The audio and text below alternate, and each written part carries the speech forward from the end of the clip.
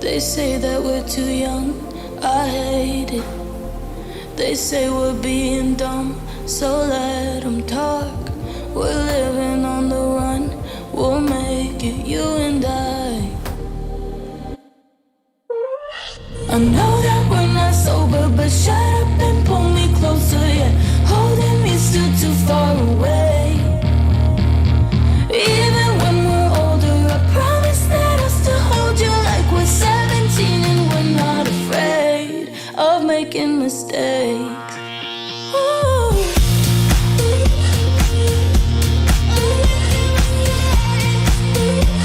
We're 17 and we're not afraid.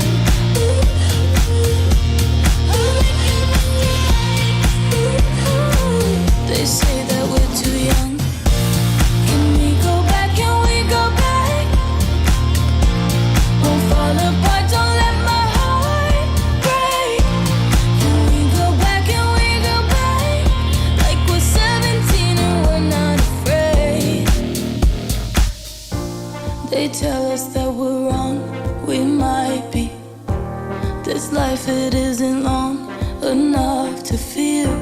My love for you is strong, I'm fighting you and I know that we're not sober, but shut up and pull me closer, yeah. Holding me still too far away. Even when we're older, I promise that I'll still hold you like we're 17 and we're not afraid of making mistakes. Ooh.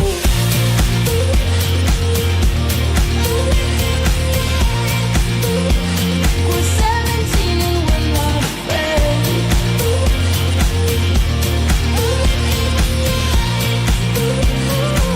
They say that we're too young. Can we go back? Can we go back? Won't fall apart, don't let my heart break. Can we go back? Can we go back? Like we're 17 and we're not afraid. I know that we're not sober, but shut up and pull me closer, yeah. Holding me still too far away. Even when we're older, I promise that I'll still hold you like we're 17 and we're not afraid of making mistakes.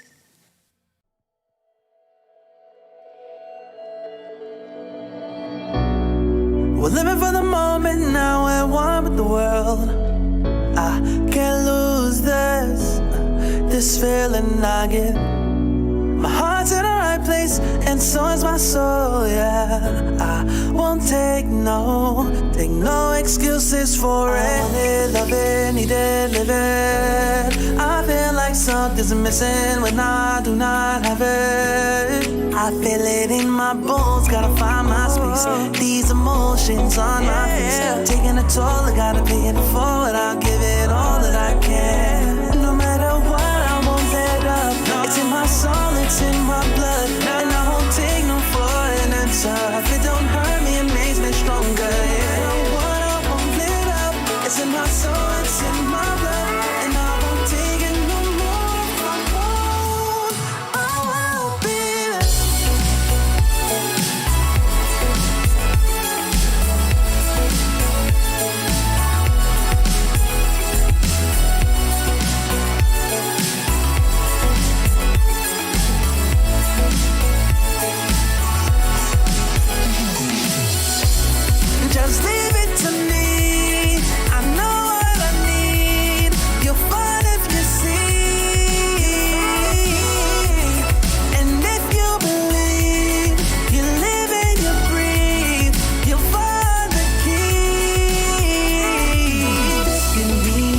then you can't go alone. Let's do by two. Doing this together, it's me by you. All through the night, all through the night. This is me, this is you. When we get together, we can all pull through. I don't ever wanna stop this groove. Let's get it right. Take it to the Lord, then take it to the grave. Listen to the wise man, tell me what he say. Listen to your heartbeat like it still bleed. A little bit of hope, yeah, it's what we still need. Say a little prayer for the moment. Give what you got, just go in. Can't hold you back if you own it. Live your life like a chosen. No matter what, I won't let up. It's in my soul, it's in my blood. And I won't take no for an answer. If it don't hurt me, it makes me stronger. No matter what, I won't let up. It's in my soul, it's in my blood. And I won't take it no more. If I won't, I won't be there. Just leave it to me. I know what I need. You'll find if you see. And if you believe, you live and you breathe, you'll find the keys. Know what I need, I know what I need.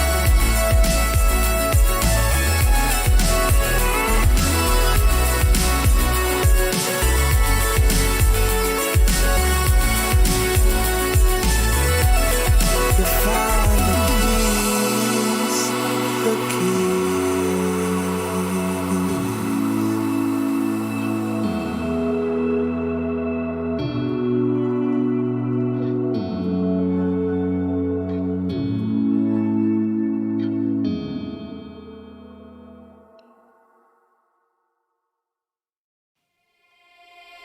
No, I can't remember the last time that I really felt fine.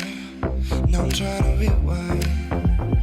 Cause lately, I've been feeling kinda hazy, like I'm stuck in a daydream, and you're not here to save me. Down and out, I hit the floor. All is fair in love and war, but I can't do this anymore, no, no. So, take me to a place I know, somewhere I can feel my soul. Lately I'm skin and bone, so hollow. I've never felt so alone. I need you more than you know, cause baby you feel like home.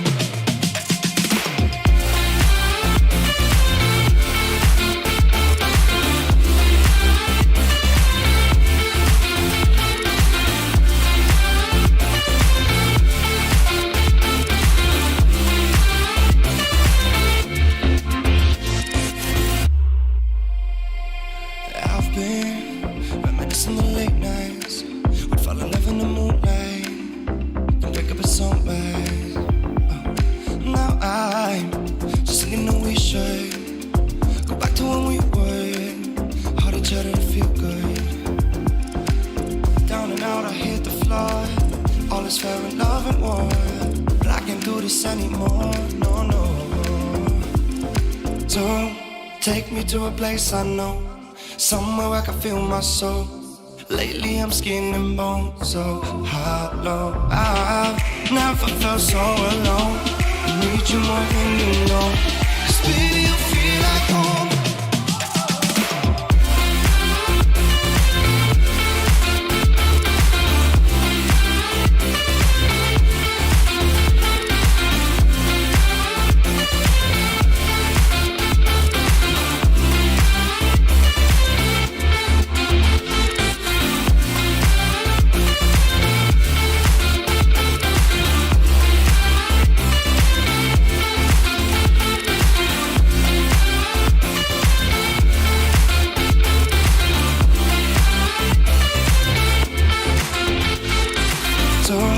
Take me to a place I know, somewhere I can feel my soul.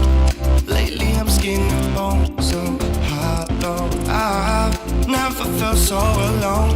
I need you more than you know, cause baby you feel like home.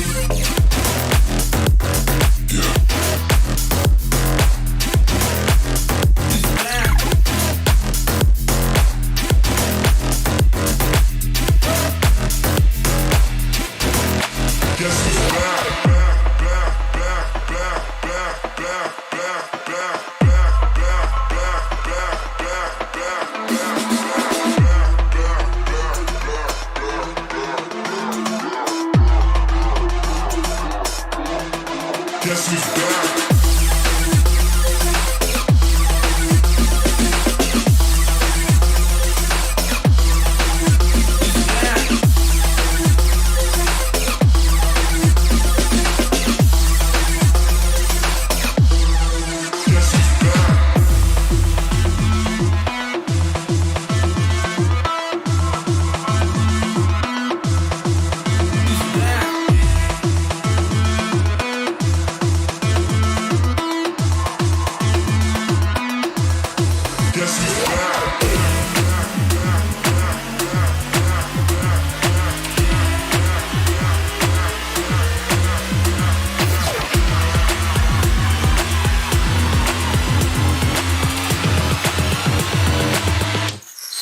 Guess who's back?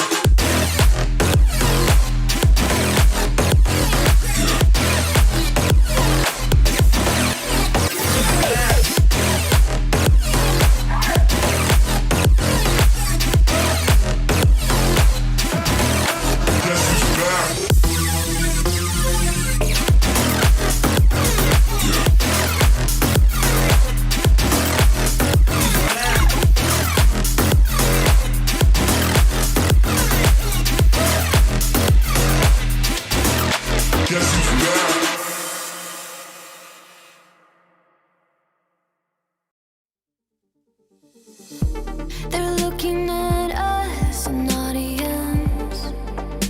Keep telling us what we can do, but here we are, showing them, making them wish they were you. We've heard the most when it comes to this. Yeah, every shade of blue, but don't even care what they all say. They think we're out of control. Yeah, truth be told, we know it. It's just the way we live. We own it. 'Cause that we love the thrill. We know it.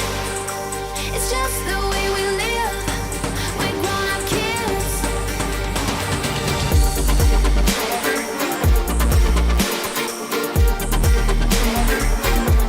We love the thrill.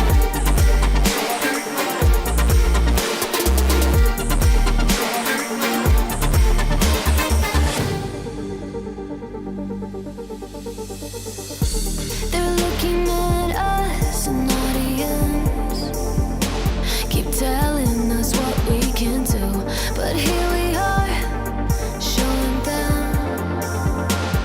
making them wish they were you.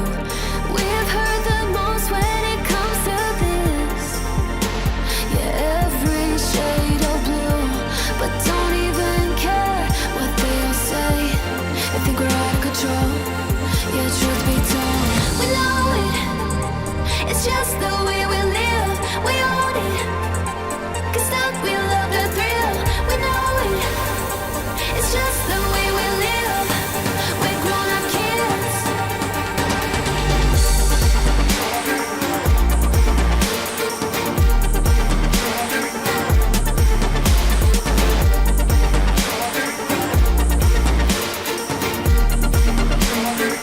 It's just the way we live. We know it.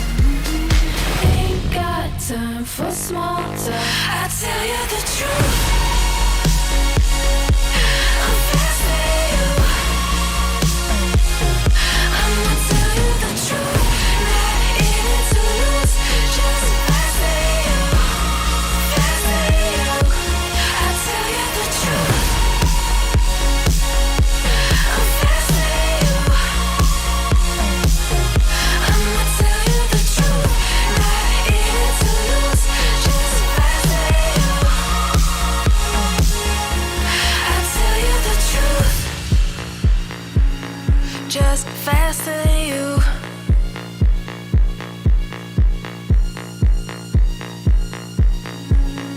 Just faster than you.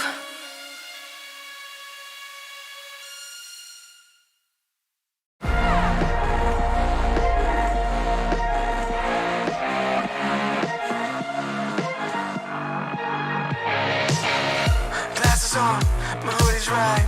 Break the door, give me side eyes. Are you feeling yours? Cause I'm feeling mine. Slide back to the future, got my own time. It's sniffing dope to feel right. Got my own high, don't need no lies. Sneaky bitches never ever act with so nice. Alright.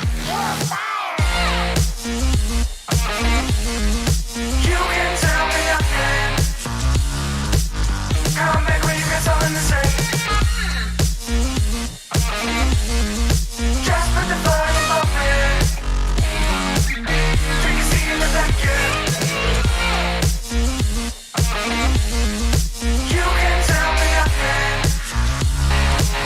Come back when you got something to say. Just put the volume up in. Take a seat in the back, yeah. Alright, hot damn. Not worrying about man's got a plan. It's not really about the dough, got a time frame. Matter of fact, about to blow up the whole thing. So good, hell I'm all fine. Got a sweet little ooh, and it's all mine. My shoe games, class high, hear it all the time. You can tell me nothing. Come back when you got something to say. Just put the volume up in. I'ma go get 'em. No time looking back, every day gotta do better. I'ma go get 'em. Blow the roof off for I really want to see, now go tell 'em. About to touch the sky, no helmet. Preparing myself on top, no weapons. On my own, I stop caring. Cause they keep telling me you can tell me nothing. Come back when you got something to say.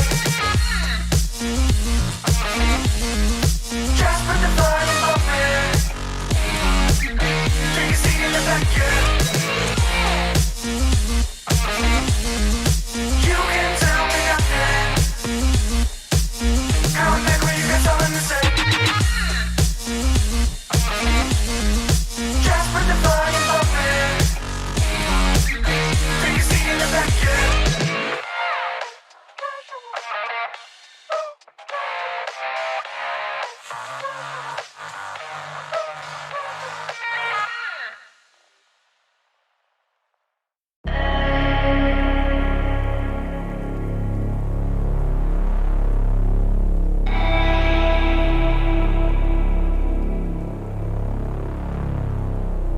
Leader, I got my team up. I've been a dreamer. I switched the scene up. I done got that green up. It don't make me fiend up, but they know I'm being with the rats. Call me the fiend up. Heavy work, smoke up, no lean up in my soda. Fresh and clean, got no hold up. I've been an outcast, we ain't scared, we told ya. Been in that backseat. Facts we move that word, but it ain't no D-R-U-G M-B-M-U-S-I-C. I'm only human, if you cut the skin, I bet I bleed. And when my back against the walls, put in that work, I lead. I see the vision clear, seeing things that y'all don't see. 2 dubs on the vision, call it 2020.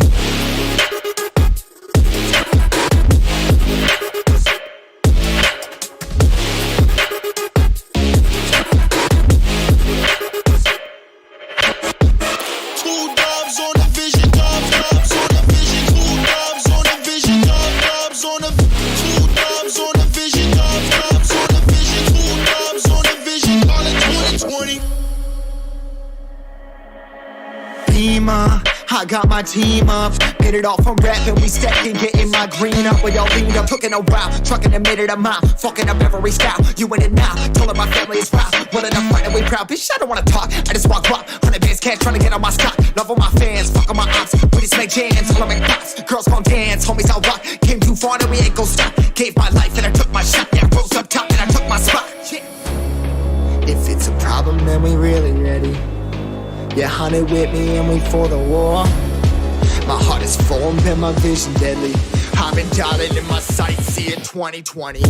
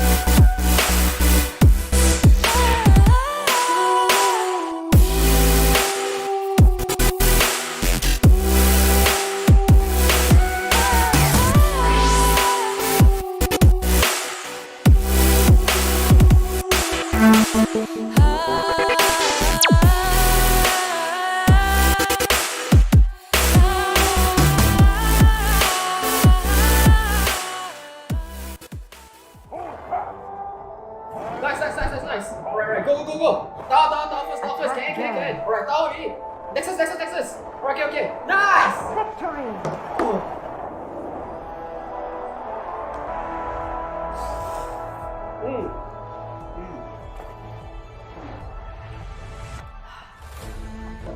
I'll see you in the game. Alright guys, let's go on board.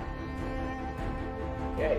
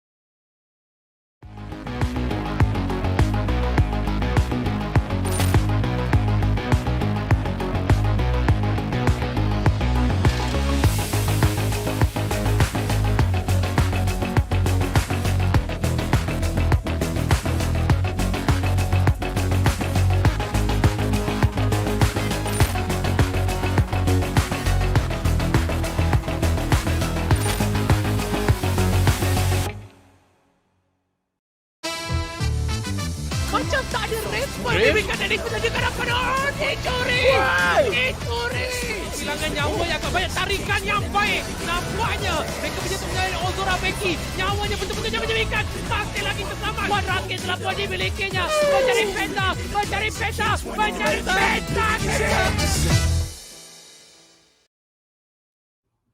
Ladies and gentlemen, boys and girls, welcome to the final day of the playoffs. This is the summer edition of the League of Legends Wild Rift Sea Icon Series MY, brought to you by ESL. And all of this is made possible by our sponsors, MAGGI Hot Cup, Udu, as well as JBL. 3 teams remain, only 2 can book their spot at the Summer Super Cup, one of whom will be crowned the champions tonight. My name's AJ, alongside one of the best veteran casters here at Malaysia. It is the one and only Contra. Thank you for the beautiful introduction. And of course, the Mustachio AJ, we have a lot of games ahead of us here as we will start off with the lower bracket final. So yesterday, if you guys haven't heard the news, every game went to a best of 5. Unfortunately for Berjaya Dragons, they got knocked down towards the lower bracket. They do have that lifeline, but now they will have to take on Sem9.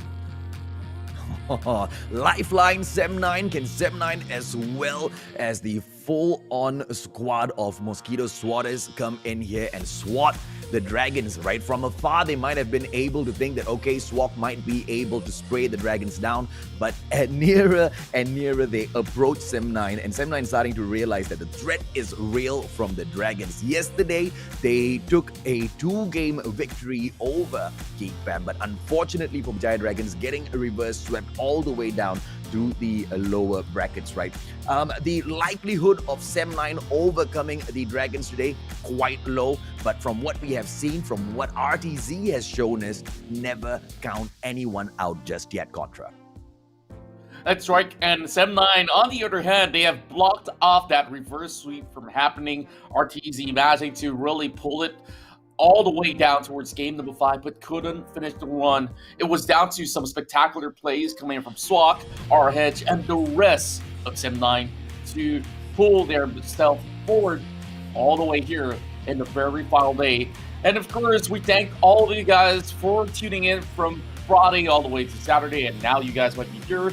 And it's definitely time for you guys to also share the live stream out there. There's also going to be a lot of great incentives for you to do so. And before that, let's thank our official tournament partners, MAGGI Hot Cup, Udu, powered by Cellcom, as well as JBL. Oh, absolutely, man. And you know what, Contra? We have got the Quantum 1 being given away by JBL today as well. We'll have Fattahzie as well as Biu Biu dropping by once again to light things up between the 2 series, and we've got some fun segments on with them. You know, yesterday we saw one of the longest games we've ever casted in Malaysia for Wild Rift between Berjaya Dragons as well as Geek Fam, right? That match took close to 33 minutes. Are we gonna see something of the likes of that legendary match once again here today, or will Sem9 push Berjaya Dragons aside and reach up to the top? So much of action here, and everyone is anticipating the best. We are gonna receive nothing less than that. That's right. We're going to be having a quick look at the bracket for the journey of all of our top teams here in Malaysia thus far. So let's take a quick peek over here. If you guys have missed out on this format, yes, it has been a total of 7 teams that has been competing out there. Unfortunately, Homie kind of dropped out throughout the entire league, but don't worry. Here, we had Eminence Raptors initially falling out as RTZ on the rank. They managed to take a 3-0 sweep against them, and that's where yesterday we saw Berjaya Dragons. They managed to knock down, well, that was actually on the first day, Berjaya Dragons knocked them down for 3-1 scoreline, and now it's only left down towards the lower bracket finals to see who will be challenging Geek Fam for the grand title out there. Remember, 60,000 ringgit is on the line, and in the between, we will see or not can Fattahzie take down Biu Biu in the MAGGI Influencer Showmatch. Hey, you know, we've got a small hand to play in one of those matches as well. Quite honestly, we've got a hand to play in 2 of the showdowns, because of course the first segment, you know, all 4 of us casters from the English as well as the Barca side will be involved. But of course, you know, we'll keep you guys guessing as to what's going to be happening. For now, we'll focus in on whether or not Sem9 can overcome one of the biggest obstacles in the Sea Icon series for themselves as they take on the Berjaya Dragons themselves, Contra. That's right. Now, whoever wins will still have a long day ahead of them because they will have to set themselves that goal, not only to reach the Summer Super Cup, but of course be crowned as champions by the very end. Let's start things off here with Berjaya Dragons, and if you guys haven't known of them yet, you should, so do check this out.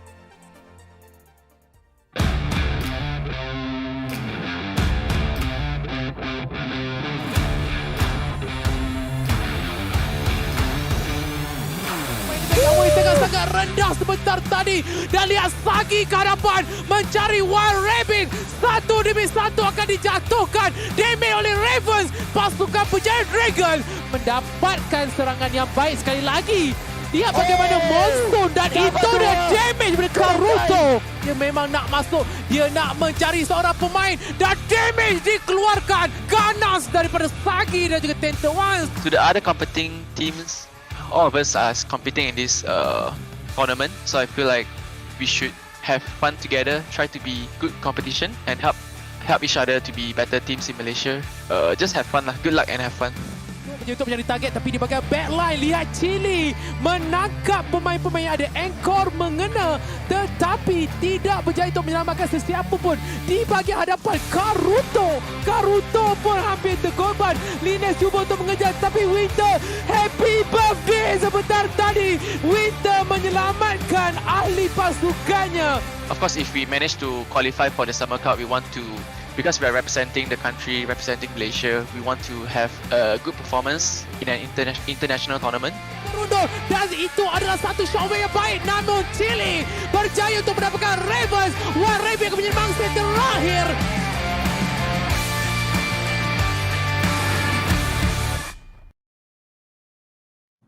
And there you go, ladies and gentlemen, boys and girls, your lineup for the Berjaya Dragons, with Zizune dropping into your Baron lane. The jungle is gonna be dominated, or will Kazuo take over? Because Chili will be going in absolutely hot. Karuto will be taking that mid lane. Sagi as well as Winter will be dominating that Dragon lane. Let's see exactly what they will be capable of doing as they set out to annihilate Sem9 in here today, Contra. That's right, and we have already seen what they have to offer back in the upper brackets when they were challenging Geek Fam. Now, Sem9 definitely has to look out for all 5 of these players, and of course, we're not even lacking of talent from either side. And speaking of Sem9, they pull off quite a clutch against RTZ on the rank to make it here, and they have also went through a grueling 5-game series, so you can expect today they'll be opting to do so once more. Now, let's take a look at Sem9 here with the team highlights.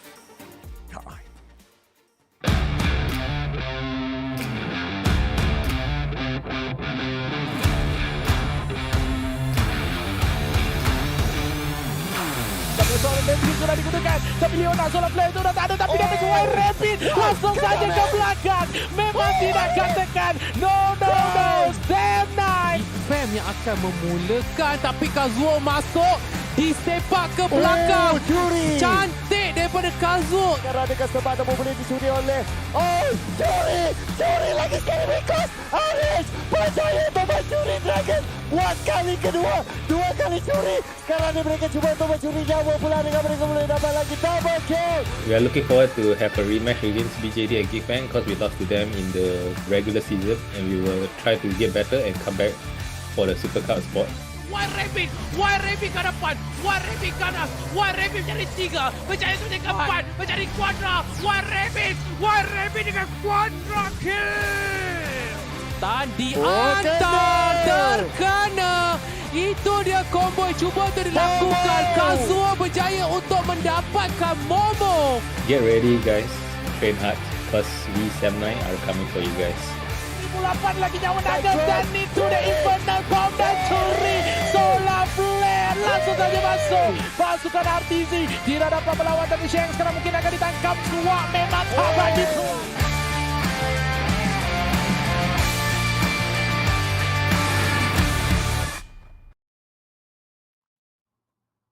And this is the spectacular lineup of Sem9. RH taking up that Baron lane to meet Zisune face to face and see if, of course, he can dominate up top. Kazuo dropping into the jungle. Ravens will be dominating the mid lane, or will Karuto stand strong in his way? While Rabbit will have, of course, his job cut out for him against one of the best ADCs in the game, Sagi. But, of course, he will have Swag to back him right up, unless Winter, of course, steps in with that Braum as usual. Sem9, this is not gonna be an easy challenge to conquer, Contra.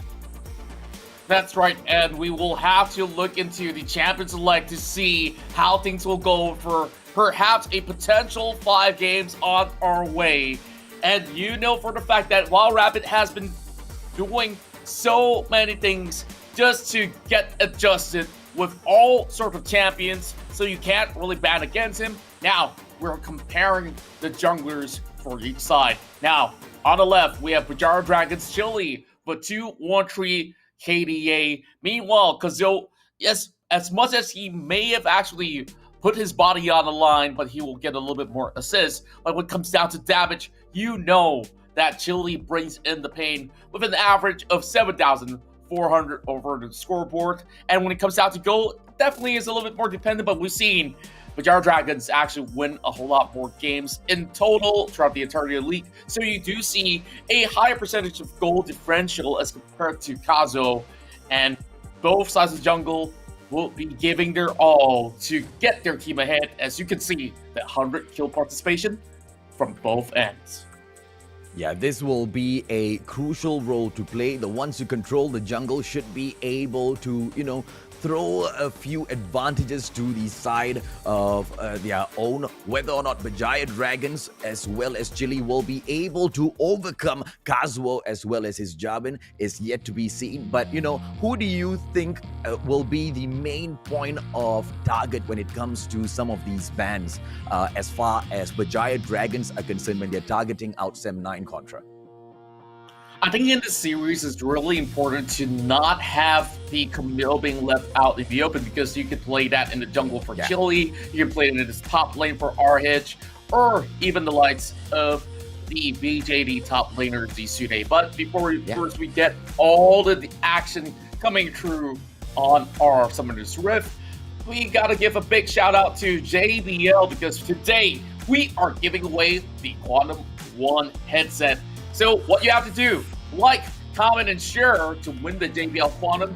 Make sure you hashtag JBL people, hashtag SISMY, and tag our dear friends at JBL Malaysia. Or, if you just can't wait to get your hands on one, you don't want to rely on Lady Luck, just go ahead, use this code right down below, JBLOESL10 for 10% off on all Quantum products on Shopee upon checkout. It's 6/6, it's the perfect day for shopping. Yeah, do exactly just that when we go on breaks and stuff. But you gotta keep your eyes peeled for all the action to come here in the Icon series. Yeah, and if you're looking to get a JBL Quantum Series headphone for yourself, but you don't know which particular edition to get, jump over to jbl.com.my to get more information on all of what they have to offer, from in-ear to all the way down to the Quantum One over-ear headphones. They give you the absolute best in terms of audio quality.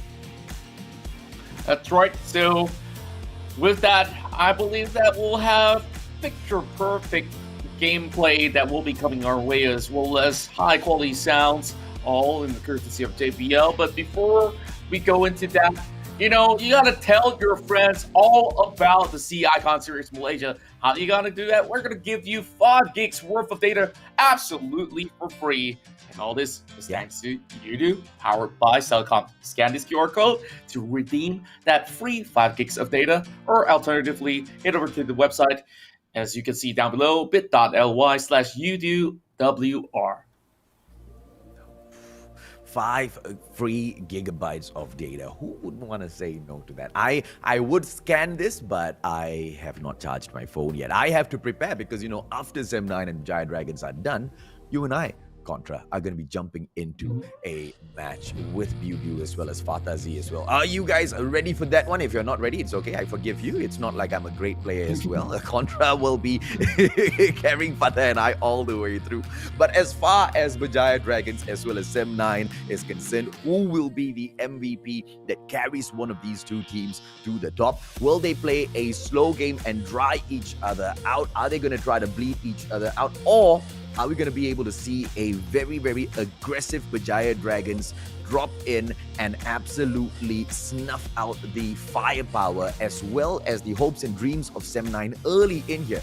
Because as much as we can go to a game number 5, Berjaya Dragons could also take a very, very fast 3-0. Let's see how Sem9 pulls this off as we jump into the drafts Contra. That's right. We're going to game number 1 of the day. On day 3 of the Icon Series, this is the MAGGI Hot Cup Champion Select. We start things off here with the Fuhrer already being axed out. Same goes to the Dragons as well. You don't want to see that flex pick coming online.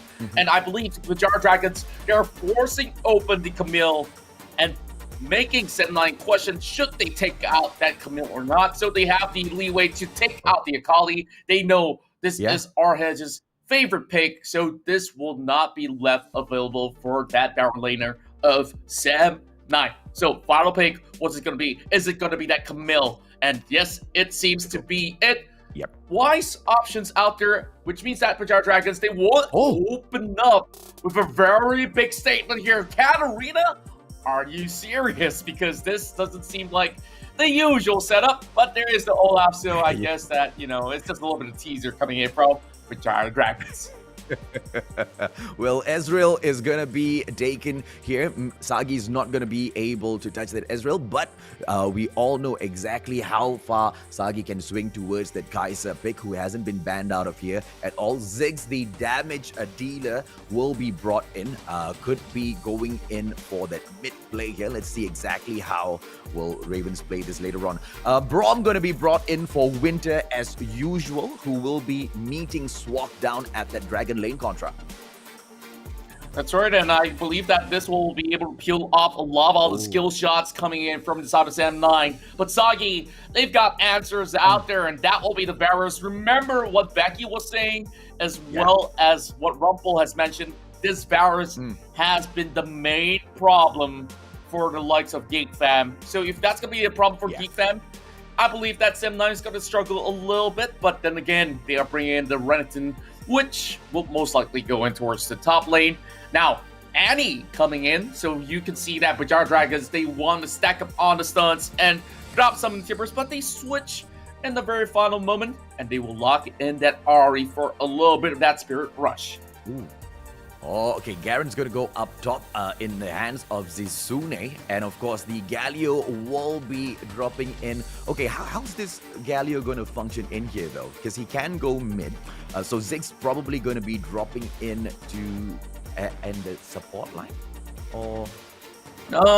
it's definitely better for the Galio to head in towards the support role as compared to the Ziggs, because you've already got Wild Rabbit on the Ezreal, so you don't really want to be contesting for that goal as a support. And I guess this is where they are looking to, at the very least, give a little bit more credit. If any of the members were to play a little bit aggressively, Shield of Third will be able to taunt them in, of course, pull them a little bit closer to the teammates.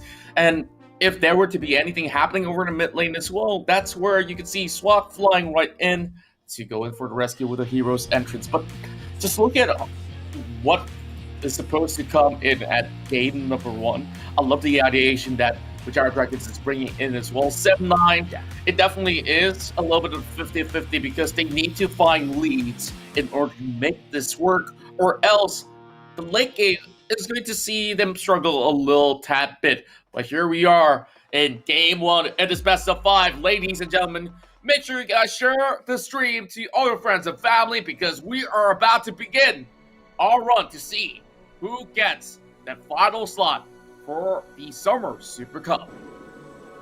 I wonder how Swag gonna do in this game, because usually he performs really, really well as, little cute girl characters in the game. Dropping in as the hero, Galio. Maybe he'll be able to outshine a little bit more today. Well, Chili is going in for a very aggressive invade all alone.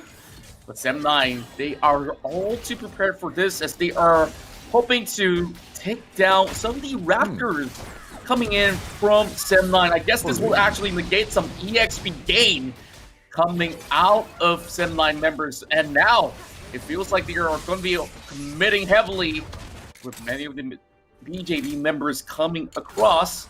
And it looks to me that we are having a little bit of lane swap with Karuto going in towards the bottom lane, Sagi as well as Winter up mid. And that will probably halting the ribbons for a little bit. Oh, what's going on the bottom side? Because, well, Rabbit seems to struggle against this Garen. Okay, now let's see exactly what will happen. Ezreal has got the backup there in the terms of Swak, and it's a 2-on-1. Zisune needs to be careful here, but the Garen should be able to hold his own. Manages to dash out of there, and he will be all safe, as the Garen usually does come out of these battles out top. Yeah, but the problem is that he has already burned his flash very, very early into the game. If the Jarvan were to pay a little bit of visit, I guess he might just drop for first blood. But Zisune, we know him to play pretty defensive on this Garen, so it should be absolutely fine. Meanwhile, Chili gets his hands on that Skull Crab. And over the upside, it seems like the Ahri is doing just about fine to face off against this Renton, who, you know, can be an early game bully, which is why they want to add in some range. Now, Kazo already working on a Crux steal. It shouldn't matter all too much, as Chili should be getting himself level 5 right after Red Buff. Yeah, he spots out his opponents early, thanks to the sideboard place there at the river. Should be able to jump right back into his jungle, avoid any one of his dangerous situations. Swak still will be down. Sagi and Winter not going in for the push at all, but of course, very sure they do suspect that he's right in those rushes, as he will jump right out and back away. Ziggs had to hold back a line of 3 players down mid earlier and did quite a good job there, Contra. As the Berjaya from Berjaya Dragons will continue stacking. They just want to show Sem9 that, you know, don't overstep your boundaries. We are right here. We will take care of anything that comes our way. No first blood. And you can see, yeah, exactly. And you can see that transition is so smooth when it comes down to the swap of lanes like a merry-go-round. Now Zisune is going to be facing off against our Hedge, and he's already 1 level ahead of that Sem9 member, which is going to be a little bit of a big advantage when you compare these sort of the experience game, meaning to say this Rakton will be staying put, just possibly going in for some last hits, and same goes to Karuto here, who's probably going to be looking for some hooks 20 seconds from now. This will be our first Drake with the Mountain Dragon spawning up later on. Yeah, laning phase taken very nicely by both of the teams. Of course, Berjaya Dragons going in for a quick invade very early on, not able to pick much up. Spawn from Kazuo dropping in for some. Oh, what? As the Galio gets slain. This is a surprise Contra. Wow, that was a beautiful dive. 3 members right down below. And this is so methodical of Berjaya Dragons. We've seen this a couple times before, and Sem9, they've fallen for it here, but you can see that they didn't really burn summoners for it. It's only going to be first blood, so they are preparing for this huge battle here over the river. There is vision being set up coming in from Berjaya Dragons, though. Sem9, they got to be really careful. Zisune has already arrived to the scene. Now Stock's going to be chasing him across, and this is where Shield is going to be used until he has a run, and they will steal the Dragons here. Fulfill the space of Fisher. Knocking on top of that Kazo, but they've already got what they need. Chili with the spike, and this is where the Berjaya Dragons, they get a little bit of upper hand when it comes down to objective with only 1,000 gold up ahead, but that will be 2 kills that will favor Sem9. I guess Sem9 will be all right taking 2 lives for that Drake. But it's okay. Not too much has been lost. They definitely saw that coming. Zisune reaching at the opportune moment just to start that fight off. They knew they couldn't go in for that engage without him. And he was the key component in there. Of course, Chili going in for a quick smite onto the Drake. Surprised that Kazuo wasn't any nearer, but of course, he dropped on his HP a little too fast to be able to contest that. Well played by Berjaya Dragons. Let's see what happens as the Rip Herald will drop in at about 20 seconds contra. Zagi and Winter with this lane swap up top just to focus in on getting Shelly on their side. Yeah, 10 seconds from now, that's where the Rip Herald will appear. Now, only a very slight lead for BJB. They still need a whole lot more. Kazuo as well as Arhesh, they get a little bit of a hit start due to the kills that they have managed to seal. And of course, we're going over to the side of the Berjaya Dragons, a little bit of an added goal. And another swap comes right in. Both the Baron laners are taking it down bottom.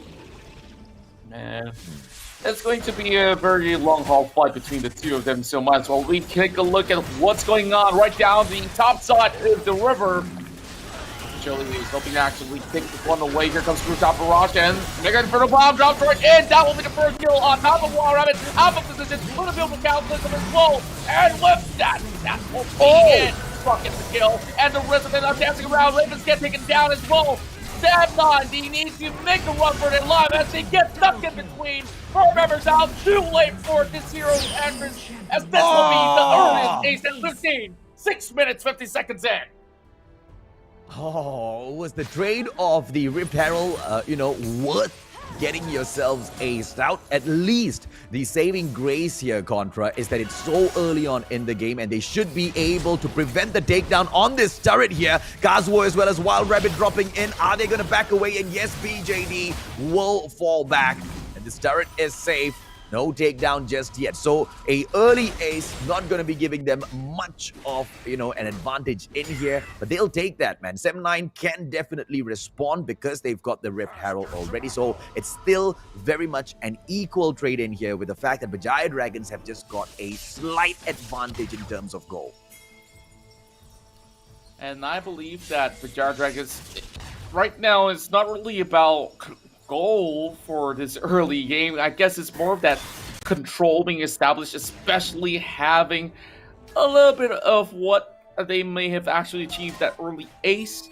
But do note for the fact that Sam9, they managed to actually steal away that Rip Herald buff.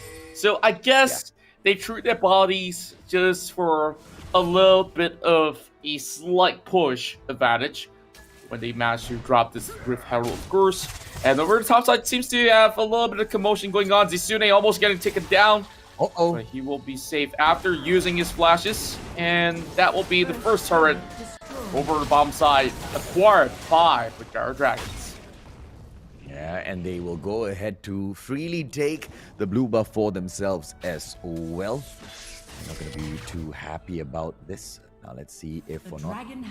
Side of Sam9 will drop back in here for an invade later on. Maybe to steal red buff away from the Giant Dragon. Let's see as BJD sets up a beautiful trap and takes down the David. Well, I guess that flag is going to be white in color. Kazuo, they not really getting in the best of shape for game number one. True Shot Barrage is going to be a big miss, even though it does hit. And only a tick of health left for Ravens. He has to back up. That dragon will go to Berjaya Dragons once again. It's going to be second one in the form of the Ocean. Really, really huge start for BJD right now as they extend this lead to 5K. I wonder if Berjaya Dragons are all set to just show how dominant they are at the CI Icon series by taking a 3-0 win, because so far so good. Little by little they've been able to take these opportunities, every single opening they get, to bleed out Kazuo, right? They keep stealing all of his objectives within that jungle to go in and cripple him, and most of the times he seems to be the main target, and those objectives keep getting picked up by the Berjaya Dragons. Of course, yes, the Rip Herald stolen away by that Jabit, but nothing too big for the Berjaya Dragons to respond to. I mean, the Rip Herald can be slain as well before much damage is done. Rift Herald going to be popping out right now at the 10-minute mark. Let's see if or not the classic Berjaya Dragons setup for a trap is going to work out here, right? Sem9 should have, clearly seen through this game already, but Berjaya Dragons playing a different game. They are bringing the fight to the front of Sem9, Contra. They're invading the jungle very, very aggressively, and here comes a little bit of poke coming in. Oh, just bringing Riven's health right down into 35% or so. Now, that expiry of the buff, meaning to say that Sem9, they are first loading out Shelly up in the middle lane, which is something that they didn't really want to do exactly, but they should have actually kept their eyes on that expiry. And unfortunately, that effort that they had of giving an ace to BJD goes to Bane. And now here comes Chains of Corruptions on top of Kazuo, who has to block away with even the Glacier Fisher already being popped up. Yusune just arrives towards the corner of the brush. And Sem9, they're still holding on. Zagi tries to do a whole lot more poke. And this will force away the members of Sem9. They have to give this mid lane turret or give their lives up as well. The Mash Injustice already popped, but they couldn't secure any kills out of this skirmish. Oh, this is perfection being played by Berjaya Dragons, and Sem9 making some unforced errors, just like you pointed out. Shelly has been absolutely wasted just seconds after I said they can slay Shelly before it even reaches the turret. That's exactly what happens. I mean, Kazuo needs to step his game up here, Contra. A lot is on the line. On top of the... But I guess that's the kind of pressure that Berjaya Dragons have been bringing in. He has been solely singled out and targeted a couple of times now. And Berjaya Dragons playing a very, very game of poke and allowing your opponents to just bleed out and die a slow one. That seems to be a very, very painful way to, of course, suffer in the Rift. And for 12th minute mark, we have already seen a couple of made items being built in. Yumu's Ghostblade for this Varus, very interesting one. And it seems like that Mortal Reminder has come really early. 3 items in. Meanwhile, Sem9's Marksman is struggling to finish up even the components of the Trinity Force. So they're not entirely ready to pick on the fight. Zagi currently harassing many of the members of Sem9. And one more. There's no way that Ravens could possibly get anywhere close by BJD if he continues to do exactly just that. Oh yeah, man. I mean, look at the damage being dealt by Zagi, right? He's an absolute monster at level 12 already. And, Sem9, by the ticking moment, and this Varus growing by the second, Chili's just so dominant in that jungle, continuously picking up all of the objectives from Sem9. They're not even going to get the Infernal Drake. They're nowhere near towards even challenging for the Infernal Drake. They're going in here for a 1-1-3 split. 3 players picking up the Drake, 1 player just distracting. And is he going to walk out of this like the Garen always does, Contra? It looks like he does. Sagi and Winter dropping right back in there for the support, and the players of Sem9 will back away. Game number 1, is a comeback even possible for Sem9? It doesn't seem like Sem9 had any answers to this. RH will TP away in front of the enemy eyes, and oh boy. RH, he survives out of that, and I guess that was gutsy enough. Thank goodness it was just Yusune using out a little bit of his silence much early on, so he could possibly get away with those high cooldowns. But, just looking at how the Berjaya Dragons have been doing, they are getting Sagi so much ahead right here, and he's just going to snowball out his way. And before even all of this lockdown and the MCOs and everything that's been going down with the pandemic, I had a chat with Sagi, and we had dinner together with a good bowl of ramen. And he was also telling me, hey, Varus is a really underrated marksman that nobody is really playing, and he's got the best build of it. And you guys could first take a glimpse of what he's been buying up there. It's very cost efficient. Yumu's Ghostblade also provides a little bit more movement speed, so you can assure that you can stay a very safe distance while doing all the poking. Now, he's already buying that BF sword as well, so we're seeing him doing a little bit more poke damage. Now that will miss Ravens for a little tap bit. With Winter coming in towards the upfront, 7-9. They need to find an answer to all this push because there's going to be a wave over up top. As an 8k lead on gold so far, Berjaya Dragons doing perfectly. Chili on a solo push against his turret will be joined by Winter as well as Karuto. An easy takedown on the tier 2 turret up top on that Baron lane, opening up the inhibitor as well. Of course, they will focus all of their might with Zisune holding a front, strong and tanky, able to slice and dice as well with that Garen. Slam dunk on top of the head if it is required. As they will back away. 2 big objectives on, here in a little bit, right? We will have the Elder Drake, to be very specific, the Elder Cloud Drake dropping in, as well as Baron Nashor. Let's see exactly how Berjaya Dragons sets this situation up. Swak backing away as he should Winter. Kazuo flying in to catch Winter out, but that's not going to be a great decision. RH being chased down by Chili as well as Zisune. Chili just backing away to see if he can cut off that line. Stops because RH will back away under that turret, and it's just a little too dangerous. But look at Berjaya Dragons bring on the aggression that we talked about before joining this match. We wanted to see if or not they'll allow Sem9 to step in or bring the fight to the front. They've been so aggressive with the invades. They've been so aggressive with their pushes. Sem9 can barely get over to the side of Berjaya Dragons, the side of the map. One of the win conditions for Sem9 is to really get Ravens while Rabbit up ahead. So RH, he's supposed to have a bigger impact inside of this game, but Zisune is doing such a good job by keeping this big croc at bay. Now, BJB, with this 9,000 goal of a lead, you can see that they are being very respectful of Sem9. You saw what happened yesterday against Arteezy. There was that 15-5 scoreline, which Sem9, the ones with the 5 kills, they were first getting members of Arteezy tilted off planet Earth with the big, massive backdoor, but this doesn't seem to be the case. Sem9, they couldn't even cross halfway past the map. As you see here, a 1-3-1 split is in effect to keep the rest of Sem9 at bay before they go in for perhaps a takedown on that Cloud Elder. Yeah, it's literally a fact in this game that Sem9 has barely crossed that river, right? They have got zero control in the river. They have got zero control on that Drake pit. They've got zero control on the Baron pit as well. They've got some side wards in there, but it's not going to be doing them much of an assist because they're not ready for that Baron play. BJD will punish them to no end. Let's go, Contra! What? My goodness, they immediately eliminated the duo.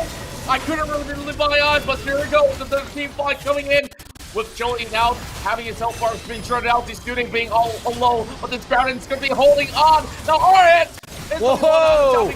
Nagi moving right in with the piercing arrow, taking them down to very low health bars. Well, Berjaya Dragons, open the they Elder. might have actually opened things up exactly like you said. And here comes the TP. BJD should have got this one easy in the back. Lost. Way too easy, so well calculated, so well executed on top of calculating it well. I mean, the itemization from the side of Sagi as well as Karuto will show exactly why they've been dealing so much of damage alongside these two. Oh man, now over in mid side we are seeing RH giving himself up. And I don't think that this turret will be holding off for long. He's shooting now, finding a little bit more room for his team to come right in. The Master Justice slamming him down alongside the Cataclysm as well. Now that's 2 men down. Kazuo will be joining RH on another the opening, and this will be the best time to finish up the Baron while they don't have a slide on the side of Sem9. I guess the only chance is to steal it with the MAGGI Infernal Bomb. Is it gonna be it? And there's going to be Ravens now getting to the side, and True Shot Barrage comes through. Not going to be much of a time. They don't even want to think about it. BJD, absolute domination in game number 1. 12,000 gold, and that gold lead will eventually extend. Do they even need more? I guess this Varus has already completed his full set of items, and Zisune is just going to be slowly walking his way towards the inhib up top. Just allowing all of those buffed up minions to get up. And Zizune doesn't care about Renekton. Zizune doesn't care about that wild rabbit. Come here, Ezreal. Let me get you. Renekton slam dunk to oblivion. While Rabbit is keeping a back line, they'll lose the inhibitor as well. Kazuo just being chased away. Cataclysm ain't gonna be helping him right now. Are we gonna see the third inhib taken down as well? No, it's straight up the fight for the Nexus. Cataclysm just trying to stop things, but it is game over, Contra, as Berjaya Dragons take such a clean and dominating game over Sem 9. Wow, what a way to actually start things off here. Berjaya Dragons still have a lot of ferocity being shown here in game number 1. And they have exactly the answers to just be the ones to tame this Renekton coming out of Orhedge and the rest of Sem 9. They just don't seem to have any sort of footing at all in this game. Yes, they stole a Rift Herald, but it's not going to be all too much if you're going to let it expire over the mid lane and give it back free to the hands of Berjaya Dragons. Now, it seems like it doesn't seem to be the same sort of form that we are seeing Sem 9 at. Definitely not the best performance that we have had coming from that particular team, but it's time for us to check out the stats here for game 1. Yep, let's jump into the numbers, ladies and gentlemen, boys and girls. MVP of the match, of course, pulled up by none other than Sagi himself. Usually when he picks up that virus, no. Usually when Sagi steps into the rift, yeah, he's most of the time pulling it for himself, man. The best ADC, arguably within the competition, 416 KDA he pulls off for himself. On the side of Sem 9, on the other hand, they only managed to secure 3 kills for themselves, and 2 out of them comes through from Kazuo, who I kind of felt like, could not do more than whatever he was already doing in that game, Contra. And of course, Zizune with the crazy tank build to go in there and absolutely walk through trouble and walk out as if nothing happened at all. Oh boy. Now, you just look at how clean Berjaya Dragons is playing. Zizune has done a whole lot just as a Garen. In terms of gold distribution, all the main laners here have already got themselves 17,000 gold.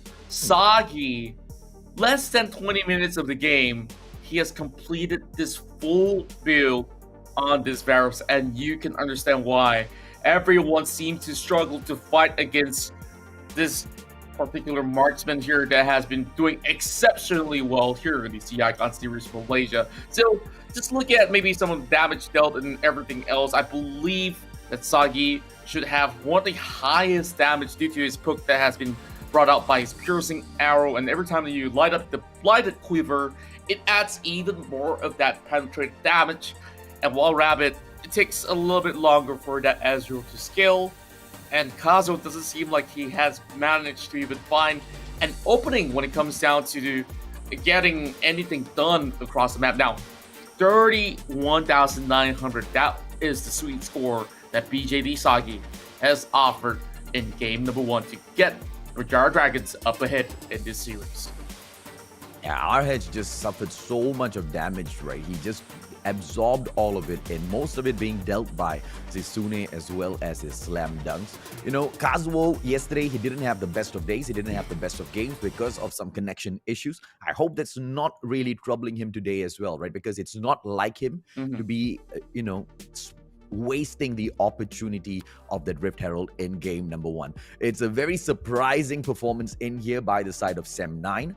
And I highly doubt Berjaya Dragons would go in for a strategy like this against the likes of Geek Fam, right? So much of aggression at the early stages of the game itself, Contra. The moment they found out that, they can take some of these matchups, and it was just from then on all out battle. And Sem 9 understood exactly where they stood in most of these fights. They kept backing away. They didn't want to push a front at all. But the more they backed away, the more they lost all of the resources within their jungle, and they continued to bleed out. This was such a well-won game by the side of Berjaya Dragons. Perfection. Will this perfection continue on 2 more times for a perfect opener of the day? or will we still see Sem 9 a fight back? That is still, of course, up to come.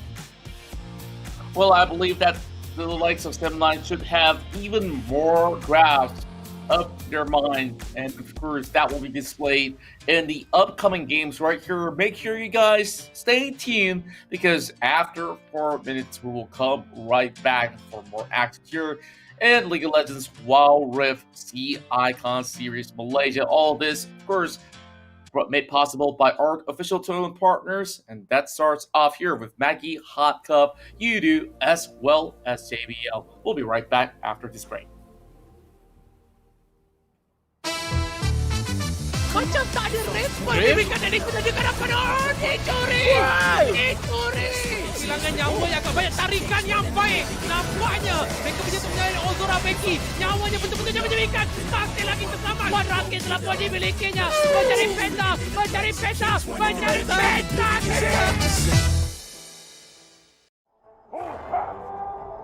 Nice. Alright, go. Down first. Can. Alright, down already. Nexus. Okay. Nice!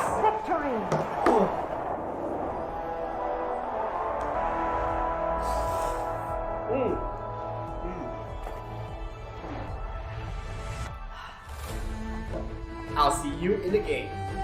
Alright guys, let's go on board. Okay.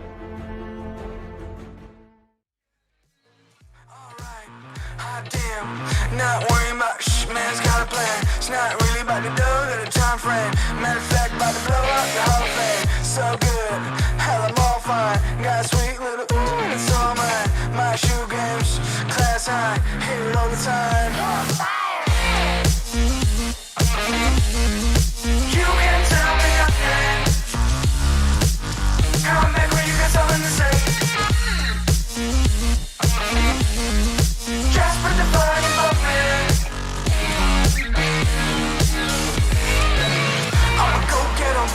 No time looking back, every day gotta do better. I'ma go get 'em, blow the roof off, or I really want to see now. Go tell 'em, about to touch the sky, no helmet. Preparing myself on top, no weapons. On my own, I stop caring, cause they keep telling me you can tell me nothing. Come back when you got something to say. Just put the volume up, man. Take a seat in the back, yeah. You can tell me nothing.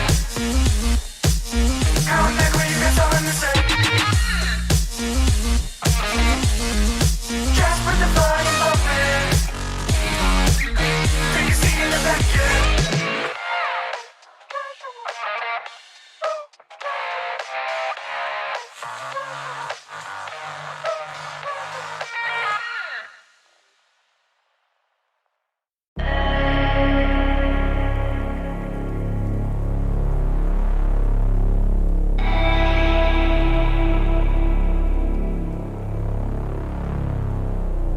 Leader, I got my team up. I've been a dreamer.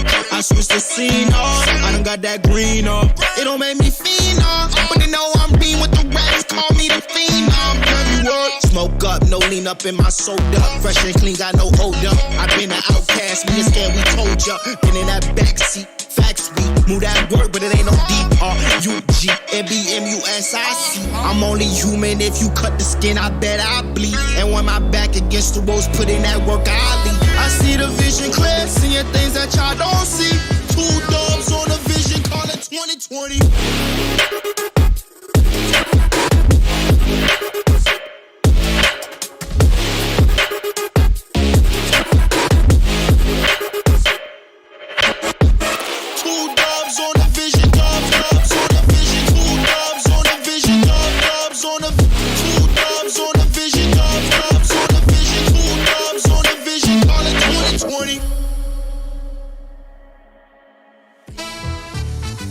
Macam tak ada Respon diberikan dari penunjukan apa? Oh, dicuri! Dicuri! Kehilangan nyawa yang agak banyak, tarikan yang baik. Nampaknya mereka menyentuh menyalin Ozora Becky. Nyawanya betul-betul menyebabkan. Masih lagi terselamat. One rocket telah pun dimilikinya. Mencari peta.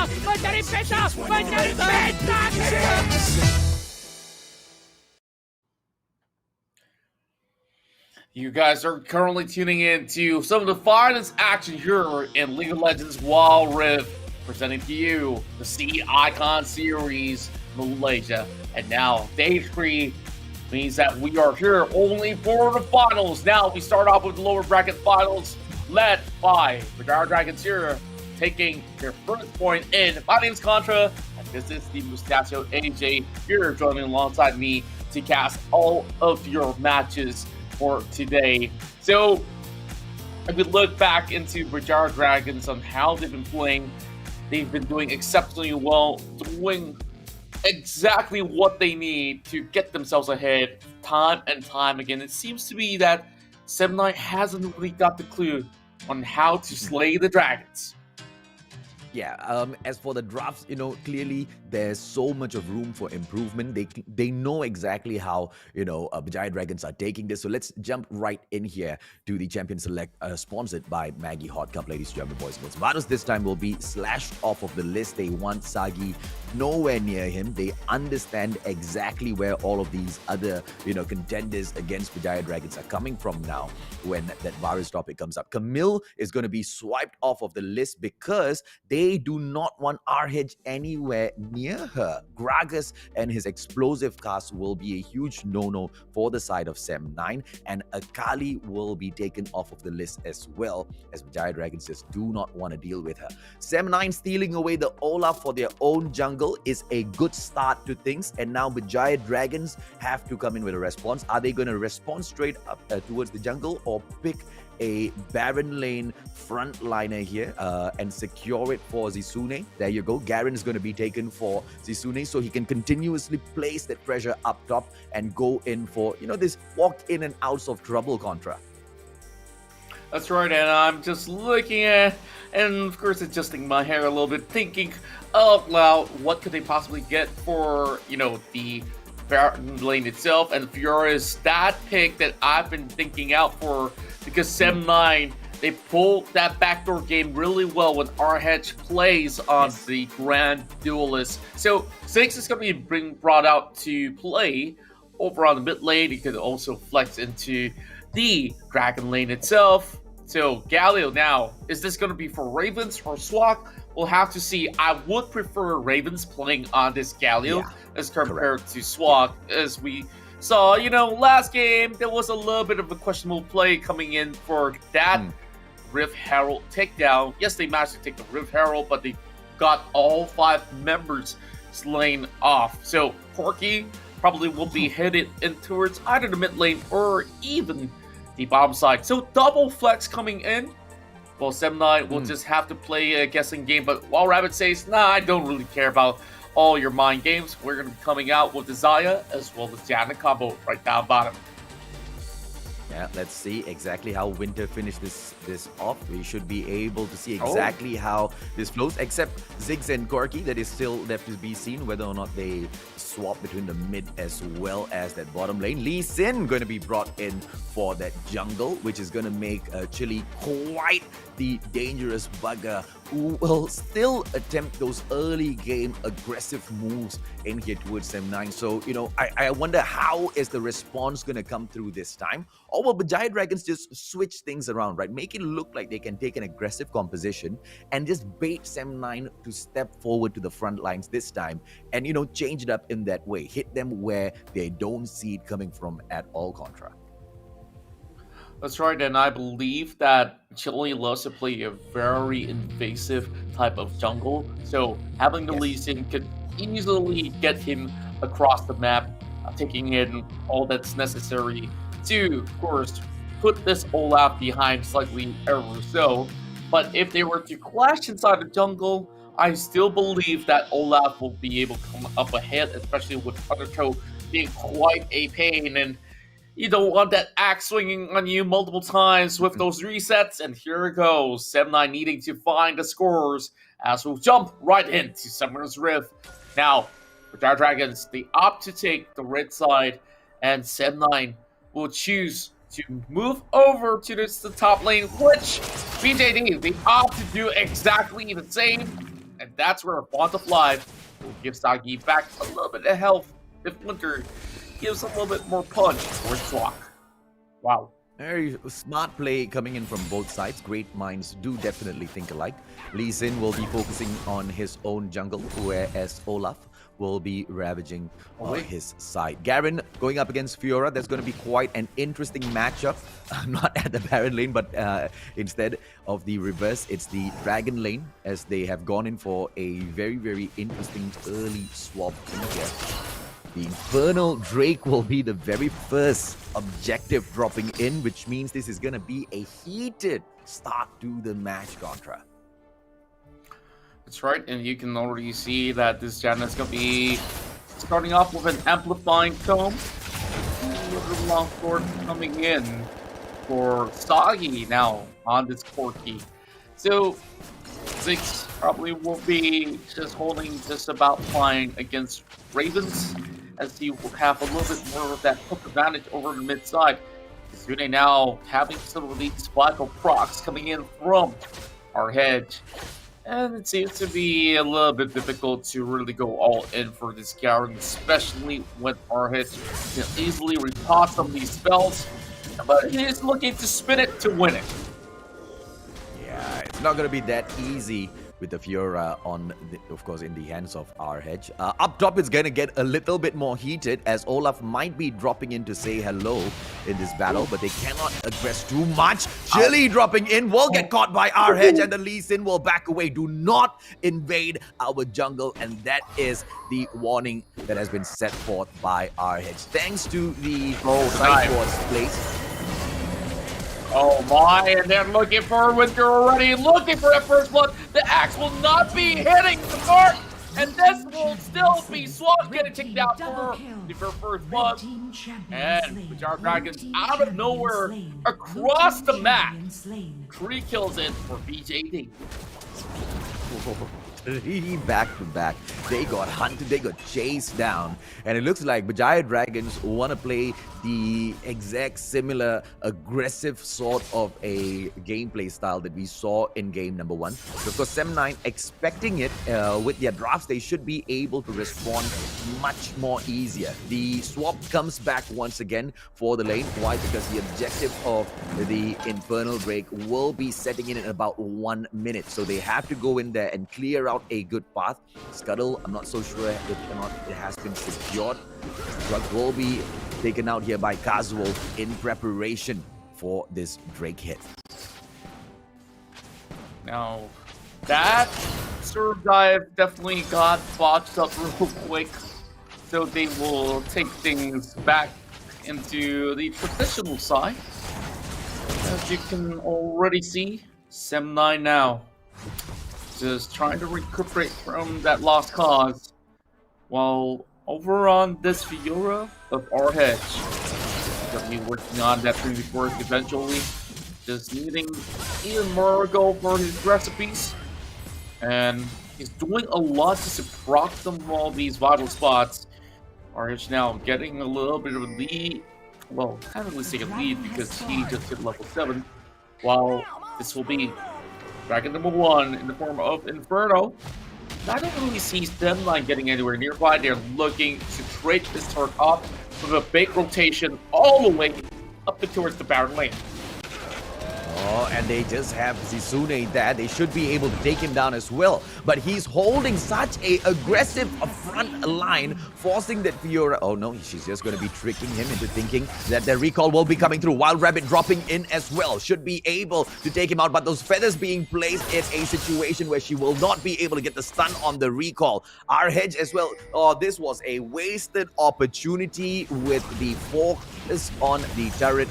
but Zisune just preventing it solo, Contra, and the trade might just come through down here, and Ravens gets taken out. A beautiful glacial fissure will prevent him from even stepping away. Swat could not do anything about that. They don't have the minion wave, and therefore they will need to wait, but they will take that time, they will clear it off, and then Lee Sin will be forcing Janna to back away from the front lines as well. RH needs to go in for a recall, but he will not be focusing in on it. Why? Because they've got the minion wave and another turret takedown. Or I have to say the first turret takedown for the side of Sem9.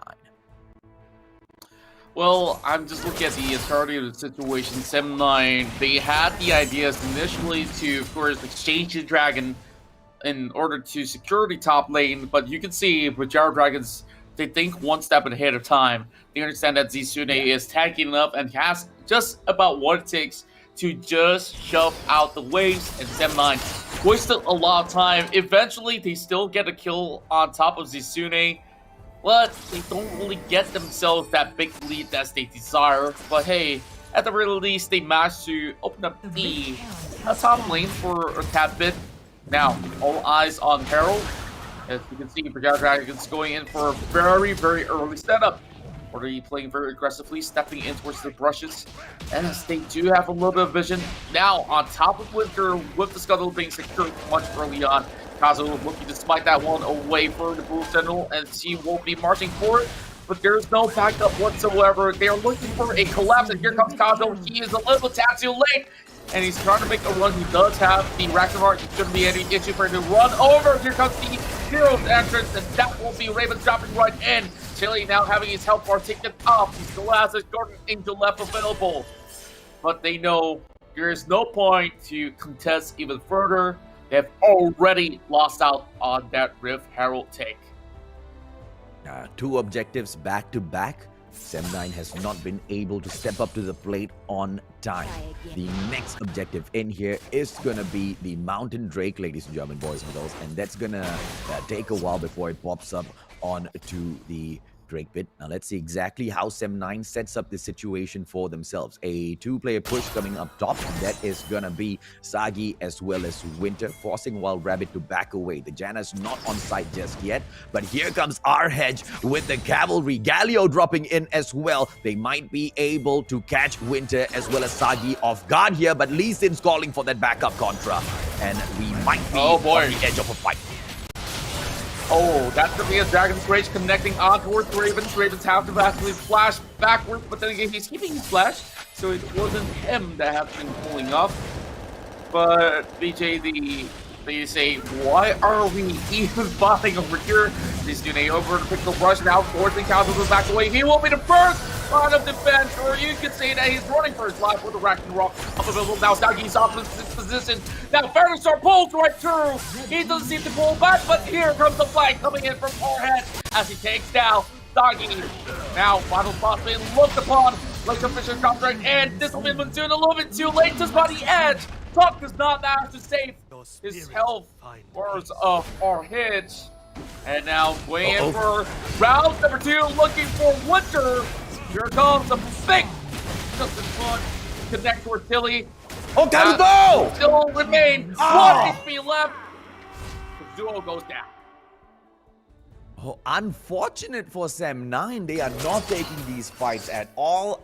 Once again, to echo what you said, I do not understand the fight near towards the Baron Pit.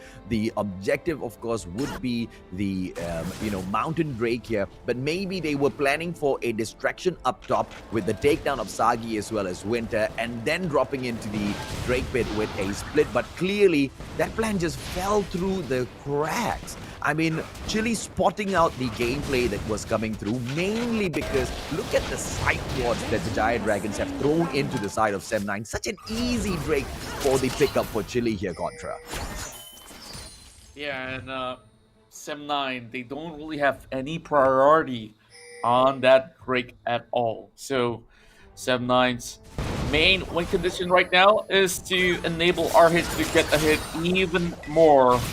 But the only big takeaway that we've seen early on is that they managed to get the kill on Sagi, so that kind of halts his progression for only ever so slightly. Now needing to defend the top side. 7-9, they're sending 3 members in. Now, the only odd one out, dude, from 7-9 is going to be Wild Rabbit. He's nowhere near his teammates, but this should do the trick with the repair roll responding up.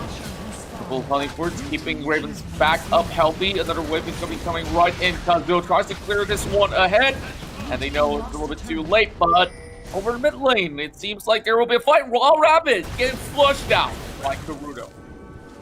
Oh, this is just falling apart for the side of Sem9. Oh, Shelly is not even down yet. Manages to ram the tier 2 turret. And then the Berjaya Dragons players will back away. The solo push by Zizune at the Dragon lane as well will secure the turret anyway for themselves, opening up the inhibitor at the Dragon lane. Beautiful plays coming through for Berjaya Dragons. And that Garen, I don't know, man. I don't even want to say that he has to be banned out because anything goes. Berjaya Dragons always have an answer for the drafts picks. Are we going to be able to see Sem9 respond even without any major objectives picked up in here? Close to impossible. Let's see what they have for us, Contra. I absolutely agree when you mentioned about Zizune being a break wall, a torn in flesh for our hedge. And as we were focusing over on the top side of the map, our hedge got solo killed by Zizune. Now you can see the scores is going to be 2-2. Great buff hand over towards Wild Rabbit. Well, Berjaya Dragons casually work on this early Baron buff. 11 minutes to play, and the rest of them, they already smell it. They know that they're doing the Baron right now, so they're marching over Baron mid. Ragnarok being popped, but this is a little bit too late. A little bit of knockup coming right in. But Zizune, they're looking for the kill. Flash available, and that will be a big kick over to Kazul. He does survive though. Chili now will be giving himself a little bit of time there. Being fought. The Shark Angel being popped as well. Swap goes down. Flash coming out from the side of our heads. One more tick of health left, and that riposte will buy a little bit more HP in time. Oh! Hedge.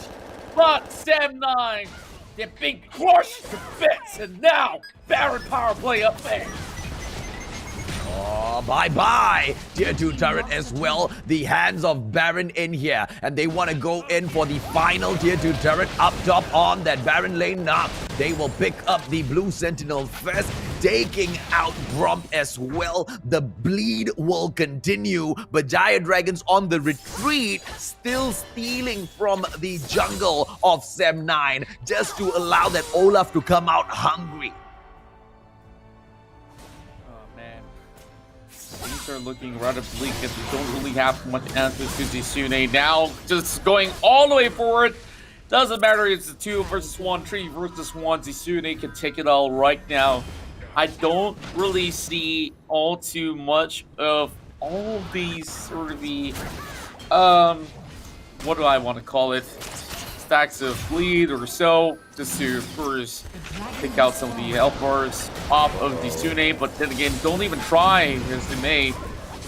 Our hitch now can only watch as the mid lane turret gets crossed away. Here comes Zero's entrance, dropping right in for the life of Kazuo, being safe right across to Master Justice with the Fair Storm in response. All these for Ollies, and that will be Megan from Bomb just dropping right in. I guess Berjaya Dragons is just going to be escorting another big fat minion wave to secure inhibitor over on that Baron lane.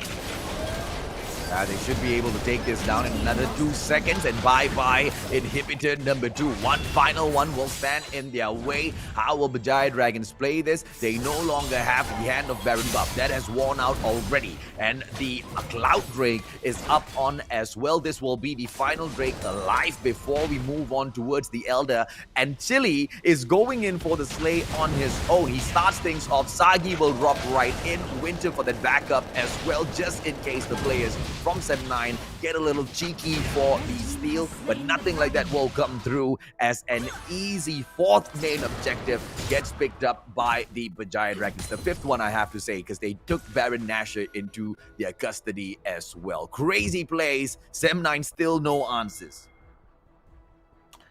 Sem9. It seems like there's a lot of loopholes here that has been abused by Berjaya Dragons. And just look at this Sune being such a monstrous force.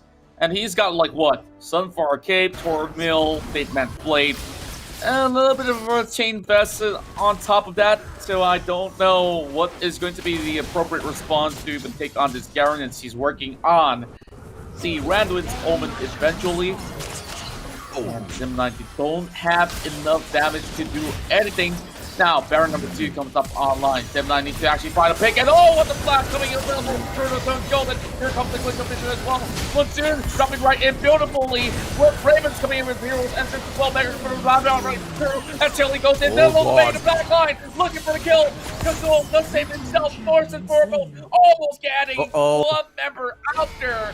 But Berjaya Dragons, they have done just about enough to move it for the invade. Sloppy's going out there, but I don't think that challenge is going to be able to contribute much. But Berjaya Dragons push this through. And now they secure themselves 2 points in a row, looking for match point in this best of 5. Right now, Sem9 and team will be thinking in their heads, hey, these guys are used to getting reverse swept. They shouldn't be too surprised when we step it up later on. But will they be able to do that against such an aggressive Berjaya Dragons team? Contra, this is the second game round now. We are not seeing a Berjaya Dragons team that's hunting for kills. It's like some of the teams who have dropped into the Wild Rift have been showing us in the past. They are just planning to bleed out Sem9 with each and every single opportunity of an invade that they get within the jungle. Kazuo cannot do anything at all. How do you respond to Zisune as he brings that Garen in so tanky, walks in and out of battles? 3-on-1 is still not enough to contain him. What will Sem9 now do to take over this situation? They need 3 games or it is all over. Let's bring those numbers out as well, Contra, so we can go over the match stats.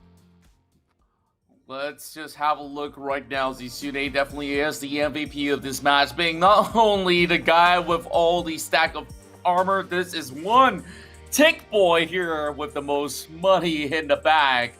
And I was mentioning about that Randuin Omen's not even needed or necessary in this battle. Winter has been looking to build a full tank setup as well. Gargoyle Stone Plate on top of that Force of Nature, as well as the Randuin's Omen.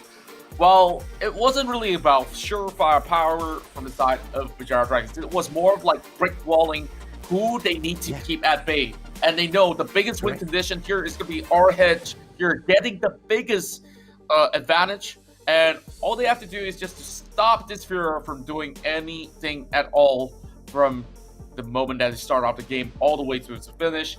Kazuo, he tried his best to really get in on the action, but there was absolutely no show. Sem9, what they really need to change is the mentality and how they approach the game. They need to focus more on some of these early Drake just to ensure that they can get a few picks off of the likes of Berjaya Dragons. Now, you do look at the damage output here.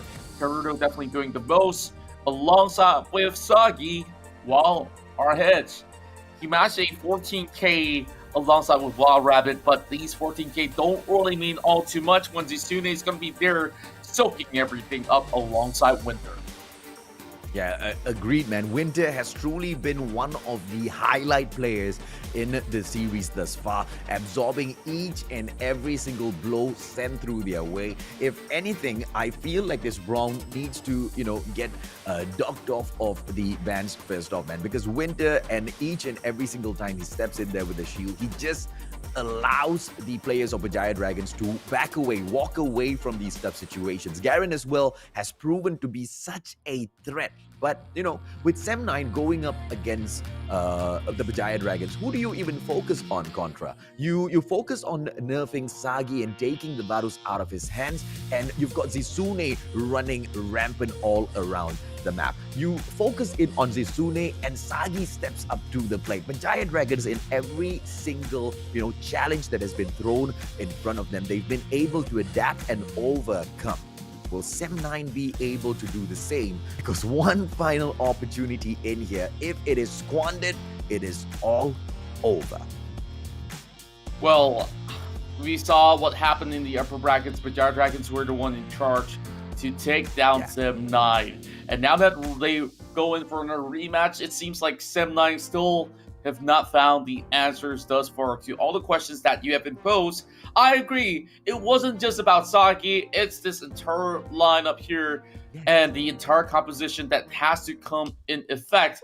Maybe they have to steal with Garen, maybe they might need to actually take a few moves here to snatch even the Braum. But all questions aside, we'll leave that for later on in the next Champion Select. Now we take a 4-minute break and we'll come back for perhaps the finale of the lower brackets and see who makes it over to the grand finals. Macam tak ada respon diberikan dari penjaga hadapan. Dicuri! Dicuri! Kehilangan nyawa yang agak banyak, tarikan yang baik. Nampaknya mereka punya menyalahkan Ozora Becky. Nyawanya betul-betul menyebabkan. Masih lagi terselamat. 1 rakit telah pun dimilikinya. Mencari peta, mencari peta, mencari peta.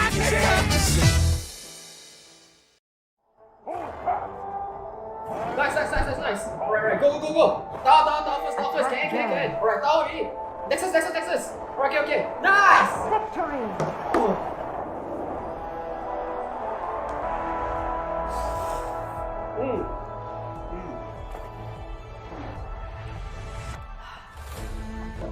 I'll see you in the game.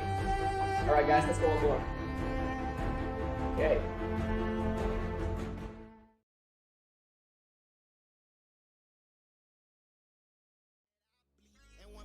Against the ropes, putting that work I see the vision clear, seeing things that y'all don't see. 2 dubs on the vision, call it 2020.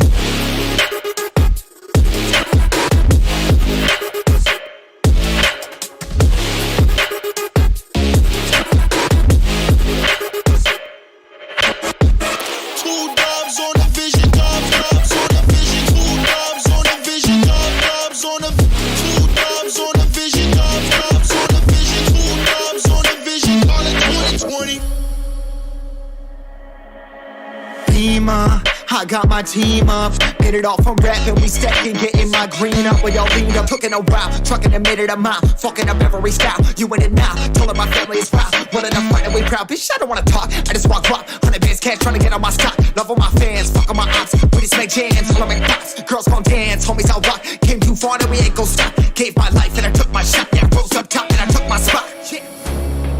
If it's a problem, then we really ready. Yeah, 100 with me and we for the war. My heart is formed and my vision deadly. I've been dialing in my sights, see it 2020.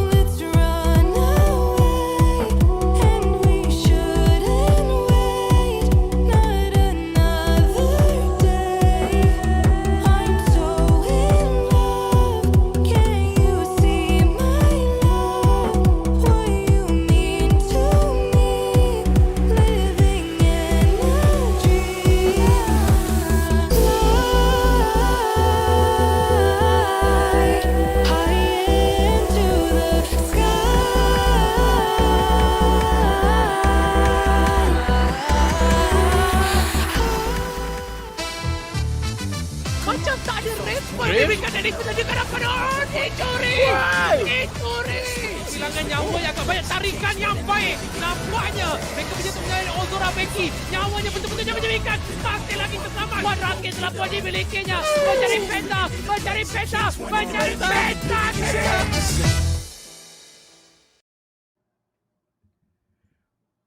Welcome back, ladies and gentlemen, boys and girls, to the summer edition of the League of Legends Wild Rift Sea Icon Series MY, brought to you by ESL, a tournament made possible by our sponsors MAGGI Hot Cup, Udo, as well as JBL. Sem9 has a fighting chance to survive, and equally so, Berjaya Dragons have an opportunity to deliver one final lethal blow. One of them will be moving on to the grand finals match, and in that match both of those teams will proceed on to the Summer Super Cup. Will Sem9 make it? Will a reverse sweep be possible even today and shock the whole of the nation? My name is AJ, I'm the Mustachio, down here with the one and only Contra to bring you guys all of the action from the Rift. I believe that Sem9 right now has to make a switch when it comes down to priorities as well as win condition overall to be able to make the cut to first dent the hopes of Berjaya Dragons for a tad bit. The last series that we last saw them play against Berjaya Dragons, they managed to at least achieve a 3-1 scoreline. Of course, they were the ones that were taking losses at the very end of it, but they should have actually taken a couple of all these hints already. Now, this big Garen is in the way. I don't know if you need to even ban it out. I believe it's not really worthy of a ban. Or is it so? Because there is just other alternatives out there for Zisuni to actually play out. And now, heading back towards the bottom side, you can still leave the barrels open, but maybe that Braum needs to be taken up by Swap just to change things around. Yeah, if it was me, I wouldn't go in for the ban on Garen, right? I would just find an alternative that can deal with his tanky nature. I mean, drop in there with some massive explosions with a team comp. Then again, how is the side of Sem9 supposed to call it off even before dropping into match number 3? Because Berjaya Dragons are very well known to respond on spot as all drafts work. Let's bring on the drafts sponsored by MAGGI Hot Cup, ladies and gentlemen, boys and girls, and see exactly what are the tactics chosen by Sem9 to counter this situation. Berjaya Dragons will be removing Ziggs from the equation. No satchel charges in here to take them down. And Zisune will be going in for the first pick later on. The point of, fear for Sem9 will still be Sagi as the ADC who can carry his team to victory as always, and the Varus gets sliced out. Berjaya Dragons still don't want to dance, the game of death with this Akali. Corki will not be allowed in the middle. Very, very nice move coming in from Sem9. And Camille getting picked up for some Hextech ultimatum moments on Sem9 later on. I don't really agree with this decision. Very, very bold move. They are leaving open the Camille. Of course, this is either going through the hands of Chili or even Zisune. But I guess to, of course, come back with an answer, this will be the Gragas being picked up. It can go in the hands of Swap or even our Hedge. So at least a little bit of this position here can be the answer to counter it off. And Berjaya Dragons, they're looking to try something different with a big man drop of the Pantheon into the Rift. Now, I really want to see that happen, but instead, Chili says, just teasing you for a little bit, showing you some apps. But then again, we're going to be showing you even more steel with Garen coming back in. Pick after pick, Berjaya Dragons look more and more serious, right? But it's a very strong composition coming in from Sem9 as well to deal with that aggression early on in the game, stealing the Lee Sin away. But I wouldn't be surprised if Chili brings on the Vi for the jungle. Camille can drop into the jungle as well, and we might still see, Garen take that Baron lane, right? So a lot of possibilities still available in here for Berjaya Dragons to confuse the crap out of Sem9 and force them to make mistakes at this draft itself. Tristana being brought in by Sagi, and Jana will be completing this mix. Berjaya Dragons in here with a composition contra for the first time, dropping this Tristana as well as Jana. Wow. Okay.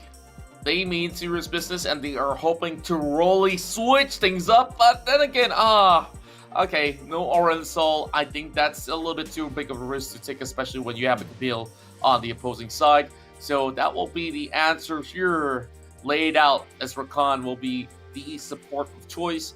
meaning to say RH will be staying put with this Gragas pick. So how to answer a big fat Garen up top? You know what? Bring on the Rappling Rouser here, as he will be able to body slam anything coming his way. Or, bring in a little bit more of that dispositioning when it comes out to some of the team fights. So far, I think things are looking a little bit better for the likes of 7-9. But I have to agree with you. Berjaya Dragons draft after draft looking better as it goes. Yeah, man. I mean, we thought that Lee Sin will be able to play that aggressive style gameplay this time around in the jungle for the side of Sem9. But the response of bringing in the Camille is an equal or direct response that just says, hey, no problem. You bring that blind monk in. I'll lock him in a hexagon and he won't be able to see if he is already blind anyway. He won't even be able to feel his way out of this. Gragas opening up, of course, strongly against Zisune, showing Zisune that, bro, I am not going to allow you to run away. We are going to take a fight on the early.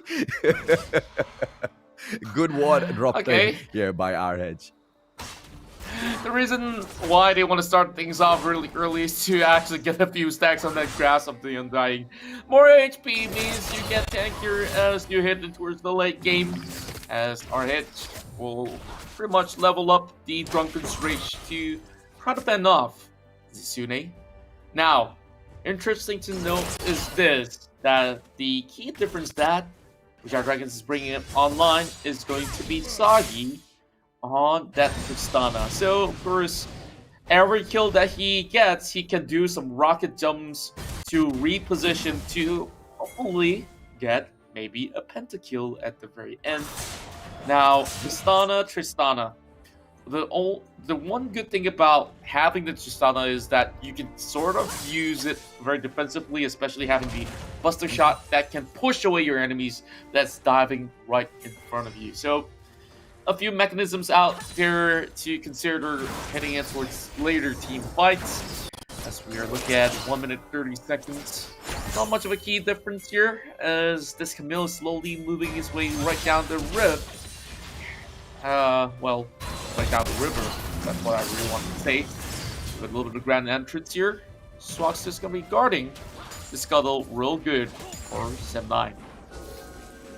Looking at the mobility itself that, the Camille, Galio, as well as Tristana will be able to bring for the side of Berjaya Dragons, it's quite worrisome for Sem9, right? They have to be really careful as to some of the locations that they drop in here. For the time being, they seem to be holding a really tight grouping, anticipating the aggression from the side of Berjaya Dragons. Kazuo now dropping in for a quick steal on the Wolves from the side of Chile, who's not going to be too happy about this at all. Currently in beside the Nexus and moving his way up ever so slowly. I wonder if the response will come through with a quick invade as well. Sem9 playing the game of Berjaya Dragons. Yeah, and I really do like that Sem9 now having a lot more aggressive approaches in the early game inside the jungle. Oh, Karuto now gets shredded up, and it seems like, I missed one big factor here. Ravens on this Fiora against a Galio. Instead of having Fiora up over the top lane, this is definitely going to be a very smart move, because that negates any pressure coming in from this Galio in the early game. So, there's a lot of things to also consider, is that there's honestly not much magic damage that will be brought forth by the likes of Sem9, which is why that you are seeing this Gragas building a little bit more on that semi-AP side, as he will be hitting for that Rod of Ages. So, coming out strong, Berjaya Dragons, they have Zisune here working on a Bramble Vest. But then again, RH, he deals magic, so he should be able to still chunk out these health bars much more easily as compared to fighting against a Fiora. Super spin coming in here from Zisune. Not going to be worrying this drunken Gragas at all. Let's see if or not Zisune will be able to walk in and out of battles the same way he has been showing us this far in those previous games, right? I really like Sem9 in this match. They are taking control of that river. They have warded the side of the jungle of Berjaya Dragons so well, and this is going to be a easy Drake pickup. The Ocean Drake will fall into the hands of Sem9. No players from Berjaya Dragons even attempting to make that call because they want to trade a turret instead, and that's exactly what they will get, Contra. Very good rotations indeed, but over the bomb side, same thing goes. Zisune now gives up that turret, and now passing it over to Sem9. But Berjaya Dragons, they do get a little bit more of an extra goal due to the fact that they have got themselves that very first turret lead.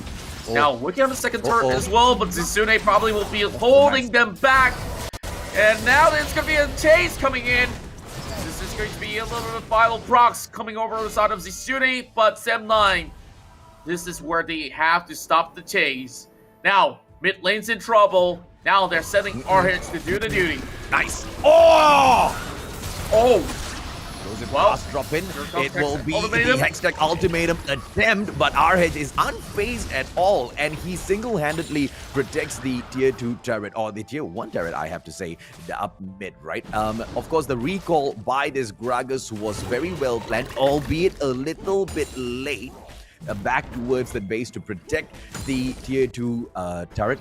Unfortunately, he doesn't get that, and as Berjaya Dragons will drop right back for the pressure down mid, he at least manages to control the situation with the explosive cask. And, let's of course highlight the fact that Karuto as well saving the tier 2 turret down at that Dragon Lane with the beautiful Heroes entrance moments ago, forcing the team of Sem9 to back away. But either way, I love the aggression that Sem9 is bringing into this game. It's so much more equal to what Berjaya Dragons is offering, Contra.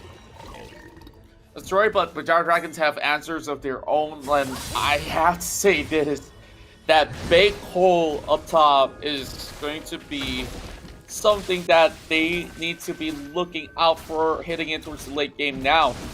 Trevor playing pro towards the start of BJD, Swak hoping to dive head first with the grand entrance if they choose to pursue this much further. Oh, it seems like they got a catch. They're looking for Chili, going in for the kick as well. Hextech Ultimate dropping right in. They're looking for Console. Console does have too much space to work with. Zisune now looking for a hunt, and that will be a flash coming from our hits as well. Flash coming in from Winter just to go in for the taste. While Rabbit now will have Zisune right up front to be able to secure that kill. Soxamine running for his life. Now diving right in, trying to save Kazuo. This might just be a bad fight for Sem9. Flash coming out. Now Kazuo leaving with so little, but Winter still gets the kill. Can it be safe to say that this is a very late ace? But not really, because there's still Ravens.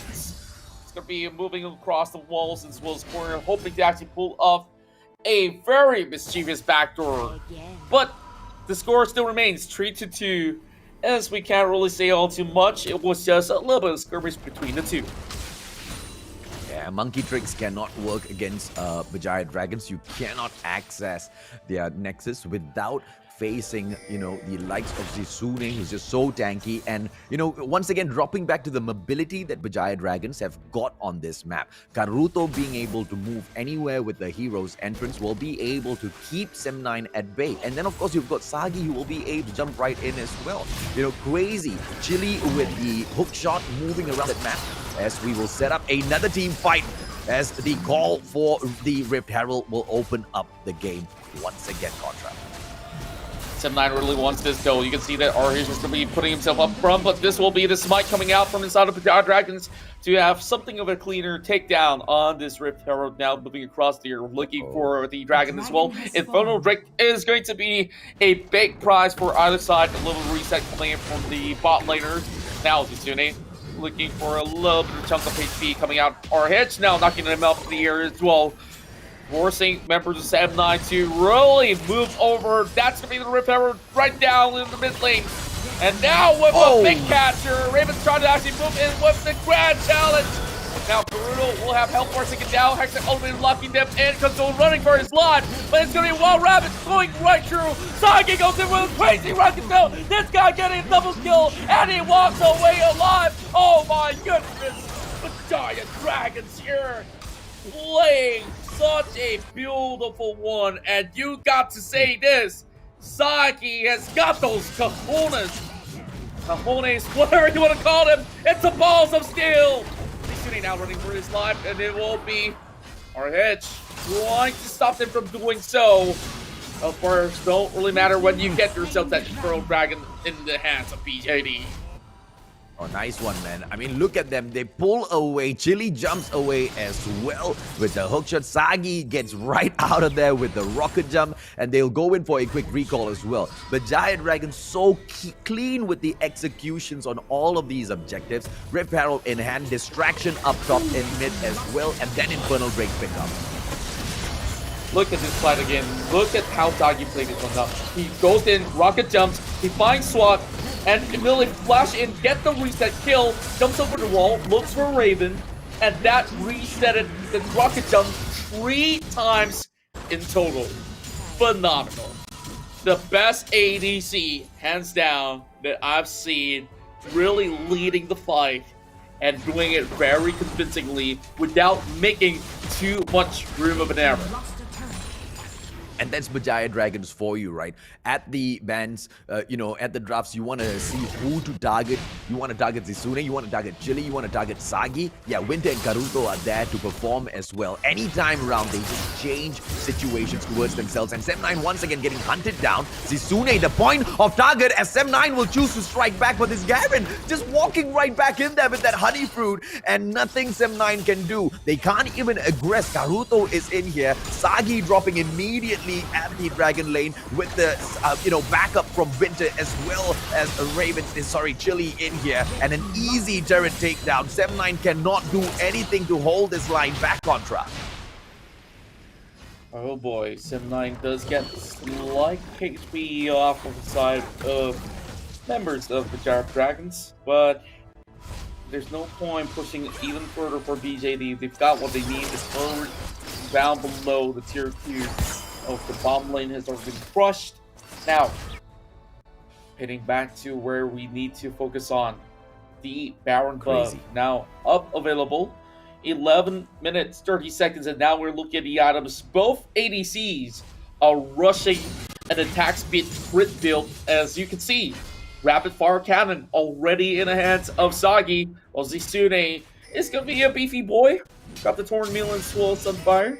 Standard stuff, but our Hedge, though, he's going for a full AP setup. He says, heck with all the defensive builds. We're going for damage. Oh, Chili going for a very big play. Now, limited HP bars off, and Zisune, what a flag! What on earth is going on? For some reason, they know when to push the button, and that's about enough damage to take down Kazuo. Our Hedge now has to clear off the minion wave, but all Sem9 is doing right now is just, basic housekeeping. They unable to address, they unable to rip out these objectives from the hands of Berjaya Dragons. Swak planning to do exactly that now with an invade all on his own, Contra to steal. Here we go, explosive cast is actually going to connect. He tries to steal it away. Our Hedge did not land the final touch.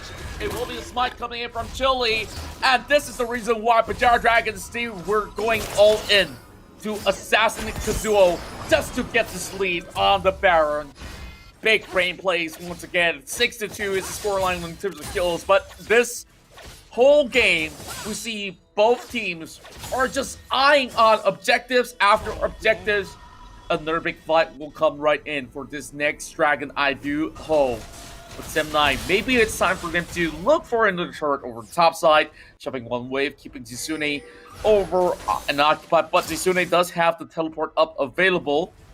Meanwhile, for our Hedge, he's focusing on completing the Rabadon's death cap, and he doesn't have the TP just about yet, but Ravens does have the TP if he needs to first make a little bit of a quick shortcut across the map. I mean, Sem9 realizing that seeing the objectives versus, getting the objectives, two very, very different things. But Berjaya Dragons is not allowing them anywhere near these plays. And now with the hand of Baron Buff going in here for a 2-2-1 split. Camille doing it all on her own. 3 inhibitors being attacked at the same time. Contra, they'll be able to secure the inhibitor down mid and then up top as well. And Camille doing it all on her own. And they'll focus in with the support. Swag getting stuck in that Hextech ultimatum. Bye-bye inhibitor number 3 at the Baron lane as well. This is the finisher coming in from the Giant Dragon side, Contra. And now, even with low health bar, they should have enough to take this Nexus down. TP coming in, available. One final blow. Berjaya Dragons, they do the clean sweep. And now, they will book their ticket for BC Super Cup. I am out of breath and I'm losing my words. I'm fumbling all across. But now, in the C Icon series, we'll see a rematch made possible with BJD, showing a statement here that they can take that 3-0 sweep against a team if they want to. So now we've got our 2 best teams in Malaysia here, spawning off in the grand finals here, and of course flying the Malaysian flag in the international scene for that Southeast Asia Summer Super Cup. Yeah, let's bring on the match stats, run through the numbers in here and see exactly how much did Berjaya Dragons shine as they once again annihilated the side of Sem9. It's not about the kills. Berjaya Dragons have always shown us that lesson whenever they step into the rift. It's all about the objectives. It's all about the build as well. The items that you choose to go in with. Zesune as well as Sagi clearly showing you that's the way to run things in here every single time they drop into that rift. And like you said, Contra, one of the best ADCs in here to carry the objective of the game, Sagi himself, picking up the MVP with a 314 KDA. Well, you know, by now I would probably give him a nickname of being the Malaysian Reckless. And for those of you guys who may not play the PC counterpart, Reckless is definitely one of the best marksmen in the world.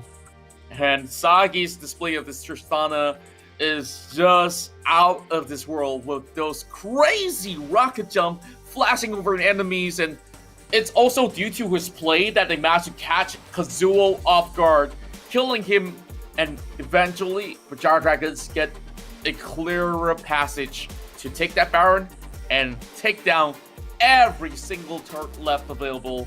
And of course, go in for that final Gura and now book their ticket in the grand finals. But overall, BJD has seen a little bit of a challenge in game number 2 here, especially in the early phase of the game. Kazuo was doing a whole lot of invades and trying to pull a couple of strings. Ravens, though, no impact on this Fiora up in the mid lane because of how much pressure these guys from BJD has brought right in, especially Chile, threatening to lock down Swap or anybody that is going to be posing any possible huge disruption in these team fights.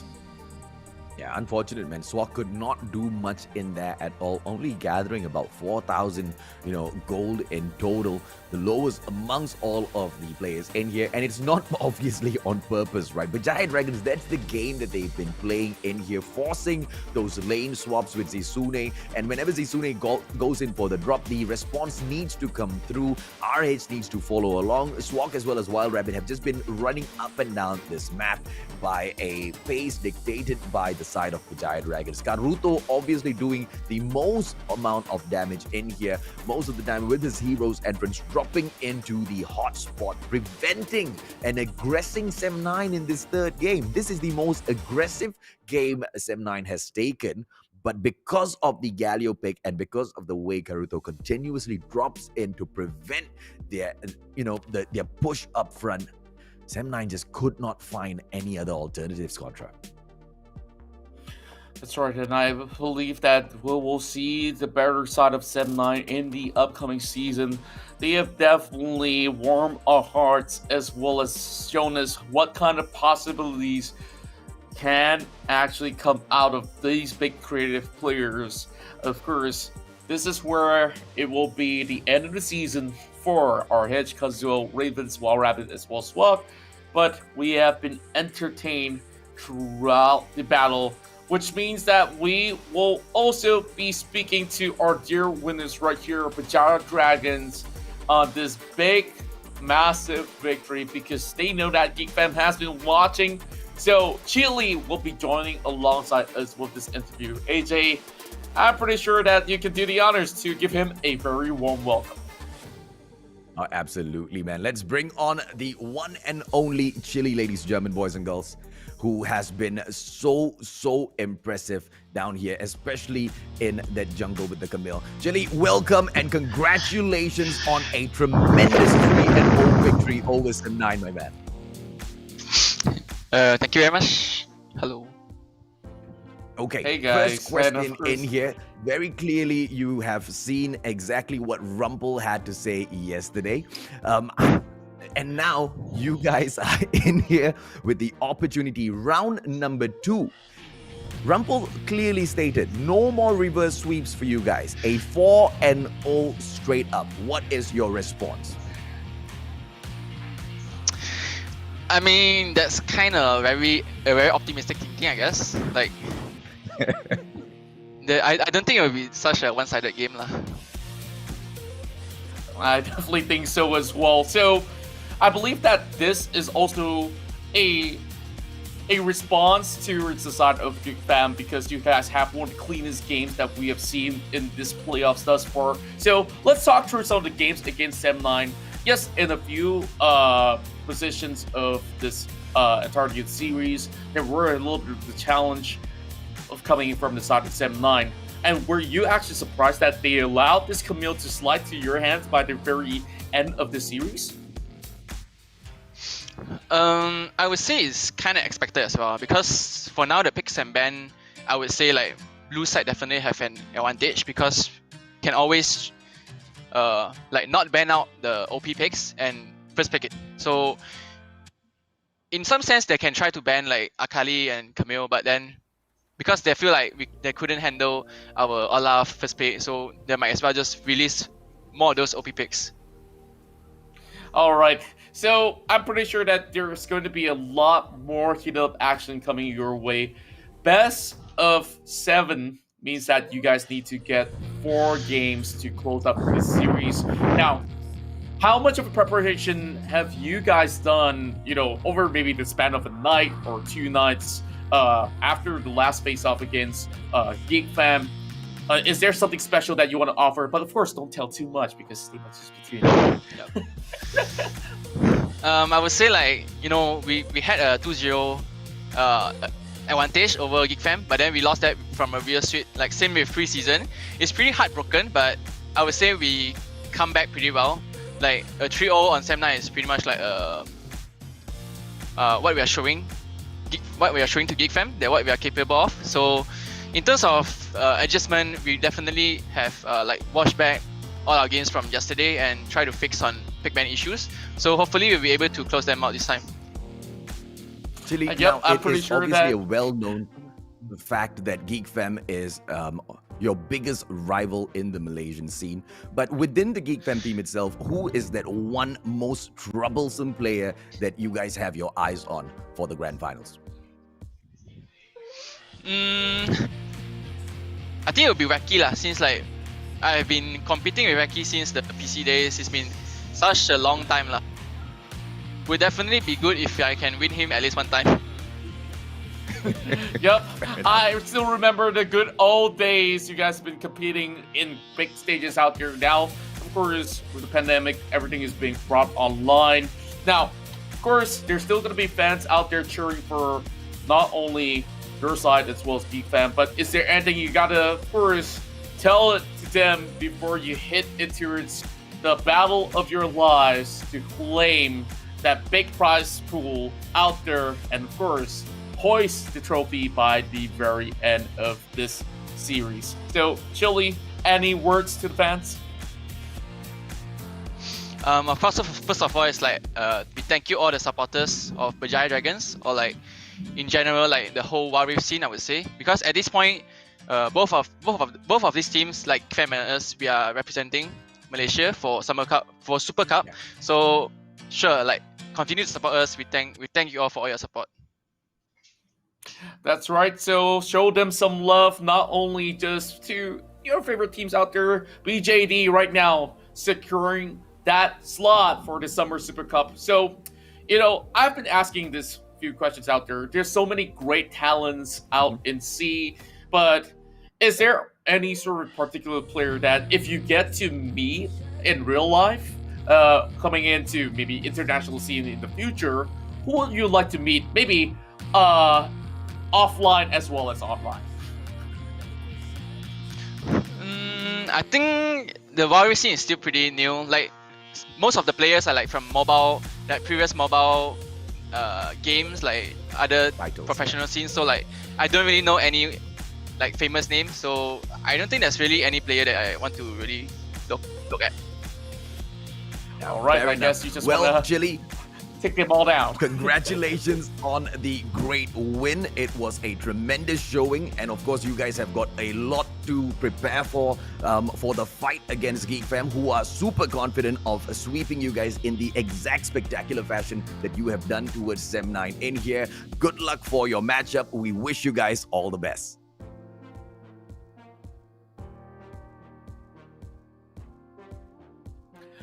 All right, that was unfortunately, we got cut out at the end there. Don't worry, I think all is good. We don't really want to drag too much of his time because they got a big fight to prepare for themselves. And 3-0. What a show coming from BJD. I'm pretty sure that some fans out there of Sem9 getting devastated, but don't worry. There will be more seasons to come. This ain't going to be your final season here in the CE Icon series because there is bigger plans coming from Riot Games. But before we even get to that stage, let's announce the MVP for this series.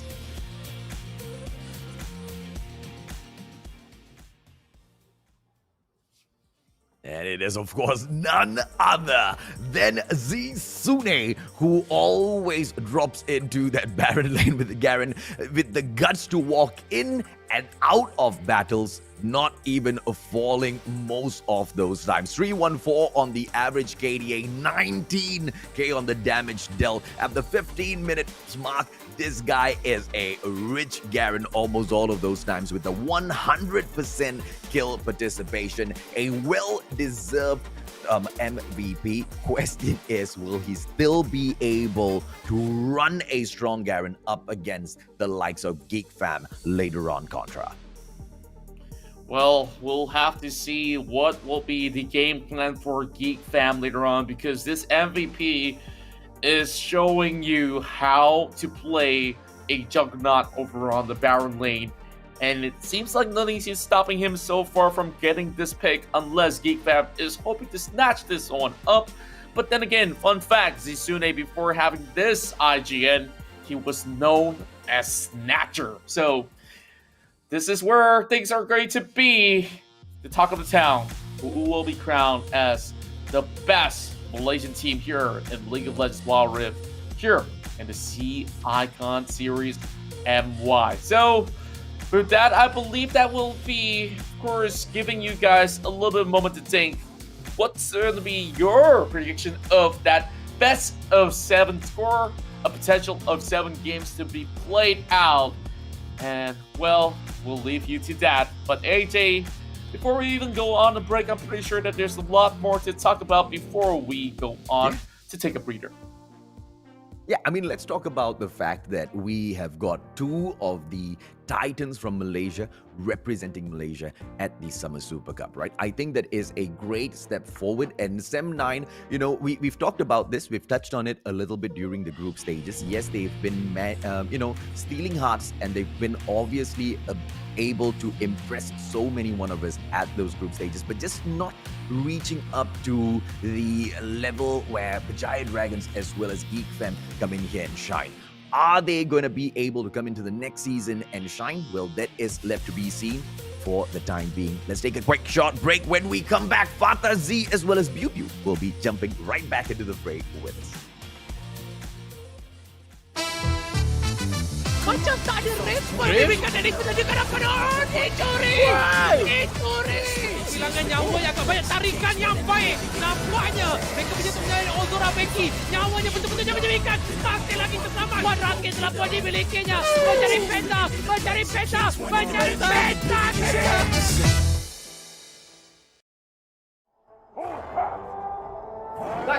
Nice. Alright, go. Down first. Can. Alright, down already. Nexus. Alright, okay. Nice! Victory!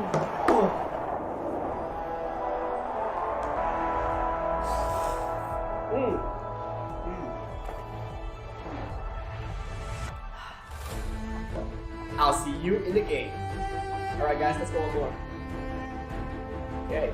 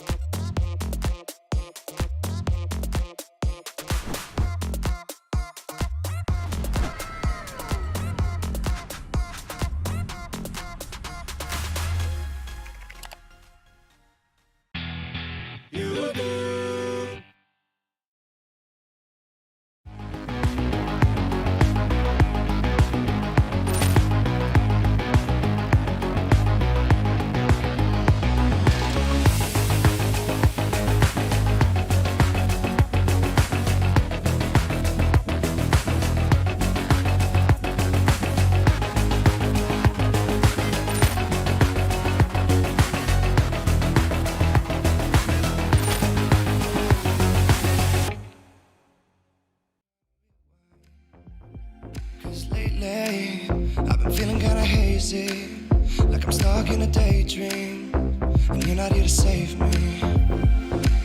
Down and out, I hit the floor. All is fair in love and war, but I can't do this anymore. No. Don't take me to a place I know, somewhere where I can feel my soul. Lately I'm skin and bone, so hollow. I've never felt so alone. I need you more than you know, 'cause baby, you feel like home.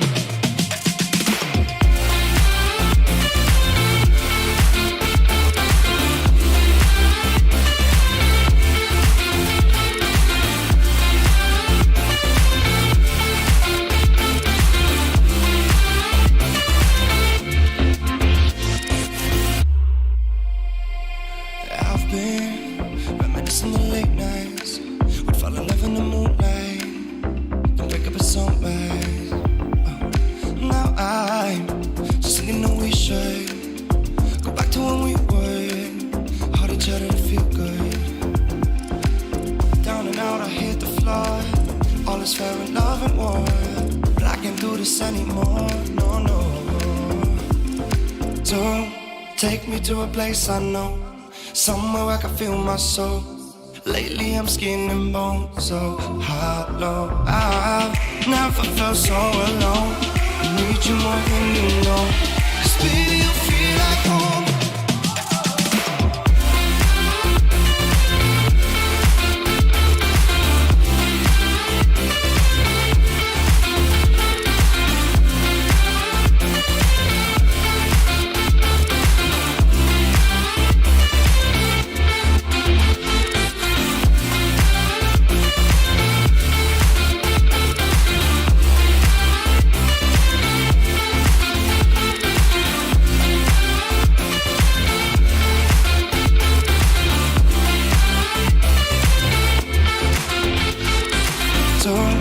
Take me to a place I know, somewhere I can feel my soul.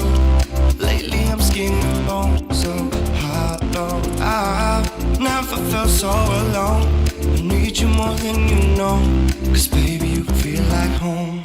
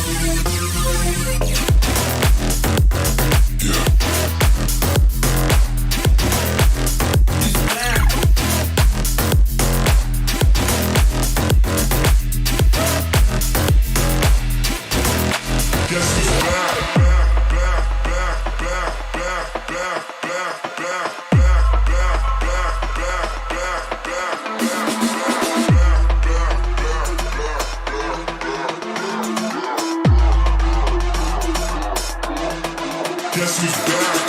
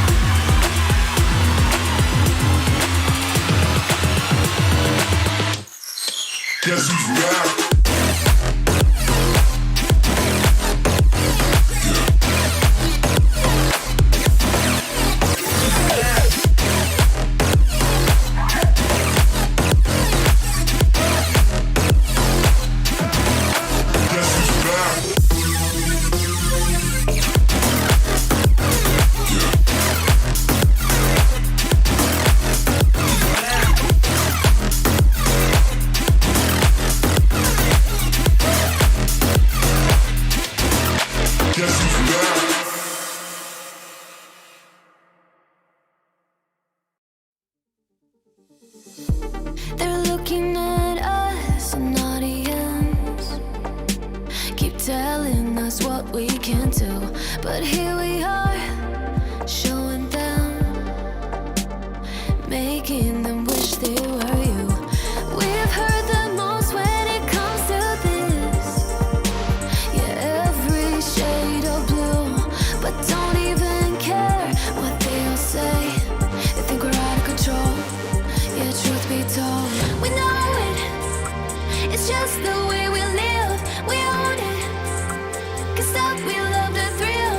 We know it. It's just the way we live. We're grown-up kids.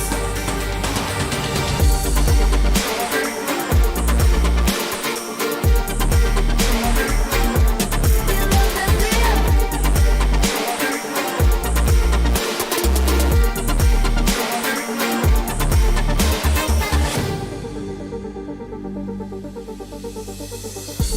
They're looking at us, an audience. Keep telling us what we can do, but here we are, showing them, making them wish they were you. We've heard the most when it comes to this. Yeah, every shade of blue, but don't even care what they all say. They think we're out of control. Yeah, truth be told, we know it. It's just the way we live. We own it. 'Cause that we love the thrill. We know it. It's just the way we live. We're grown-up kids.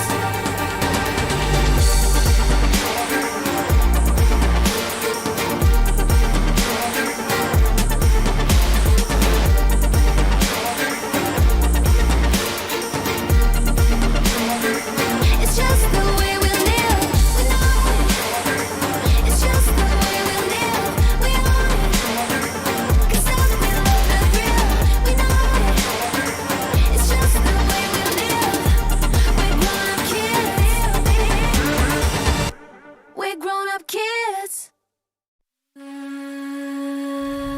Introduce me. I'm a renegade. Every single night, I crave the taste. It's the Macam tak ada respon diberikan dari penjaga kanan. Dicuri! Dicuri! Kehilangan nyawa yang agak banyak tarikan yang baik. Nampaknya mereka punya penjaga Ozora Becky. Nyawanya betul-betul jangan menyebabkan. Masih lagi terselamat. Wan rakit telah pun dimilikinya. Mencari peta. Mencari peta. Mencari peta.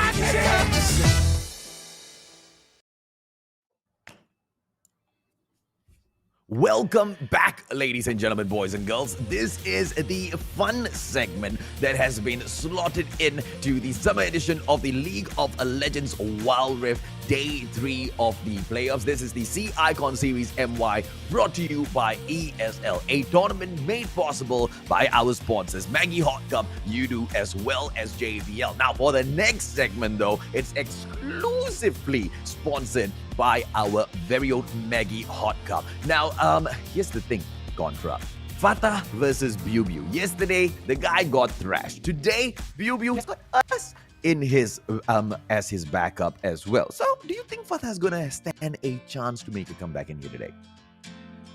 200% chance of him winning that game. I tell you that, but I can't be too certain about all the other trivias as well as quizzes and maybe all the other extra stuff that we will add, just like how we spice things up with the curry powder coming on our MAGGI Hot Cup.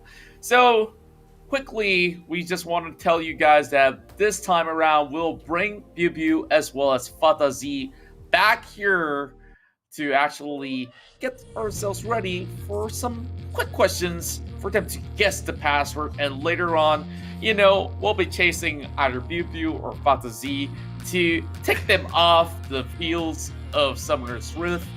And there's even more to come. So, AJ, where should we start things off with?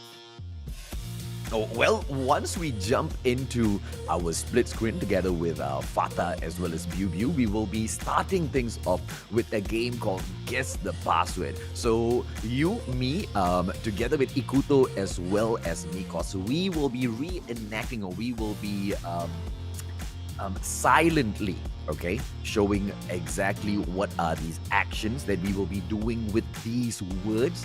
And all Fattah as well as Biu Biu need to do is just guess it. There will be no punishments at the end of this because, Fattah has cried a lot already over some punishments yesterday. And then, of course, for the second segment, we've got our ARAM match with 8 public viewers plus our KOLs, Fattah as well as Biu Biu. And to wrap the day up, you, me, Ikuto as well as Mikos will be jumping into a match to protect Fattah as well as Biu Biu. They will be playing team. Biu Biu, are you okay, Biu Biu? Stop crying. Stop crying, Fattah. Stop crying. Why are you? It's okay, baby. It's okay. Hush. All right. Awesome. Oh, Fattah! Fattah's got your mustache now. How are you guys? Get it? How are you? Okay, pertama sekali Assalamualaikum dan salam sejahtera semua, dan kita nampak ada 2 Master Chio di sini ya. Ada Fattahzie, ada AJ Mustachio. Mereka semua menunjukkan yang mana mereka sama-sama ada misai nak bertarung dengan Pak Misai di sini ya. Jadi Mustachio, misai mana lagi power? Ikuto. Nama Fattah tu kena tukar sikit kepada Fattahcio.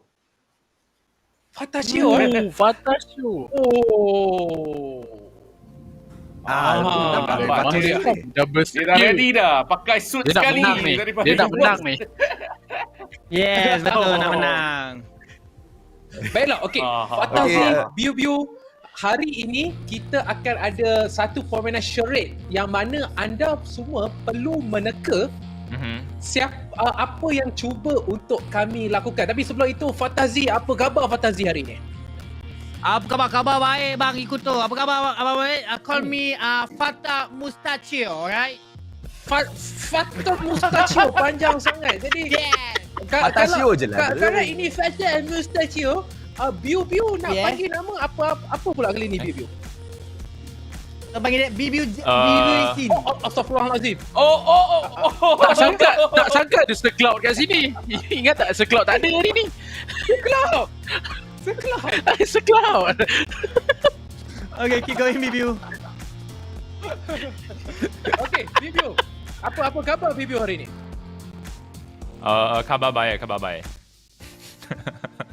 Okay, semalam Biu Biu menang dengan Fattahzie. Satu perkara yang saya boleh jangka, sebab apa? Saya dah banyak kali jumpa Fattahzie. Setiap kali saya cast game Fattahzie, mesti Fattahzie kalah. Jadi, adakah hari ini pun dia kalah lagi? Saya rasa dia akan kalah sekali lagi. Dan lepas tu dia akan pergi ke tanda sekali lagi. Akan menangis sekali lagi. Untuk pengetahuan korang Fattah. semalam Biu Biu ada call saya. Okay. Dia cakap kat saya Dia cakap kat saya ni. Dia panggil I macam ni. Hi baby Fattah. Dengar tu. Hai Baby Fatah. Lepas tu? Apa Yeah. lagi? So dia akan bagi I menang lah hari ni. Dia dah panggil I baby. Nampaknya macam tu. Alright. So, kita akan tengok sama ada Fattahzie boleh menang tak? Okay. AJ gelak tu panjang sampai atas tambah. Tak apa, saya just nak bagi tahu kepada audience, tak apa, jangan risau, kita akan meningkatkan kualiti jenaka kita sebentar lagi ya. Jenaka kentang-kentang tak akan keluar lagi dah sempat ni.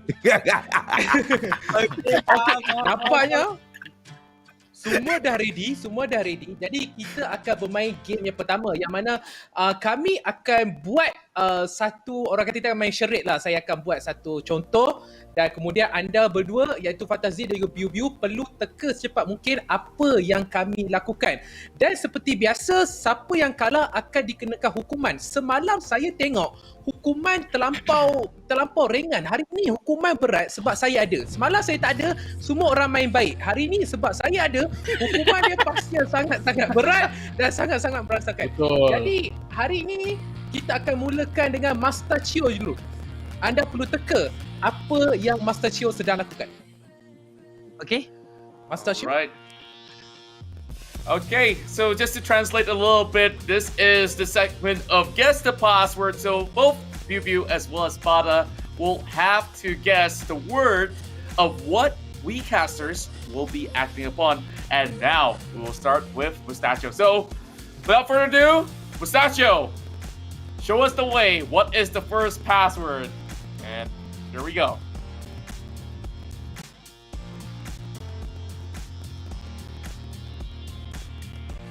Maggie doing Maggie hookup. Sanitizer, hand sanitizer. Biu Biu the man! You got it.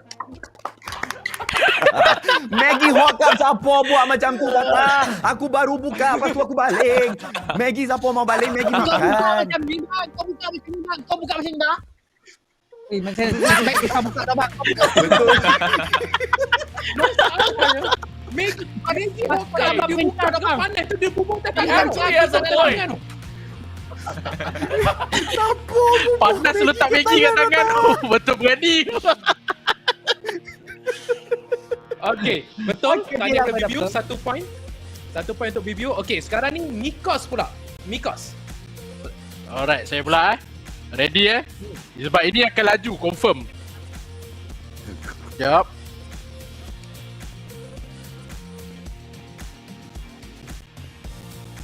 Naruto. No, okay, Fattahzie Fattah. dulu. Yep. Alright. Satu sama. Wait, am I late? Satu sama. Very Yeah. fun. Yeah, Very fun. Tak tadi nak pakai yang ni tak jadi tu. Tu Mikos kau kucing kau.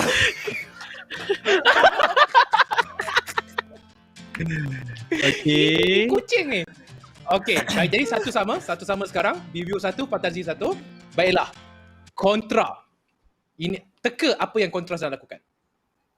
Okay, yang ni senang je. Rasanya korang mungkin akan buat sebelum korang start game. Praying. Yeah boy, Biu Biu. The answer is praying. So it's 2-1. tadi- Biu Biu takes the lead. Fattahzie teka apa tadi? Tak tahu, dengar macam Thank you. lain macam. Thank you. Mana dulu thank you. Fattah stres. Fattah ni lain macam ni. Fattah sihat tak hari ni? Sakit tak ni?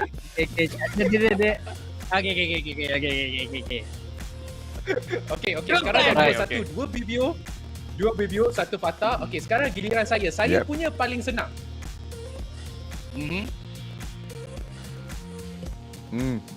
Roti canai. Roti canai. Fattahzie 2. Dua sama. Biu Biu 2. 2 sama. Nasib baik Fattah tak cakap rapat basuh sangat baju tadi tu.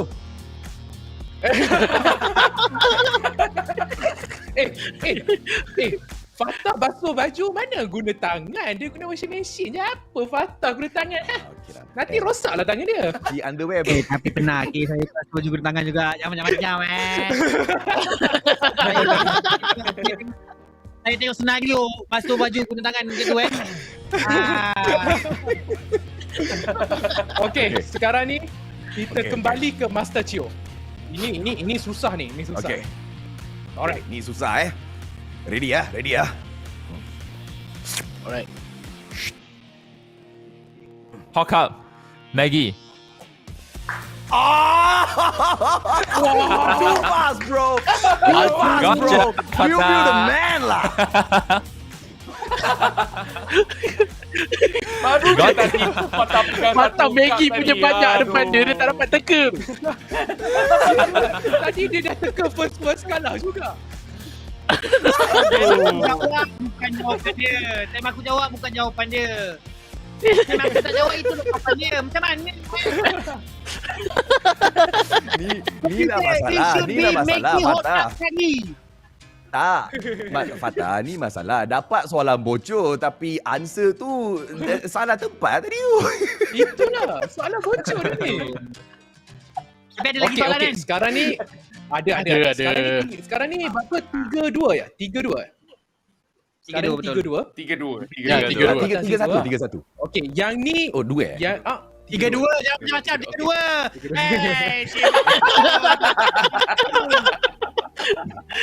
Sekarang ni yang paling susah. Yang paling susah kita bagi Mikos. Ini betul-betul susah ni. Saya tak tipu, paling susah. Mikos, buat.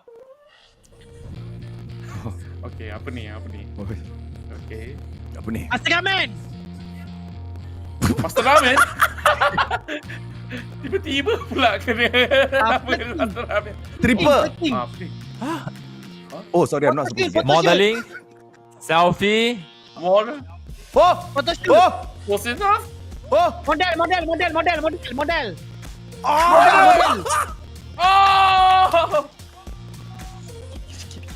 Sikit lagi. Model photo shoot. Sikit lagi. Model pose. Posing. Model. Model.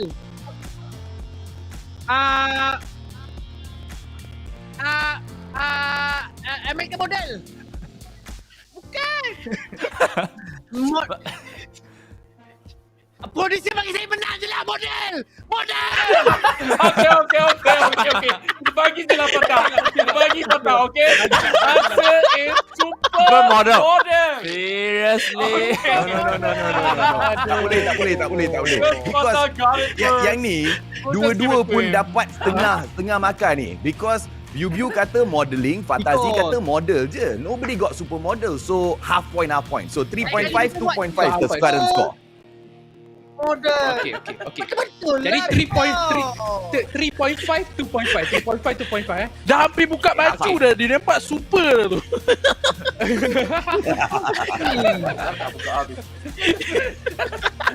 Nasib baik dia tak Okey, buka okey. habis tau. Nanti lagi bahaya tau. Okey, kontra. Cuba teka apa yang kontra buat. Okay. Let's see.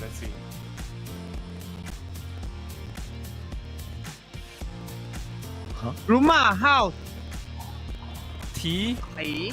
Drinking. Kencing. Tarik.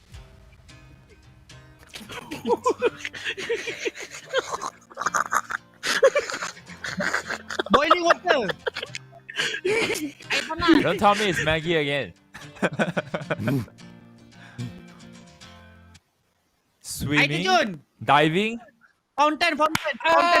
Betul Fattahzie. Air terjun. Fattahzie betul. Air terjun. Answer. And now Fattahzie has made a big comeback, and they are even in score once again. The answer is waterfall. Nasib Yang baik, next Fattah. ni kita nak Hampir tengok pergi macam belakang mana sana ni. Jatuh pula. Okay. Sekarang teka apa yang saya nak buat Ni.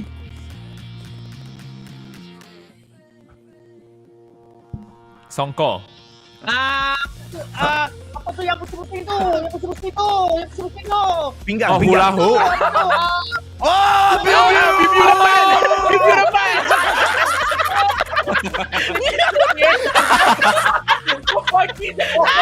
Kenapa you bagi dia?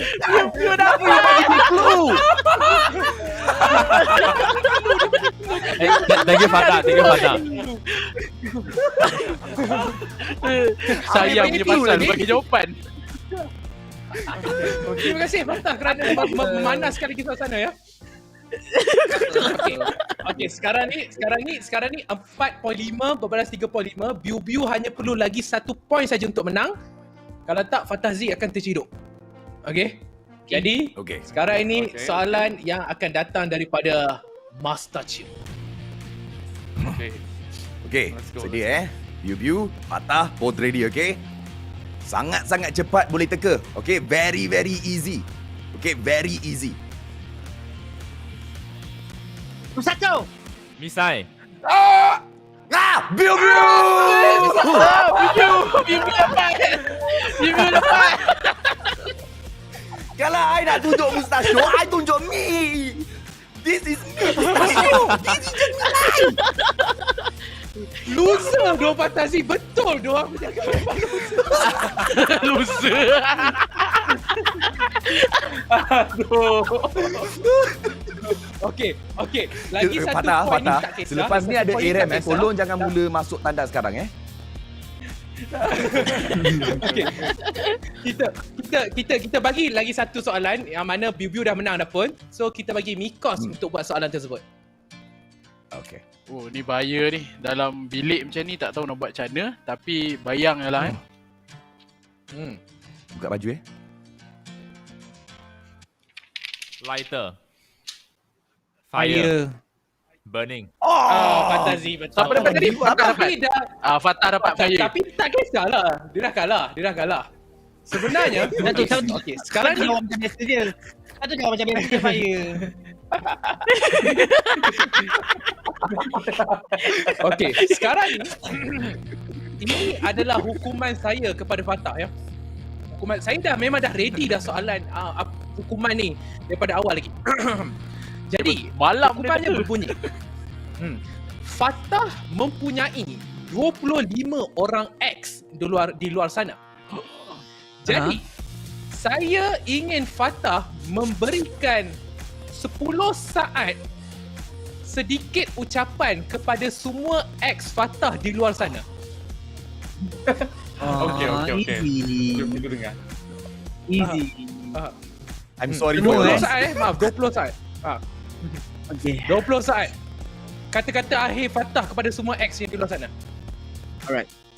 Okay, kepada semua ex-girlfriend saya di luar sana, saya cuma satu orang je saya ingat ex-girlfriend saya, iaitu Shimoshi ya. Itu wife saya sekarang, itu adalah ex-girlfriend saya kan, dan telah jadi wife saya sekarang. Saya ingat seorang je ex-girlfriend saya. Dia je saya. Sebab dia dah jadi isteri saya sekarang. Thank you so much for being my wife, being my lovely wife. I love you so much, baby. Dia pusing. Dia pusing. Dia pandai ku tu. Dia punya pusing tu. But wait. I thought Biu Biu was your baby.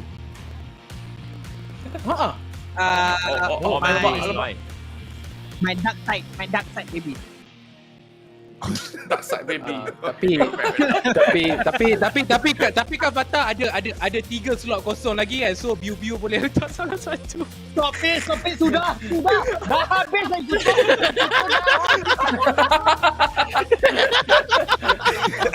Okey. Terima je lah. Aku takut lesung batu terbang ke tengah-tengah kamera nampak. Okey. Aduh. Baiklah. Jadi tamat sudah sesi syarat kita. Selepas ini kita ada perlawanan aram or random all mate. Kita akan ada pertemuan di antara Fattahzie bersama 4 orang ahli pasukan yang akan kita pilih menentang Biu Biu dan juga 4 orang yang kita akan pilih. Jadi mungkin ada apa-apa yang Fattahzie ingin katakan kepada Biu Biu sebelum kita memulakan pertarungan aram kita. Yesterday I give you many chance to you, but today I will never and ever I cannot give you, and I will never get a chance to you. Dah bagi dah pun in game okay. number 1. No chance. No chance, eh? Okay, Biu Biu, what is your response to Fattahzie right here? Okay. So yesterday Fatah claimed he lost to me because he didn't have his Maggie. So Fatah, make sure you eat your Maggie now before the game, so that later there's no excuse if you lose. Alright. Exactly. Okay. Alright. Let's see it. Baiklah, jadi terima kasih kepada semua. Jadi semua sudah pun bersedia. Jadi semua boleh bersiap sedia ke dalam aram dan kami juga caster akan bersiap sedia. Kami akan bertemu anda sebentar sahaja lagi. Yeah, ready semua. Ready? Ayo kita ready. Alright, there you go, Contra. We win again. Biu Biu's side wins again. Fatah has been going on a losing streak, man. Well, you know what's funny? Like, the last 2 answers he could have gotten it for himself, but instead he's like giving all the hints back to Biu Biu. Like, it was saying like, oh, mustachio? Oh, mustache. Oh, well, that thing that spins. Hula hoop. Like, what? You're just giving freebies to Biu Biu, and he's willing to take every opportunity he gets now. Yeah. Question to all of you folks back at home as you guys are currently watching the Sea Icon Series Malaysia. Now, we're going to be hopping in another fun mode. All of this is brought to you by MAGGI Hot Cup, as this Influencer Showdown will feature all random, all mid inside of Howling Abyss. So, I don't know, will they get some really odd champions for them that they've never been played before to really throw in a little bit of curveballs? Or will Fattahzie get carried by his 4 other teammates? You see, the great thing about Fattahzie dropping into the Rift is he can hold his own, right? And we kind of saw that yesterday. It's just that the drafts were a little bit crazy in terms of the team members that dropped in together with Biu Biu because they were quite destructive, right? So maybe this time around, Fatah can get a little bit more lucky and he can boost his own luck with a little bit of a MAGGI Hot Cup as well, Contra. It seems like that's exactly what he needs. And let's see if or not what he needs is exactly what it takes to get the victory in here, because the last thing we want is Fatah to cry 2 days in a row. That's right. And you know, at one point, he has to stop crying and finally man up to really take the glitz and the glory. While Biu Biu is just chilling, he's got the Soup I Am MAGGI Hot Cup with him, and he knows that everything's going to be A-okay. So, we start off with the era match. Let's give some time to all the players to hop right into the lobby, and we'll be getting the show on the road. Now, standard rules for all random all bit is that you can only purchase when you are in the base for once. If you leave the base, you can't make any more purchases until you get knocked out. And that's where, of course, they will have to fight until the Nexus breaks. Basically, you only have one lane to play it all out. There's going to be a couple of shrines if they need to heal up, as going back to the base won't give you any healing at all. So, now that it's all clear for those of you newcomers who have yet to try Wild Rift, you guys could definitely download it on your App Store or Google Play. And all of this is absolutely for free. Now, getting ready for our very first action here between these two superstars. Who do you think will be able to take the cake? I got a hunch that, you know, Fatah has gone with some secret training overnight just to not sulk again. Yeah, and you know, I want Fatah to be able to win this game because I am mildly confident he's going to lose the, you know, Timo, right? Because he has to defend himself, or at the very least run away, because the third game that we will be playing today, ladies and gentlemen, boys and girls, is Get the Timo. And Biu Biu as well as Fatah, they are literally going to be playing Timos, right? And you will have Contra and myself jumping into that exact same lobby together with Mikos as well as Ikuto, who will be able to protect their little Timo. We'll see, man. But of course, you guys have got a few stories in here, very interesting from the comment section that we were seeing yesterday, Contra. Are you ready to share your MAGGI stories with us? That's right. Hashtag MAGGI moments and share your stories for a chance to walk away with some great goodies coming in from MAGGI Hot Cup themselves. Only for today. And you know, this is the special occasion here in the grand final to do exactly just that. Tell us, you know, your childhood memories, or back in college, how do you survive the entirety of those semesters with Maggie Hot Cup? Or, you know, are there sort of beautiful moments out there? Just pop it right down in comments. Hashtag Maggie Moments. Or, you know, you guys can make a post in dedication to Maggie as well if you guys want to. We've already shared a whole lot of ours, so it's time for you guys to do exactly the same, and we'll reward you for it. Absolutely, ladies and gentlemen, boys and girls. Now we are still waiting for the ARAM match to start. The winners, by the way, for the the Icon Series merchandise, the limited edition Maggie Icon Series merchandise for this Maggie giveaway, will be picked from the comment section. So make sure you drop in. Sometimes you know how fast the comment section moves. So if you want to spam, I would highly recommend that you do not spam, but do copy and paste that same comment at least 2 or 3 times so that we do catch it. Not more than that. I would absolutely agree. Now, of course, you guys can also spam and cheer on for your favorite starter. Is it going to be Fattahzie, or is it going to be Biu Biu to take this very first game? Day 2, I guess it's going to be a fresh new start.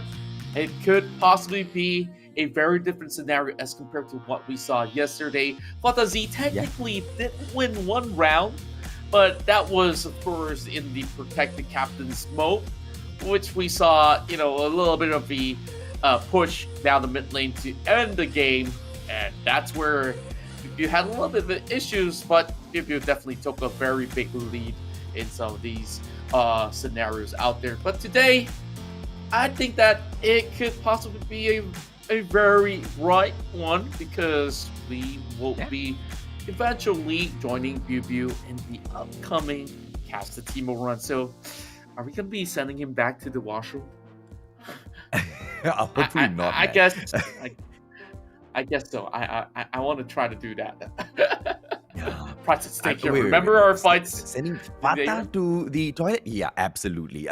Yes, our drafts and picks, I think we are going to be able to get quite a number of hits on Fatah. That also depends on how well Ikuto as well as Mikos play this game. Are they going to stick by Fatah throughout the whole time?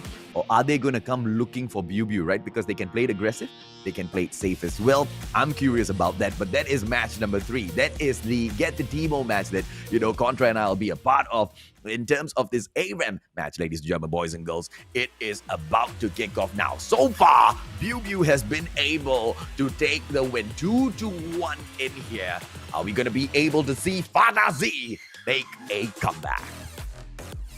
Here it comes, Showmatch, round number 3. And, well, it's interesting to note that it's round 3, but there's already like 2-1, because maybe the early charades have already been accounted for as well, just as a mini game.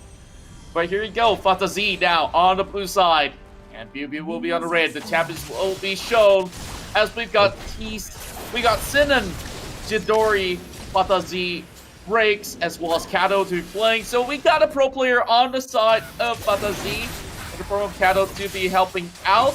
Oh, it seems like we got Ricardo, Milos, Palazzo, Sloopy, as well as Amon on the side of Biu Biu. But I'm looking at some of these big elements coming in. There's going to be a lot of good pokes towards Amon as he's playing on that cannon.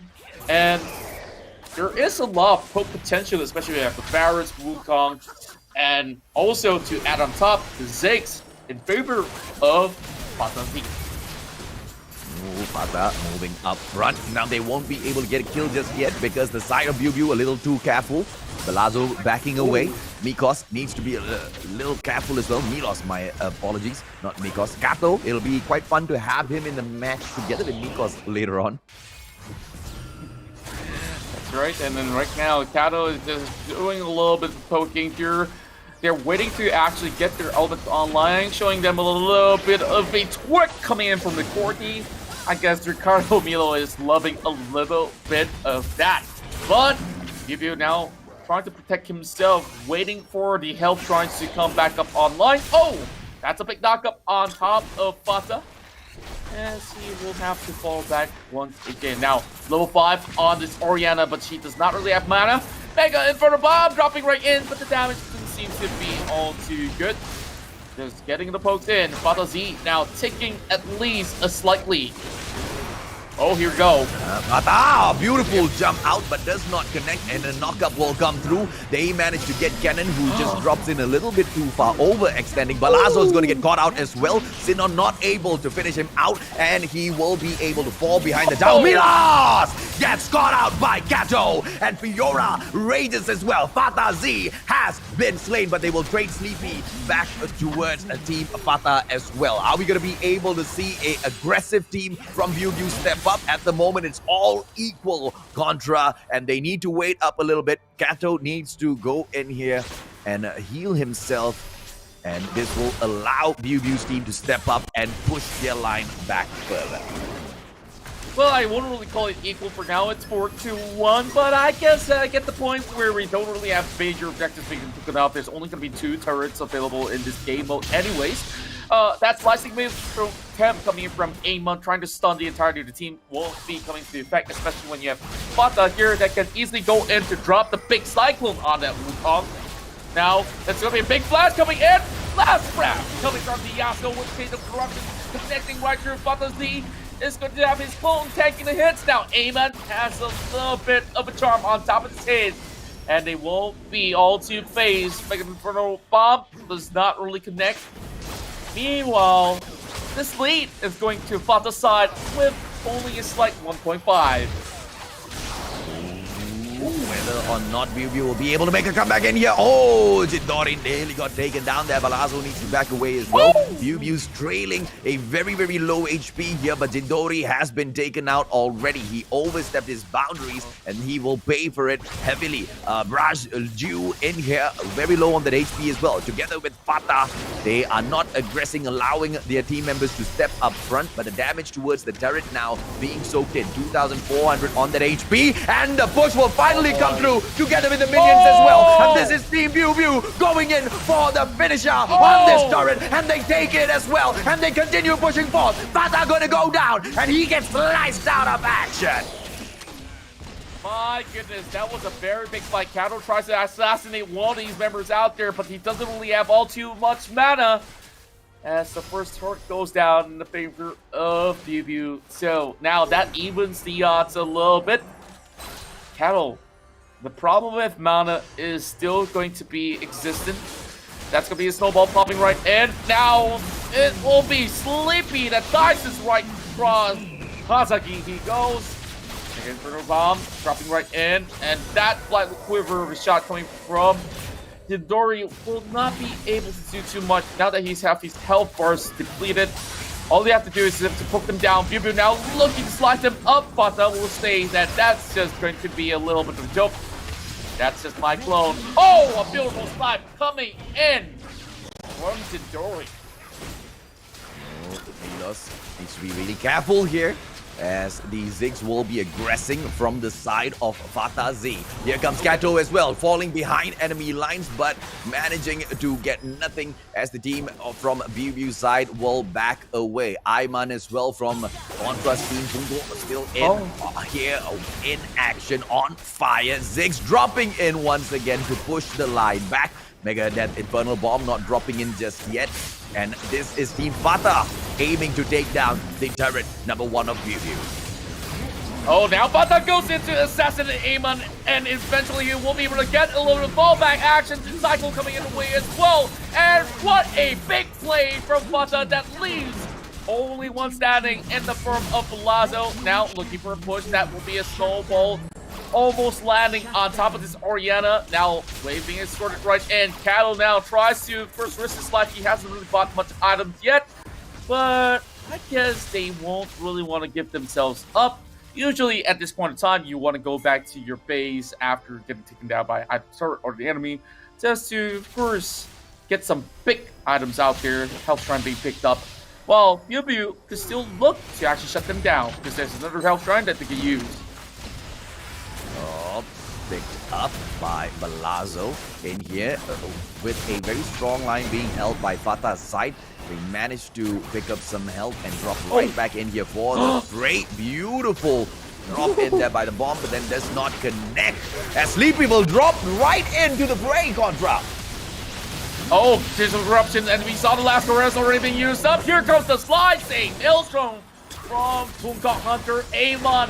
Oh, 1 HP left from Biu Biu. So little HP on everyone else. Breaks. You'll want to help me, but here comes Kato trying to make a big play. That will be a double kill coming from the Evelineer, even though he doesn't have the ult. And whoop, whoop, here you go.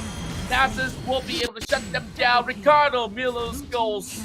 Kadong, knocking down the bottle turret. Fattahzie, come on, my dude. You gotta come right back up on ice in this field, saving the day. Now, Nasus will be chased right down below, so this turret will still stand. And there is lifeline remaining for Fattahzie's side. Yeah, too good from the side of Biu Biu.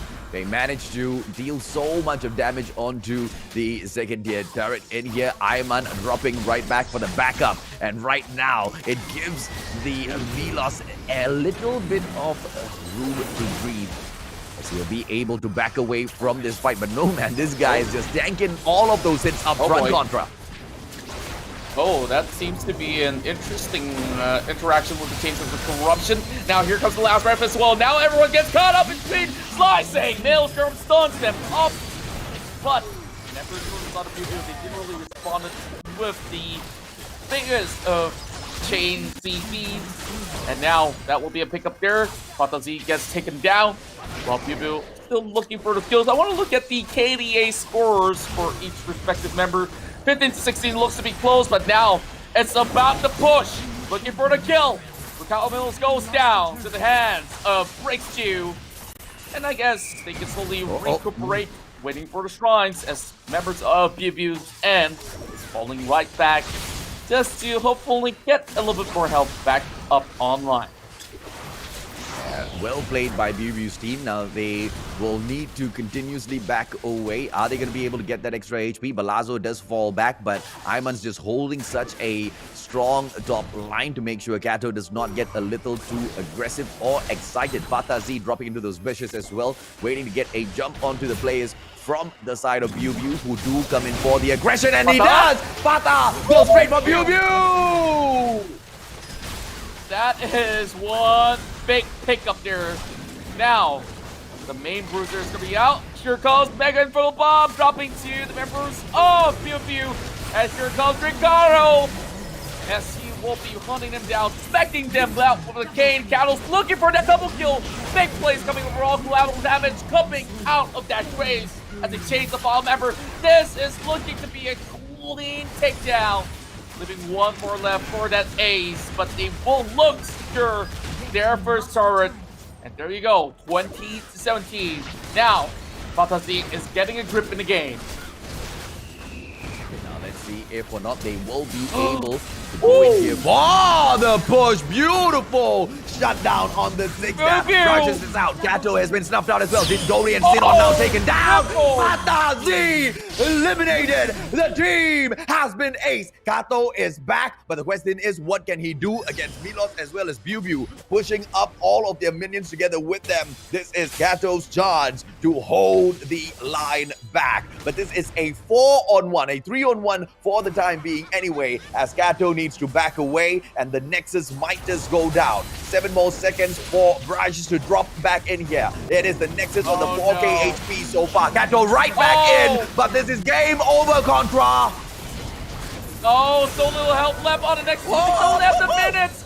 The rest of Biu Biu, they got to fall back. Red alert. They have to take the shrines on top as well.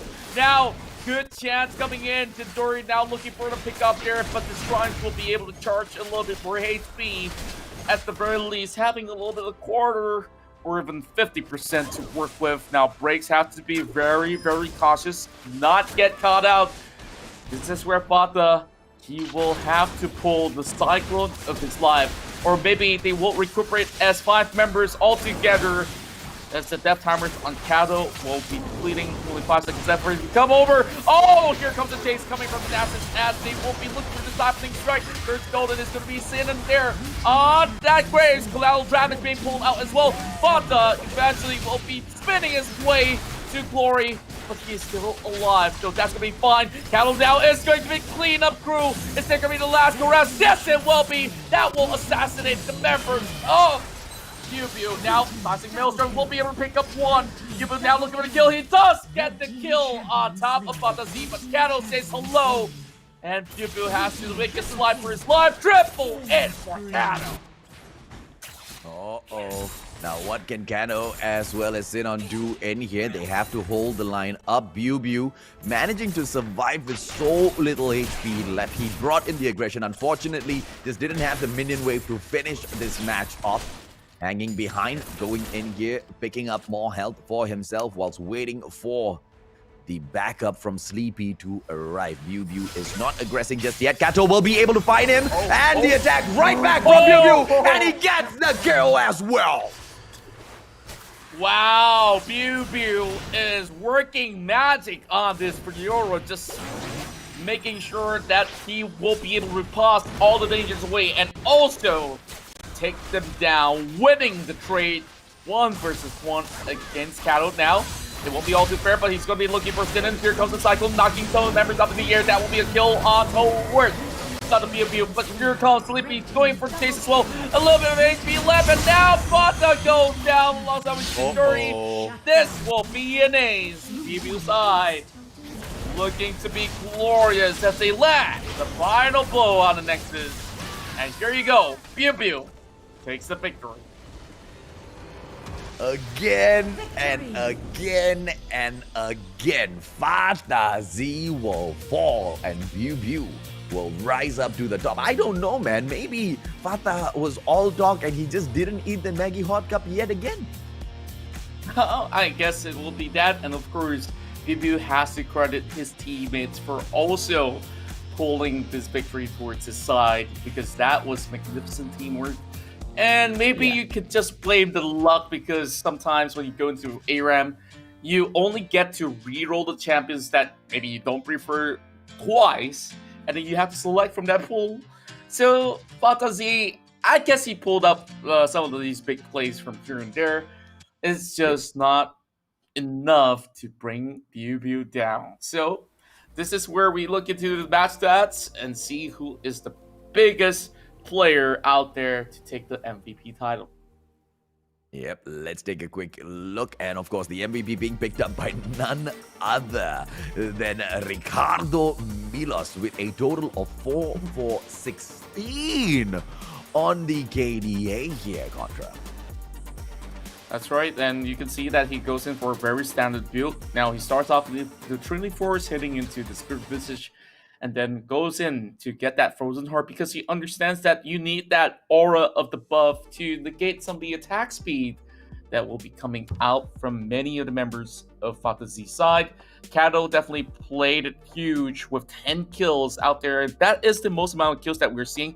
Biu Biu himself is, of course, pulling all these kills, 9 alongside with Sleepy, while Breaks dishing quite an amount of damage on the Ziggs, as what we do expect from many of these Ziggs players out there. Now, let's see if or not Fattahzie will be able to make a comeback later on here, because he's got one final opportunity in here. Contra Jindori, just like you mentioned, right? The Varus dealing out the 23k damage, the second highest for the side of Fatah. And in all ways, in all manners, you know, the Fatah side has been able to deal so much more compared to the side of Biu Biu. But it was the smarter plays taken up by Biu Biu's team and the absolute annihilation towards the very end. 3 times they got aced out in total, Contra, in that ARAM match. And now it seems like there will be one more match to go as well. Now I believe that we'll be whipping out our phones for the next one, because now we will go to the winning side as we will join Biu Biu on this pursuit for a full glory. So let's see. What will we be getting ourselves into this time? So, I'm gonna be opening up my Wall Rift client, and Yeah, I'm getting are you guys myself ready? pretty much ready for this.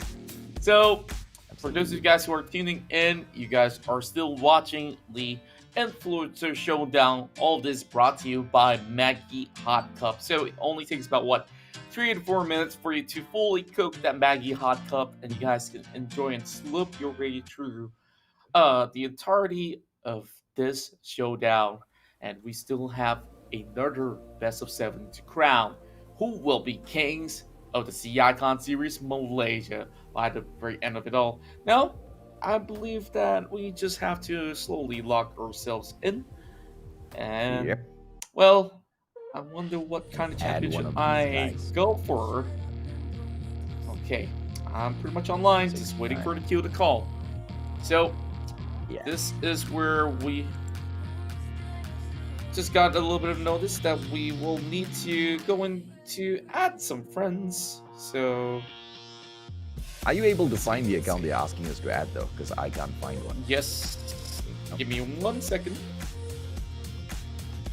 So, you can definitely try to head over to tabs, or perhaps you can type in your account to, of course, provide to the side of Mr. ESL. So, seems like I couldn't find the. Okay. Really? All right. Oh, because I already have him on my friends list. No wonder I couldn't send him. Guys, my bad. Okay.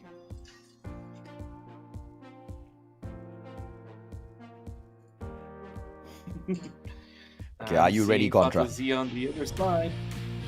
Well, I am pretty much ready. So, are you ready, my friend? I hope so, my friend. I hope so. Oh, seems like Ikuto's been grinding a lot of rank, huh? Okay, so how is this going to go? Alright, so we got 3 aside. And there can only be one grand winner. I wonder if we can actually hear Biu Biu after all, but we will get a few other players to be joining right in as well. So I Love KL's gonna be on Biu Biu's side. Oh boy, Fattah's gonna be feeling some pain right now. So the rules to this most definitely is will be, man. quite simple. So it's called Cash and Timo. Biu Biu as well as Fattahzie will be playing only Timo. They cannot stay in the base. They can only use 2 or 3 of their spells across the game. But if they were to be hit, they can retaliate. They can, of course, go in for some exchange. And now, let's say hi to Biu Biu. Yo, what's up, Biu Biu? Oh, hello? Okay, so I can hear you. Yeah, bro. Are you ready to play Timo? Oh, yes, of course I am. Okay, let's see. We need one more guy to come in, I believe, to join Fattahzie's side, and we should be set. Okay, I'll just mute my mic for a bit. Okay, so of course, we are just waiting for everything to be ready, and we'll be going up ahead to go chase down the Timo on the other side. I wonder what Ikuto as well as Mikos will pick. Will they defend or will they aggress? Well, I believe that they will be playing a little bit aggressively. So, I know they're going to be looking for me to kill me, Contra, so you better be protecting me. We just have to do everything we can just to save Biu Biu right here. So, okay. So, Biu Biu, do you want us to be like your babysitter, or you just want us to go hunt out Fattahzie? What? Do you want us to hunt Fattah, or do you want us to?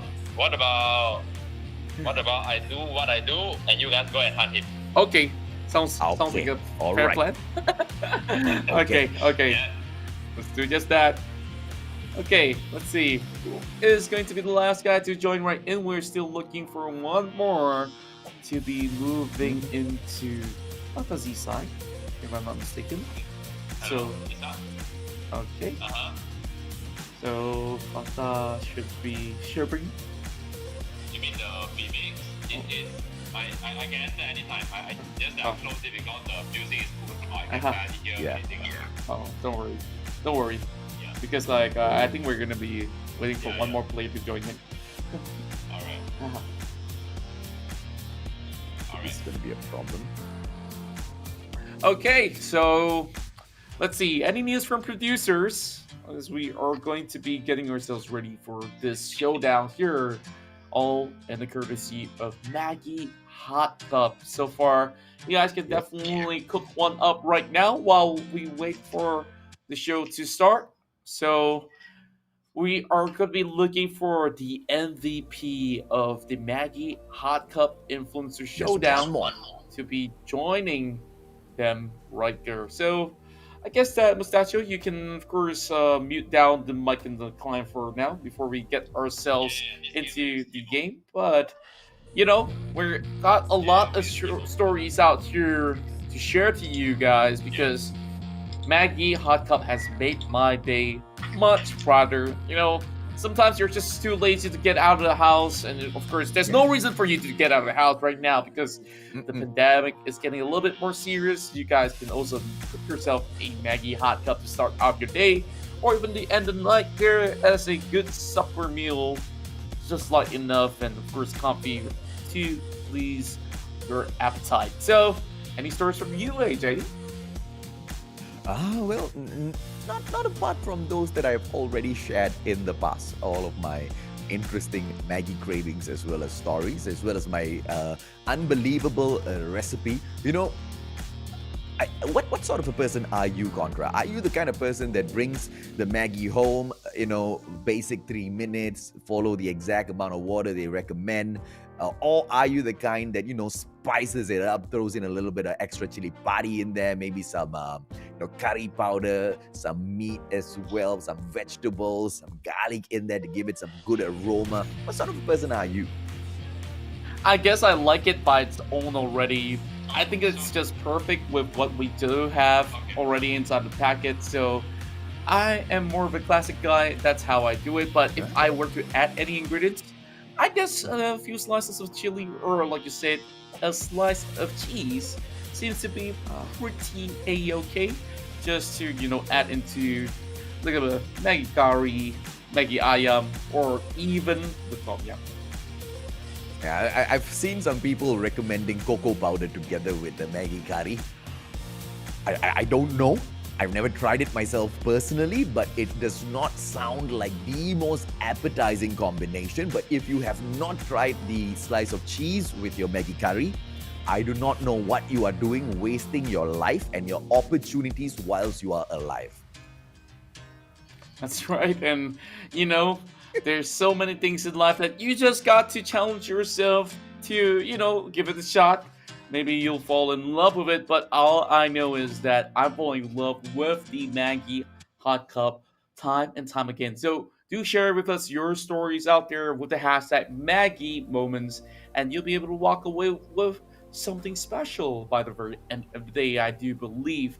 Now, we've already got all 4 members in for our show here in this Catch the Teemo challenge. So we got 2 casters on the BM side joining Fattahzie. Meanwhile, we are on Biu Biu side. So I guess we are about to kickstart this matchup. Now, on top of that, we also have our MVP here, as I Love KL is our MVP to be working alongside us to assassinate Fattahzie inside of the ring. Alright, so let's welcome Biu Biu into our call as well, so that we can talk about our plans, how we can actually get an advantage. So, Biu Biu, we are going to be first having our final showdown. How do you feel about, you know, the previous match in the ARAM? And now we're on your side. So, any game plan, any sort of champion that you want us to play, let me know. So I'll be playing Timo, and the plan is actually very simple. Just kill Fatah as many times as we can, and I'll try to survive. Okay. All right, that's fair enough. Okay, so I all love we that have to do is just get the most kills, and we will be able to actually get the win. Most kills on Fattahzie. The rest of the kills honestly don't count. We need to say, you know, AJ, you can die 20 times and we won't really care, you know? But I love that rule, for that. right? Yeah, I love that rule because I know Ikuto is going to try to kill me more than he tries to kill Biu Biu.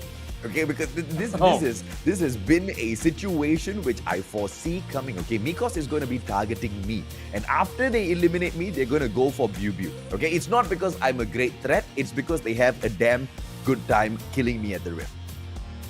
Okay, now I have another solid plan here as well. You know, since there's going to be 2 Timos in the rift, one of us have to sweep out all these mushrooms as well. So. Well, meanwhile, BB will be planting maybe some mushrooms all along the rift. Hopefully, he will be able to do that. Now, this is where we just have to get ourselves ready for game number 1. So, BB, all the best. I'll do whatever it takes to keep you alive. I'll promise you that. I'll promise you that. Yep, So... I know you will. I know you guys will. Okay, all right. Thank you for your Whichever trust. Timo dies 5 times ends the game, all right? So we might need to play this a little aggressive early on, Contra. Okay, so one more additional rule. You can only bring heal and ghost. Everybody can only play with heal and ghost. And the rule is also that you cannot use words to spot out Fattahzie or even Biu Biu or anyone out there.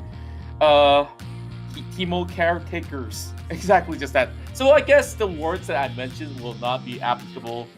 So this is where KL and Ame, we need you guys to affirm this before we start the game. And that is just our simple rule. So, Biu Biu, you're free to run around. You're free to hide. Just take a care. But I cannot hide under my tower, right? Yeah, Yes, no that is tower, correct. not inside the base. You just have to camouflage somewhere. Alright. Okay. Alright, sure. And I can only use 2 skills, right? If I'm not mistaken. I'm only I allowed to believe use so. 2 skills. Hey, you didn't say what skill, right? So I'm not even sure which Yeah. of the skills, but if somebody fights you, you can fight back. So it's fine. Yeah. Yep. Yep, it has been close. So that's where we will be getting ourselves ready. So this is pretty much all right. So I'm going to be muting on myself in game since you guys can already hear me. But you know, we'll just be continuing ourselves from here. Okay. Absolutely. So Biu Biu, my man, if everybody you ready? don't mind, please do mute yourself in the game as well, yeah? And chat over Oh, here. alright. Muting myself. That's muted. All right, cheers, man. Okay, Contra, are you ready? I'm always ready, my friend. Okay. Yeah. I just don't know what will they bring to the table. Now, we got Ame on Emerald 2. We got Platinum 1 on Ikuto. But we got Diamond in the form of I Love KL. So I guess we win in rank because Fatah is unranked. Boo-hoo. Boo-hoo, Fatah. Hey, I'm unranked as well, lah. Alright. Oh, yeah. You have a fair point. Am I supposed to be worried right now? Okay. All right. Rule we're number in the 1: game. heal and ghost. If I'm not mistaken, let me change that real quick. Heal and ghost. So Mustacho, you can tap on your summoner spells, and we can switch it up. Now let me see. I got a lot of champions Ghost. to play. I'm gonna start things off here. Rolling around. Okay. I know exactly what to do. Okay. Do you now, my friend? Let's see. Wait. If we can only use heal and ghost, there's no point of jungling. So Okay. Oh, this is tricky. Very tricky. Okay. Alright, let's see where shall we drop this. Okay. Timo on duty. Alright. There we go. Let's get to work, boys. It's time to protect our dear Captain Timo on duty. Let's do this. And we will be rolling to the rift. So, Biu Biu. Okay. I'll be up front. We got a Garen. We got a TF. I think this should be good. Oh! He's smart to take TF. We can actually see where Fattahzie is gonna go later on. Let's go. Beautiful, Let's go. man. Okay. Big great place. But there's a Rengar on Ikuto. So Yep, you should be all able we to have to bounce do on is just to get the kitty cat away. So goes the dragons. Okay. We're already locked and loaded. Let's see. Okay. Okay, where do we go? Alright. I guess I'll start off on the... Alright, I'll go and do my own stuff, hiding in the bush. Roger that. Oh, you can farm up on bomb side. AJ? I guess you can, well, yeah, go ahead, play the top lane. I'll just head over to the bottom. Alright. Come on. No jungle. Hey, why do I have my This is flash going- on me? I thought I switched out. Oh. Oh goodness me! Now I can't even use my damn girls. Uh-oh. Okay, I knew it, Rengar. Oh no. I guess since you have it, producers, could you just let me have a little bit of leeway? Okay, I got a big duty to do. Oh, I see this guy. Oh, I can't use wards, right? I almost accidentally added another skill. Oh, okay. And with that, I won't be able to I know. up my mushroom. I know. Oh yeah. Oh boy. Oh boy. How come I didn't switch out the girls? Okay. Let's see. Now, I'm gonna be making sure that I stay right in front of you. Oh no! Not like this! No! Biu Biu! Okay, it's okay. I can run. I can totally Okay, run. I got you. All right. Nice save. Come on. Heart attack. Oh, that was close. Almost got one. I gotta make sure I stand behind all the minions. Yeah. Don't go near the turret anymore. Oh boy. Okay. One slice, two slice. Okay. Oh, I can. My turn to run. Run. I'm running. You're right there. Back, please. Take care of yourself right now. Oh no! Ouch. Okay, That's painful. I need to go back again. Contra. Timo on Baron. Timo on Baron. Oh, okay. Timo's on Let me go right there. Baron lane. I got a mission from Mr. Mustacho.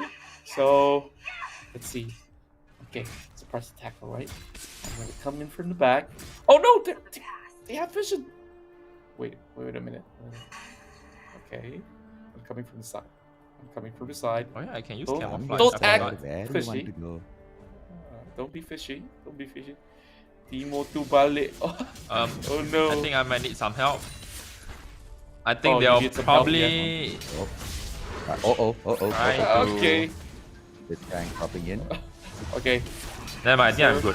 Coming right in. I'm good. Okay, you're good, yeah? I'm good. Oh. Yeah. Oh no, I actually used a word for that. Okay. Fine. Statue. Fattah, come out, Fattah. Hello, Fattah. Datanglah sini, Fattah. I thought we cannot. Oh yeah, we cannot go. Oh, I forgot the rules. Is it under the tower? I think we cannot be in our tower, right? I think so. Okay, I'm I've come not out. too certain. Okay. Timo cannot run back to the Alright. tower. Yeah, we have to be outside. I have a plan. Let's push. Maybe. Okay.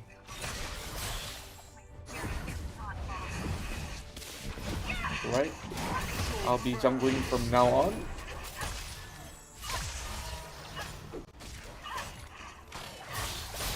Okay.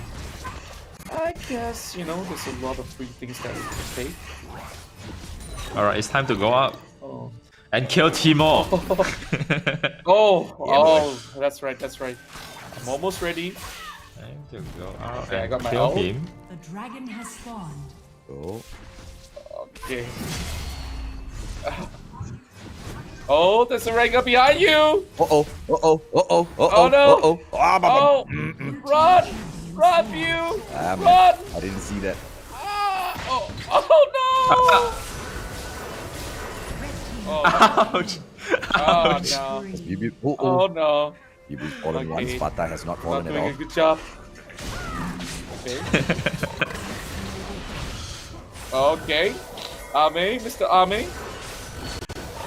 Okay, that Gragas. Let's go catch him offline.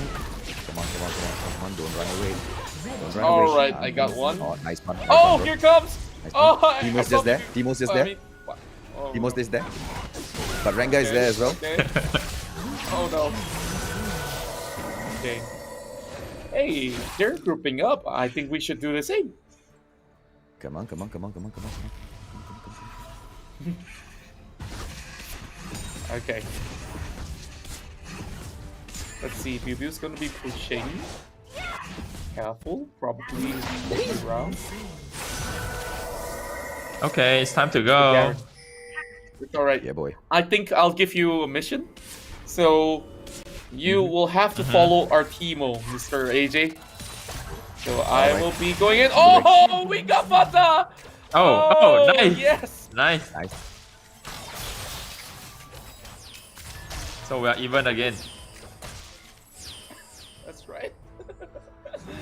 Okay. Come on. Okay, we got a tower on the way. Okay, guess we're doing a good push. So, let's see. I wanna hunt out for Nikos other than Fattah. Oh, he's got a GA! Oh, smart boy! Oh my god! Okay, okay. You gotta get yourself a GA as well. Guardian Angel. Yeah, man. It's in the defense category. So, that's where we can. Oh my god, that's a lot of damage! No! Okay. I'm outie. I'm outie.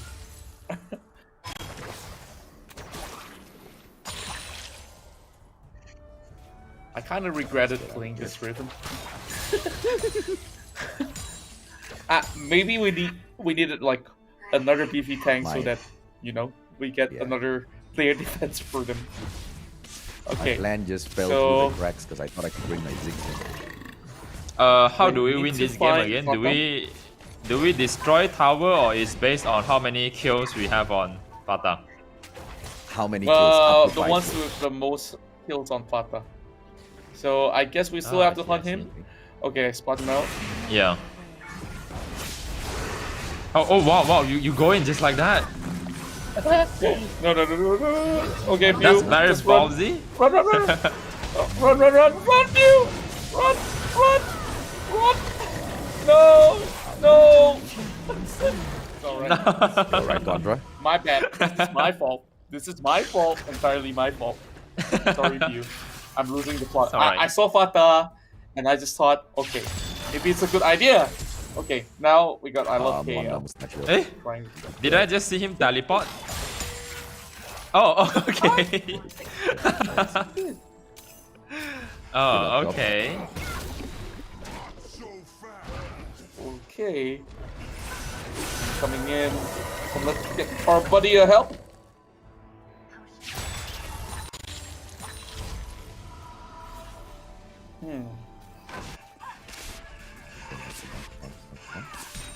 Nobody's near Biu Biu.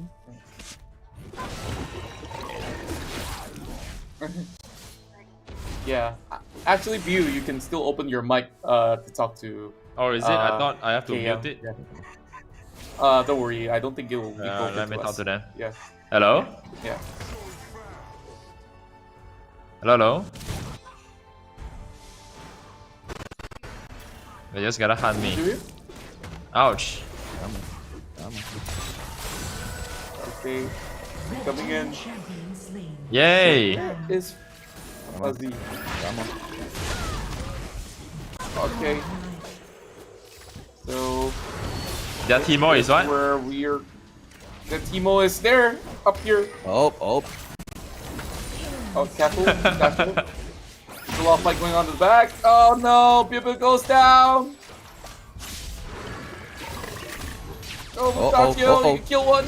Oh, they all came on one, man. Shut down. Alright. Timo's up mid, yeah?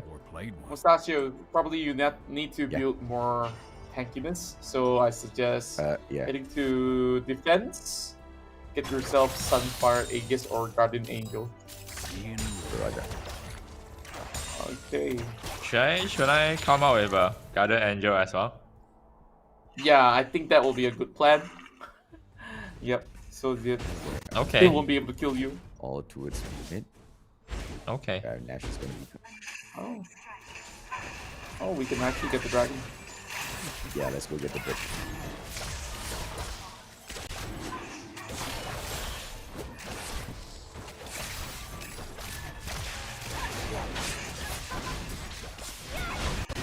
Baron Nashor has spawned. Okay, They're going to go in for Baron, guys. Oh no, they're not.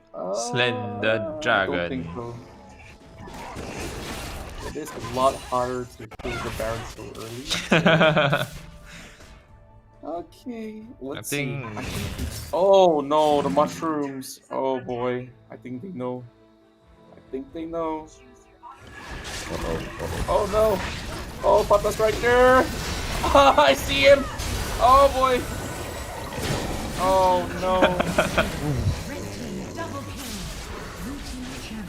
Come on. Come on, lah, that Rengar. Oh, so yes, close. you can do it. Wasted Fate gets taken out as what? Oh no. Oh no, it's GA. Oh boy, it's already 5 kills, so we have to surrender. No. Oh, we have to won surrender on the game. 5th kill? Yeah. Yeah, I forgot about Alright. that rule as well. I'm sorry, you. We are no help. Seems like Fattah has Anyways, finally got. anyway, good game, good game. Yeah. Good game, GG, bro. GG. Okay, that was fun. I guess you can blame it on me. unfortunately- I didn't do a good job. Neither did I. Alright. But you know, thinking of this from a better point of view, at least Fattah won't go to the toilet crying now. That's right. Yeah, you have a point. At least you won't go to the toilet crying now. So far, we got ourselves some really good plays coming from our Twisted Fate. So shout out to our brother right there. I love KL. You're doing an amazing job. Not for us casters doing the English test, unfortunately.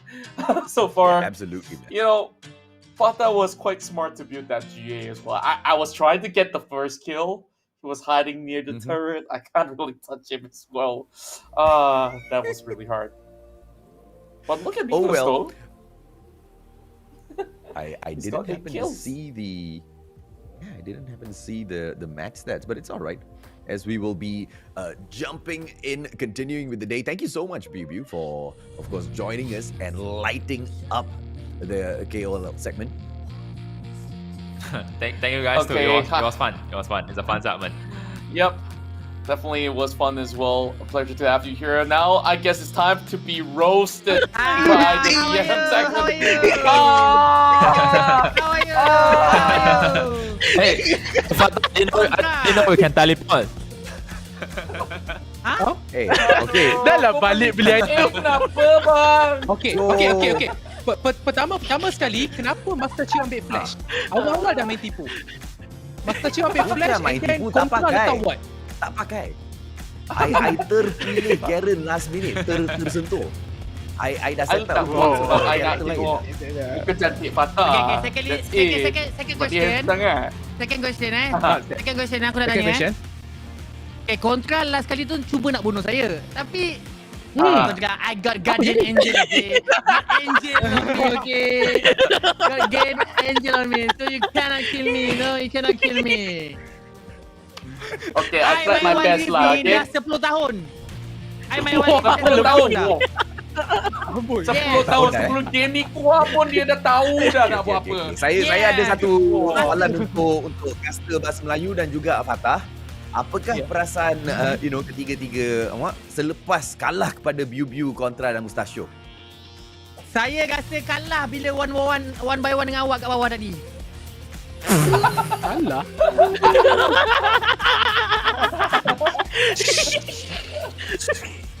Jangan ungkit bro. Kita bincang nanti Tak tahulah tu ada kat kamera ke tak, tapi nampak malu lah show tu. tapi jangan lupa Master Chio pula level 1 tadi lawan dengan saya, awak lari ya. Wah, tapi Nico Sangat ada ghost. Saya tak boleh flash. Apa Aaron? Memang banyak kali kan yang si Mustachio dapat kena hook tadi daripada Mikos. Aduh. Nah, dia yang paling best. Biu Biu hilang, aku blind hook. Itu je, first kill. Tadi I cuba nak kan. nampak tu. Tapi I cuba terbaik nak cuba protect kan. So unfortunately satu kill gak then Jadi I plan nak dapatkan Fattahzie tapi dia kat bawah tower tak buat apa kan. Tapi sebelum tu okey, peraturan kita adalah Timo tak boleh balik base. Tapi tadi Biu Biu nyawa rendah, Biu Biu balik base. Apa kes langgar peraturan lagi ni?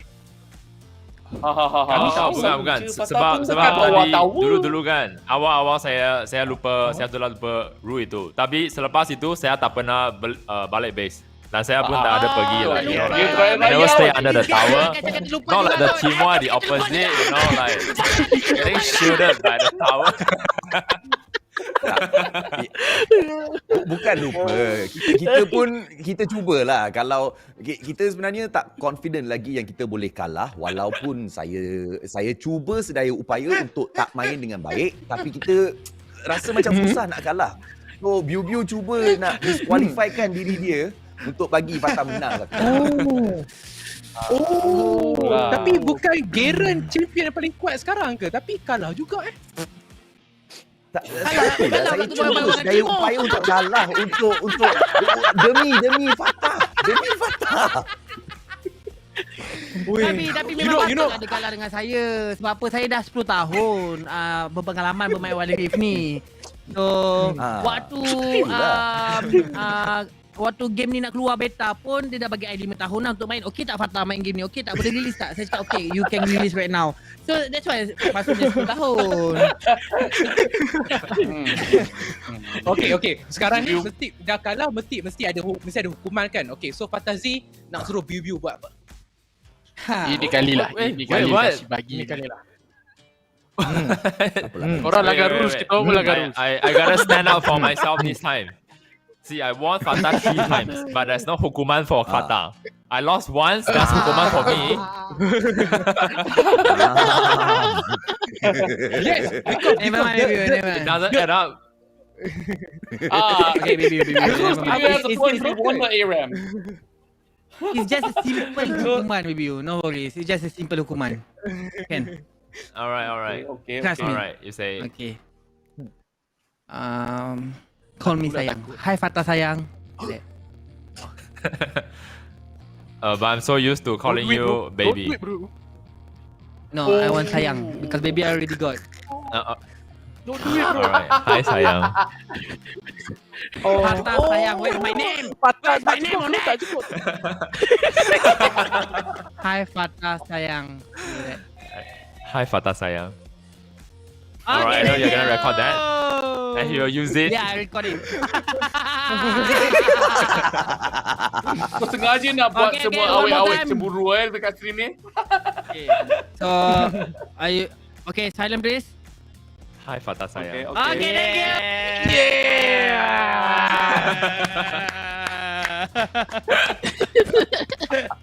Okay. Alright. You know. Okay, thank you.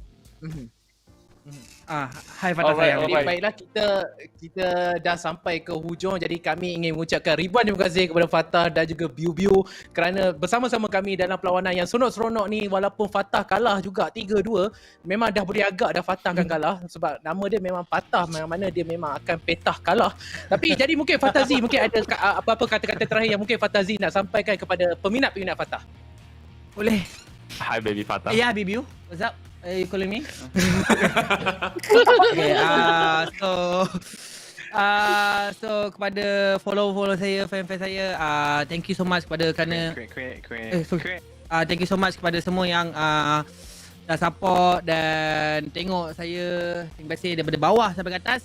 So kita jumpa next campaign on Wild Rift, alright? So thank you so much. Hi Fatah sayang. Yes, Biu Biu. Okay, Biu Biu pula ada apa-apa Biu Biu nak sampaikan kepada peminat-peminat Biu Biu dan pastinya juga kepada Wild Rift. Alright, so thank you for inviting me to the showdown today and yesterday as well. And it's fun. We had a lot of fun. And I hope you guys enjoy it too. I mean, the audience, the viewers. Thank you for tuning in. I hope you guys enjoy watching. Yeah, I didn't say that. And I hope you guys enjoy it. So, and also thank you, Wild Rift, again for such an amazing game. Yeah. Yeah, I want to say thank you also. Wild Rift, lupa cakap tadi. Thank you, Wild Rift. Invited me. We forgot. And also Maggie. Yeah, boy. Yang penting Maggie tu. Boleh lepas ni Make sure you guys eat it while watching. Kalau sedih-sedih boleh makan Maggi, boleh makan, relax. Okey. Jadi baiklah, terima kasih saya ucapkan sekali lagi kepada semua. Jadi sebentar saja lagi kita akan ada perlawanan final. Jadi sekali lagi kami ingin mengucapkan ribuan dan juga jutaan terima kasih kepada Fattahzie dan juga Biu Biu kerana berada di sini bersama kami. Terima kasih. Bye-bye. Alright, thank you guys. Love you all. Take care. Hi, baby Fattah. Hi, baby Fattah. Hi, baby Fattah. Stay safe. Okay. Fattah sayang. Fattah baby, Fattah sayang, everything is in, man. I mean, two of the best content creators within Malaysia in their own accord in here. Hopefully we have them more, back more for, a lot more of these fun Maggie segments that we'll have for the Wild Rift shows, of course, that will be coming your way later on, ladies, gentlemen, boys, girls. But for today, we still have to focus in on our objective. The objective of stepping in here was to see who will be the champion of the summer edition of the League of Legends Wild Rift C Icon Series MY Contra. And two teams will remain standing. These two teams have been the titans of Malaysia for the Wild Rift scene for a while now. And they have proven exactly, that the dominance that they have over these other teams. But only one can stand tall at the end of the day. Who will it be in the best of 7 when we come back later on, Contra? I mean, we've got our predictions in here already. Do you think by any chance at all it will end in a 4-0? I don't think it's so straightforward as that. Same goes to what Chili has just mentioned, because you saw the power level. If Sam9 has gotten crushed 3-0, I'm pretty sure that Berjaya Dragons won't let that reverse sweep happen again. But of course, we shall see right after this commercial break. Macam tak ada respon Bibikan dari penjajakan apa dah. Dicuri. Kehilangan nyawa yang agak banyak. Tarikan yang baik. Nampaknya mereka punya penjagaan Ozora Becky. Nyawanya betul-betul menjadikan. Masih lagi terselamat. Wan Rakit telah pun dimilikinya. Mencari peta.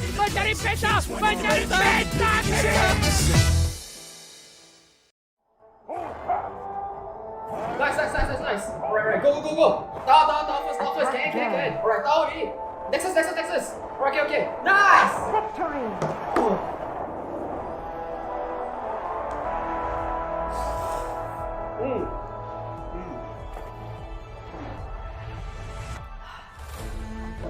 I'll see you in the game.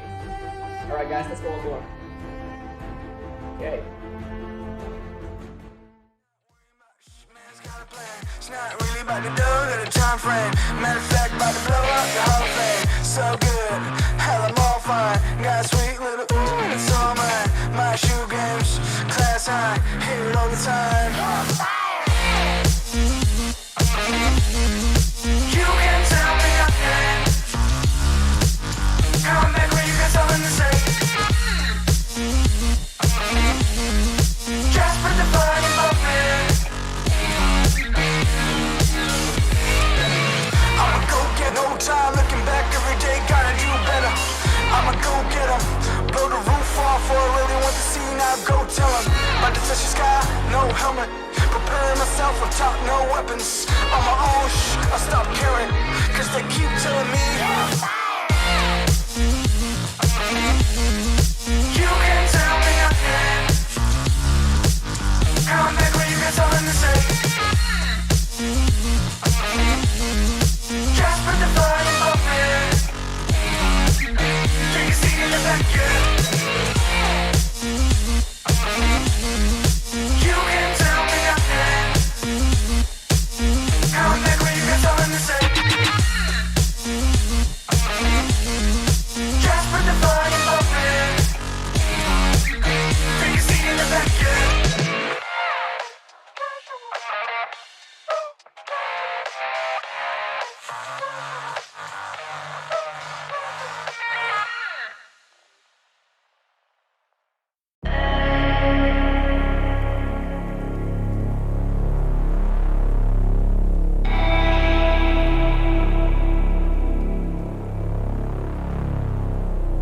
Leader, I got my team up. I've been a dreamer. I switched the scene up. I done got that green up. It don't make me fiend up, but they know I'm being with the rats. Call me the fiend up. Every word, smoke up, no lean up in my soda. Fresh and clean, got no odor. I've been an outcast, we just scared we told ya. Been in that backseat. Facts be move that word, but it ain't no D-R-U-G-M-B-M-U-S-I-C. I'm only human. If you cut the skin, I bet I bleed. And when my back against the ropes, put in that work, I leave. I see the vision clear, seeing things that y'all don't see. 2 dubs on the vision, call it 2020.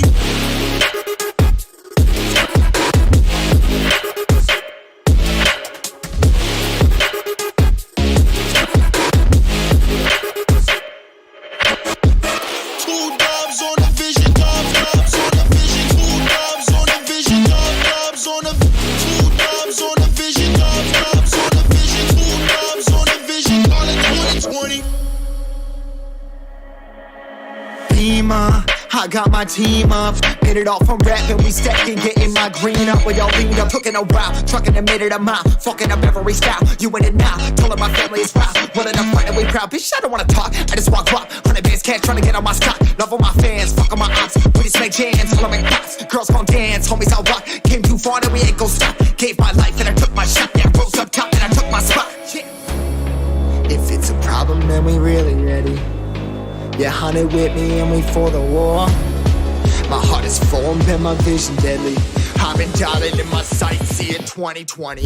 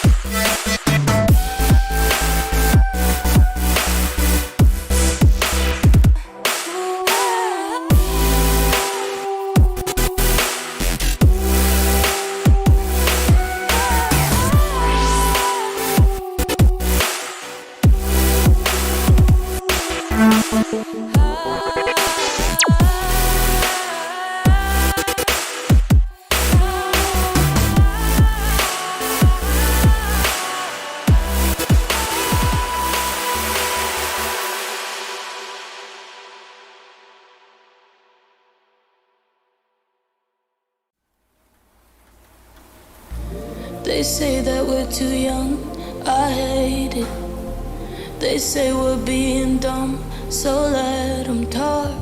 We're living on the run, we'll make it, you and I. I know that we're not sober, but shut up and pull me closer, yeah. Holding me still too far away. Even when we're older, I promise that I'll still hold you like we're 17 and we're not afraid of making mistakes. Macam tak ada respon diberikan dari penjagaan penuh. Dicuri! Dicuri!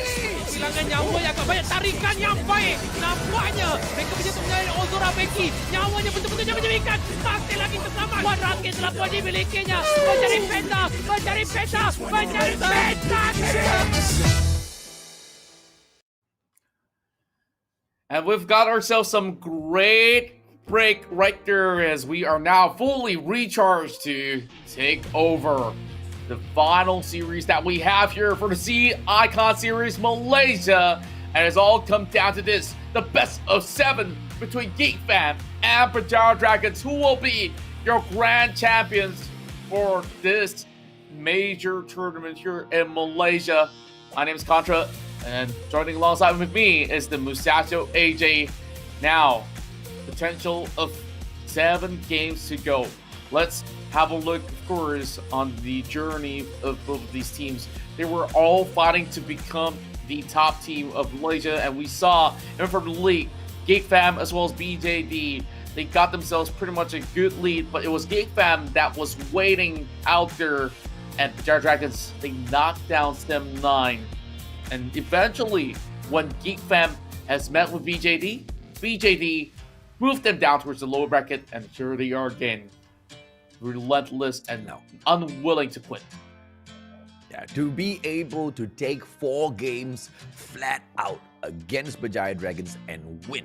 This is what Rumpel as well as Geek Fam are aiming to do. Now, that segment was all just fun and jokes, of course, with the players calling each other out in terms of, which team is going to be able to do better, because in the Rift itself, the community is really strong, Contra, as you know, and most of these guys are friends on the outside, right? But only one team can stand at the top, and at the end of the day, we are all playing to bring our brands up to the very top. Whether or not it's going to be the brand of Geek Fam or the side of Berjaya Dragons getting up to the top, it of course will be left to be seen later on the Rift as to how they take these games. A reverse sweep setup for the grand finals. I don't think Geek Fam will want to drop any matches and risk anything in here, which is why the probability of that is low, right? Because of the space that they will not want to give over to Berjaya Dragons. But what if the first 2 victories are taken by Geek Fam, and out of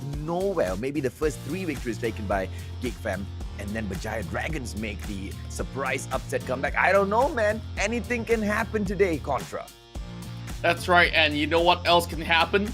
You can walk away with a brand new top-of-the-line headset that is coming from JBL with their Quantum series and the best of the best. And this is their signature Quantum 1 up for the taking. If you like, comment and share this live stream. And of course, put the hashtags down below on your comment. Hashtag JBL people, hashtag SISMY. And also, not forgetting to tag our dear friends at JBL in order for you to hopefully get your hands on that Quantum 1. And if you guys can't wait to even get your hands on it, use the discount code right down below, JBLOESL 10 for 10% off when you check out on Shopee. And is there any way that you guys can actually read up on the Quantum series? AJ, I'm pretty sure you know where to go here. Oh, absolutely, man. If you guys want to find out more about the Quantum series, jump on over to jbl.com.my, where you'll be able to get the full lowdown of everything you need to know about each and every single one of these headphones within the Quantum series itself. Now, Contra, of course, as we go on with the day, yesterday's show took about 10, 11 hours. Today has been going on from 1 p.m. all the way down here, right? What if our viewers run out of mobile data to watch this stream? Hey, you know what? If you were to actually use Udo, there is going to be free data for you to enjoy your League of Legends Wild Rift matches, or even better yet, 5 gigs worth of data absolutely for free to surf the internet and do whatever you want. You want to watch some great VODs on YouTube? Check. You can do exactly just that. Head over right now. Scan that QR code or visit bit.ly/UDOWR. You know, the beautiful thing about Udo is also this: you can also surf all these platforms like Facebook. You don't really need their data to be charged for that. And for this game itself, you can have it absolutely for free. No worries whatsoever on that data, so you will never run out.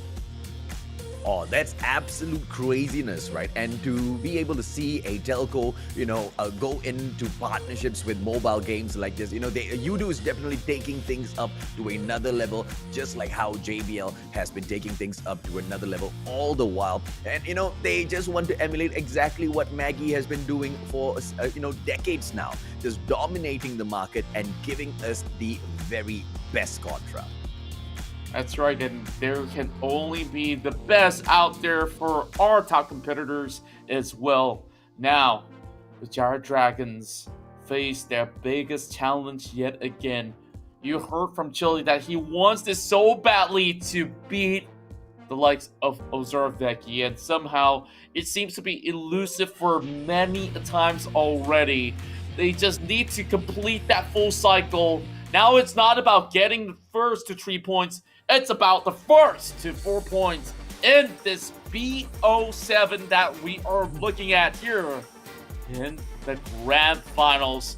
60,000 ringgit on the line of the total prize pool out there, and the winner will get a big chunk of that money on top of that. So I wonder if they will be able to hoist any trophies. That we'll let you know later on. Now, we'll let this one begin with Geek Fam here, who don't really need introduction, but just in case, you guys should check out their highlights here. Let's introduce to you Geek Fam.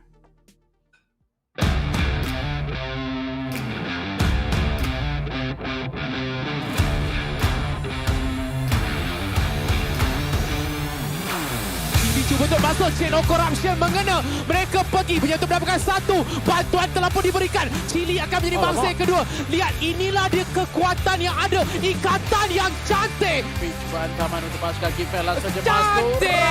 Cantik sepakan rampel. Berjaya untuk mendapatkan zona dan terus saja hashtag ultimatum menyekat latih, dan Ozarveki ada bantuan di bahagian tepi tahun kepada 4 orang pemain. Ozarveki ganas di sini. For Geek Fam, our goals has always been dominate the Malaysian scene. So we are always looking to represent the country for the Summer Super Cup. We want to put out a really good showing in the international scene. But first, we have to actually dominate the Malaysian scene first. So we hope that we can do really well in the playoff. Lihat di pada bahagian belakang sebentar tadi. Mudah saja mencari kill. Mencari yang kedua. Bantuan diperlukan. Mayday, mayday, mayday. Tapi lihat bagaimana mereka berjaya untuk mengejar. Double kill berjaya untuk diambil oleh The Shank. Mati Kazuo akan dibati dibunuh terlebih dahulu, dan itulah dia penutup. Geek Fam menang 2-1.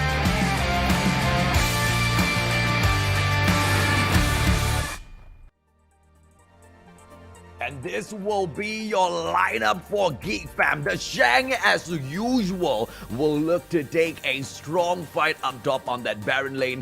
Will the Blind Monk ravage the likes of Berjaya Dragons once again in the hands of Rumpel Ozarveki? Will be controlling that mid lane. Momo as well as Nyx in here with the duo down at that Dragon lane will be looking to give Geek Fam a victory here. Yes, the spot for the Summer Super Cup has been secured, but like you mentioned, Contra, 60,000 ringgit on the prize pool. Just between the first and second spot, there's 30,000 in there, and the number 1 place gets 20 in the bag. Let's take a quick look at the Berjaya Dragons video and see whether or not it's a little bit more impressive on and off that rift.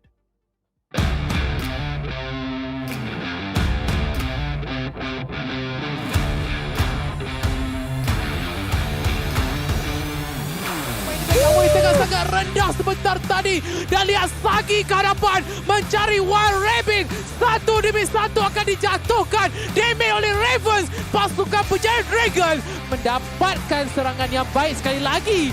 Lihat bagaimana monsoon dan itu dia damage dari Karuto. Dia memang nak masuk. Dia nak mencari seorang pemain dan damage dikeluarkan. Ganas daripada Sagi dan juga Tentawans. To the other competing teams, all of us are competing in this tournament. So I feel like we should have fun together, try to be good competition and help each other to be better teams in Malaysia. Just have fun lah. Good luck and have fun.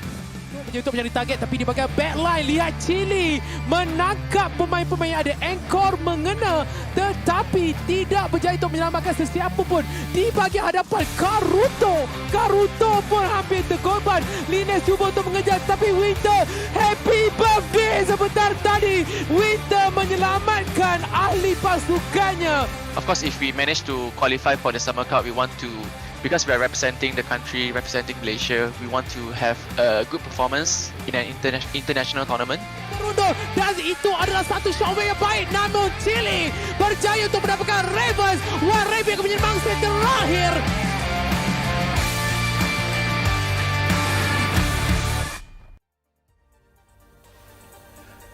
There you have it, and here are your 5 members that will be in the active roster for Berjaya Dragons. Over to the top lane here, or you can call it Power Lane. Zisune with his indestructible Garen that we've seen early on facing off against M9. Now he might just be bringing that forward once again. Chili inside the jungle. Karuto will be your mid lane ace, BJD.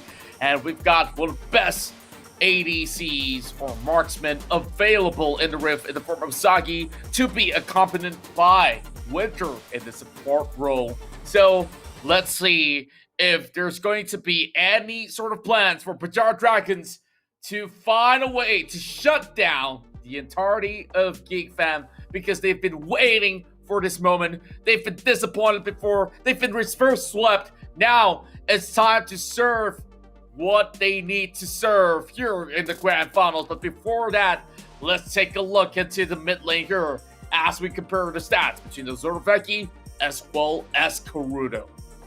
Yeah, man, and of course, quite a number will be expecting Ozora Veki's numbers to look slightly better than the likes of Karuto. 2-1-5 versus 3-1-3.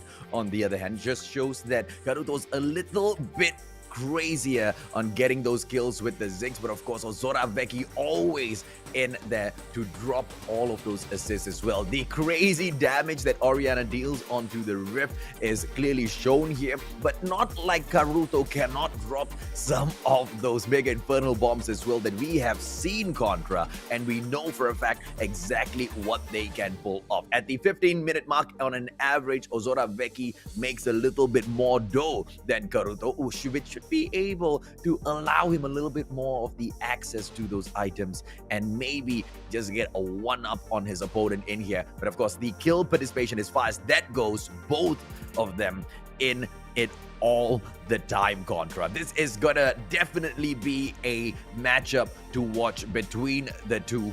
And you know, as for the question on whether or not Karuto down mid will be able to overcome Ozora Veki this time around, we might have potential 7 rounds to see that happen. That's right. And you remember what happened in the previous game itself, where it was a best of 5. Imagine we add all of it up for a best of 12. You know, the chapter may not have actually left off, you know, right there, right then. Now it's kind of like the continuation of what we will be expecting coming out of BJD as well as Geek Fam. Let's take it over to the MAGGI Hot Cup Champion Select as we get Game 1 underway. And Berjaya Dragons, they start on the blue side with Geek Fam taking the red. And we've heard about the advantages that will be coming over to blue. Now, Berjaya Dragons is going to be forcing Geek Fam to, of course, eliminate some of these picks, and they know they won't be getting their hands on the Camille, so they will go ahead to take out that 6. Now, Geek Fam, do they want that Garen? Do they want that Varus out of the way? Beautiful. Nope. It seems like they will still have Garen on board, but Olaf seems to be the first choice for BJD. Well, Garen can get stolen away here. Let's see how Geek Fam plays this. There you go. Shang will be dropping in this absolute monster of a tank up top in that Baron lane. Galio being brought in by Rumpel can be, sent towards that mid in Ozora Veki's hands, and he can be quite destructive. So the composition in here, just with the two characters, Garen as well as Galio, should be more than enough for the side of Geek Fam to participate and tank all of these shots. Gragas, not too shabby as well, with some Drunken Rage as well as some explosive casts to throw into some of these team fights that we will definitely see between the two Contra. Now, Lee Sin will be brought forward by Rumpel, his very signature pick in the jungle itself. So let's see how will he path his way to glory this time, because it will definitely mean a whole lot for Geek Fam to, start things off by taking game number 1, because they are hoping to close this one off on a 4-0 flat scoreline. Now, Sagi is going to be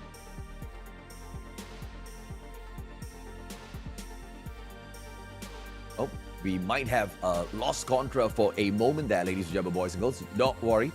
Not to worry at all. We've got Sagi bringing Brom in together with his Glacial Fissure, and Malphite most probably will be handling the Garen push up top on that Baron lane. Let's see exactly how they will go in to switch this around. There you go, Malphite dropping in to see if or not he'll be able to pressure that Garen. And here's the interesting mix, as Galio will be dropped into Nyx's hands to back Momo up on that Kaiser Contra. Now, we will be giving Contra a little bit more time to jump right back in at the moment. His cute face is stuck on the screen, just like that. and we'll get rid of Frozen Contra for a moment, okay, guys? With the drafts coming in here from both Geek Fam as well as Berjaya Dragons Contra, both sides look strong. Both sides are showing us that this is going to be a really slow-paced game at the very start, as they look to bleed each other out. Either side aggressing would be a terrible option to go in for the push. And I really wonder whether or not Berjaya Dragons are going to allow their Akali to step in through any one of these 7 games. Well, I was frozen for a tad longer than I thought I would be, and I'm glad to be back. It's my Wi-Fi issue. I guess maybe you two one day will be looking to be ISP providers for our home shows here, so that I won't be able to have those problems. But, hiccups aside, this is where we get ourselves into the rift. Now, having a very neutral start on both ends, seems to be a red buff start for both junglers, as they'll be pathing themselves on towards the opposing side.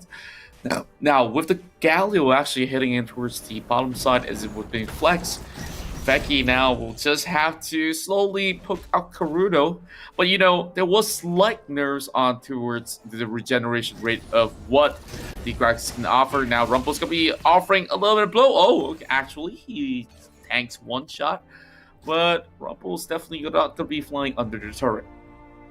And if we were thinking that, this is maybe going to be a slow start, I don't think the game wants to allow this, right? The very first objective on the map is going to be that Infernal Drake, the beautiful drop into Nyx, and Nyx still survives this Galio. Oh boy, I guess it's only for the scuttle, and you can already see that the Galio has already taken a little bit too much. Now, Berjaya Dragons will be able to claim this one for their own. So that honestly was a very, very strong start. And over on the top side here, the two Juggernauts are being brought down to very dangerous level of health. And Chili gets that double scuttle. And of course, pocketing that will make him a lot richer to get his big items out online. And the usual build that the Olaf will start with currently will be the Death Dance. But over here, Flash being popped up. Nyx tries to, of course, burn that one out. So that Veki gets a head start up in mid. Chili will opt for the Blue Smite to slow down their opposition Geek Fam, who will be looking to grab some of these great objectives as well as team fights later on. Rumpel in here as well, the exact same thought in mind. The one going in for that Red Smite. They don't want to focus in on dealing that damage towards the other champions. They've got their team members in there for them. and the junglers will focus in on their individual jungles. Lee Sin not aggressing early on in the game, which is quite surprising to see Rumpel take a slow one. That's right. It used to be a little bit more challenging for Geek Fam to actually, press on any sort of attack. There was that first blood that just happened. So the Shang, he goes right back, gets a couple of items out. Let's also look into the builds eventually. As Berjaya Dragons, they are already going for the assault. Now that will be a little bit of a big punch right there with Ragnarok being popped here by Chili. That's one kill to even up the kill feeds. Now 3 minutes 30 seconds, and Rumpel has yet to strike in on Karuto, but he's got that Dragon's Rage to actually pull up on the top side. Zisune now getting caught. Oh, very nice flash away by Zisune, and he'll just have to deal with the Shang, who's on his toes, who backs away for a bit. Lee Sin might drop in to give him support as well. This Malphite is not gonna be backing away. The Honey Fruit there to get his HP right back up to par, as Nyx will be going in for this Scuttle. Rumpel will be finishing Mr. Scuttle off, because Momo will be dropping in for this catch as well. Why? Objective number one, super objective number one. The Infernal Drake is active. That's right, and I believe that without that Malphite being around here, this is going to be a lot easier for her inside of Geek Fam. Oh, explosive cast, but that's not going to be able to land it. And looks like the Malphite is only going to push because he used the Unstoppable Force to make an escape instead. Flash has already popped much early on. But, Berjaya Dragons, they maybe will look to put a little bit more pressure over on the bottom part of the map. Rumpel now just showing himself for a little slight bit. Sagi will need a lot more items to really come into effect. Now, let's check some of these stats right now. Over the top side, it seems to be that the Shang got himself that sort of hit start when we saw First Blood. But after that, Berjaya Dragons responded with Chili rushing over the bottom lane to secure the kill with the Ragnarok. Let's see exactly how they'll pull this off here. So the next Drake is going to be the Ocean Drake, and we can clearly see that Geek Fam has got so much of sideboards in there already. And of course, Shelly's going to be arriving in the battle in about 30 seconds or so. Let's see if or not Olaf will be able to clear out this area in preparation for the pickup on the Rift Herald. Chili will be focusing on Gromp, whilst Karuto will be pushing up towards this Baron lane. We've got Galio together with Kaiser there already, being handled by Momo as well as Nyx. Let's see exactly what Gragas will be able to do, as the pressure will be put on by Nyx and Momo. Not asking too many questions though, allowing him to back away. That's right. Now over on the mid side here, just a little bit of dance.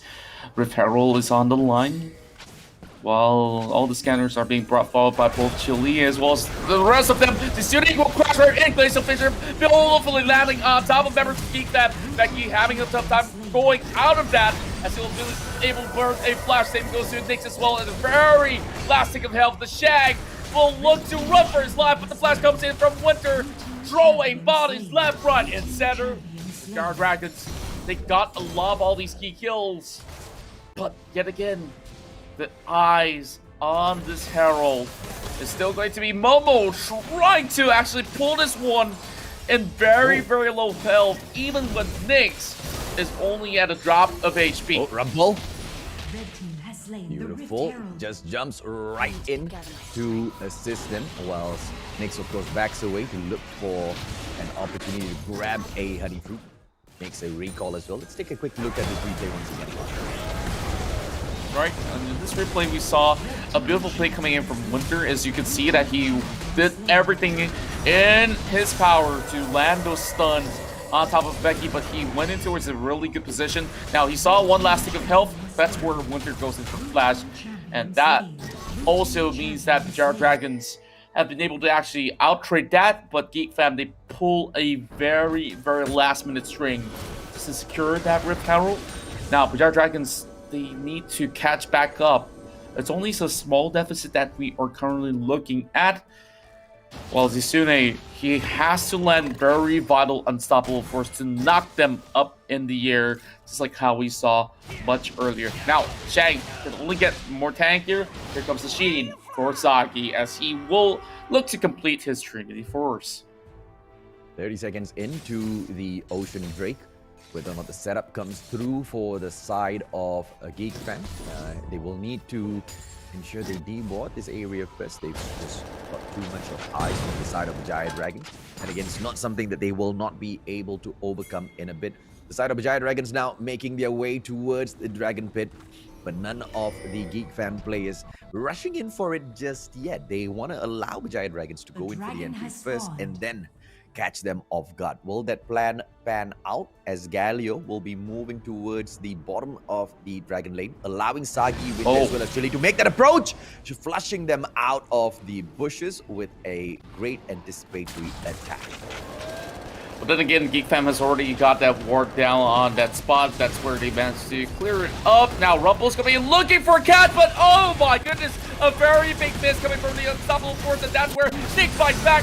This is the Justice Punch that they are serving. And BJD, they are slowly getting aced up as they chase Winter down. The Frost. Geek Fam aced them at 9-minute mark. And now Calls and Shelly to help with the mid lane. Wow, Momo and Rumble, they should be able to get this dragon secure. Geek Fam, looks like what they wanted might just come true.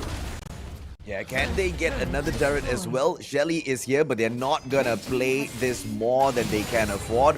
But of course, Momo and Shang can escort this wave of minions up towards the Dragon Lane turret. This is turret number 1 for the side of the Dragon Lane on Berjaya Dragon's side. But of course, Winter will be forcing Momo and Shang to back away. There's about 20% of HP left on that level 1 turret for the Dragon Lane.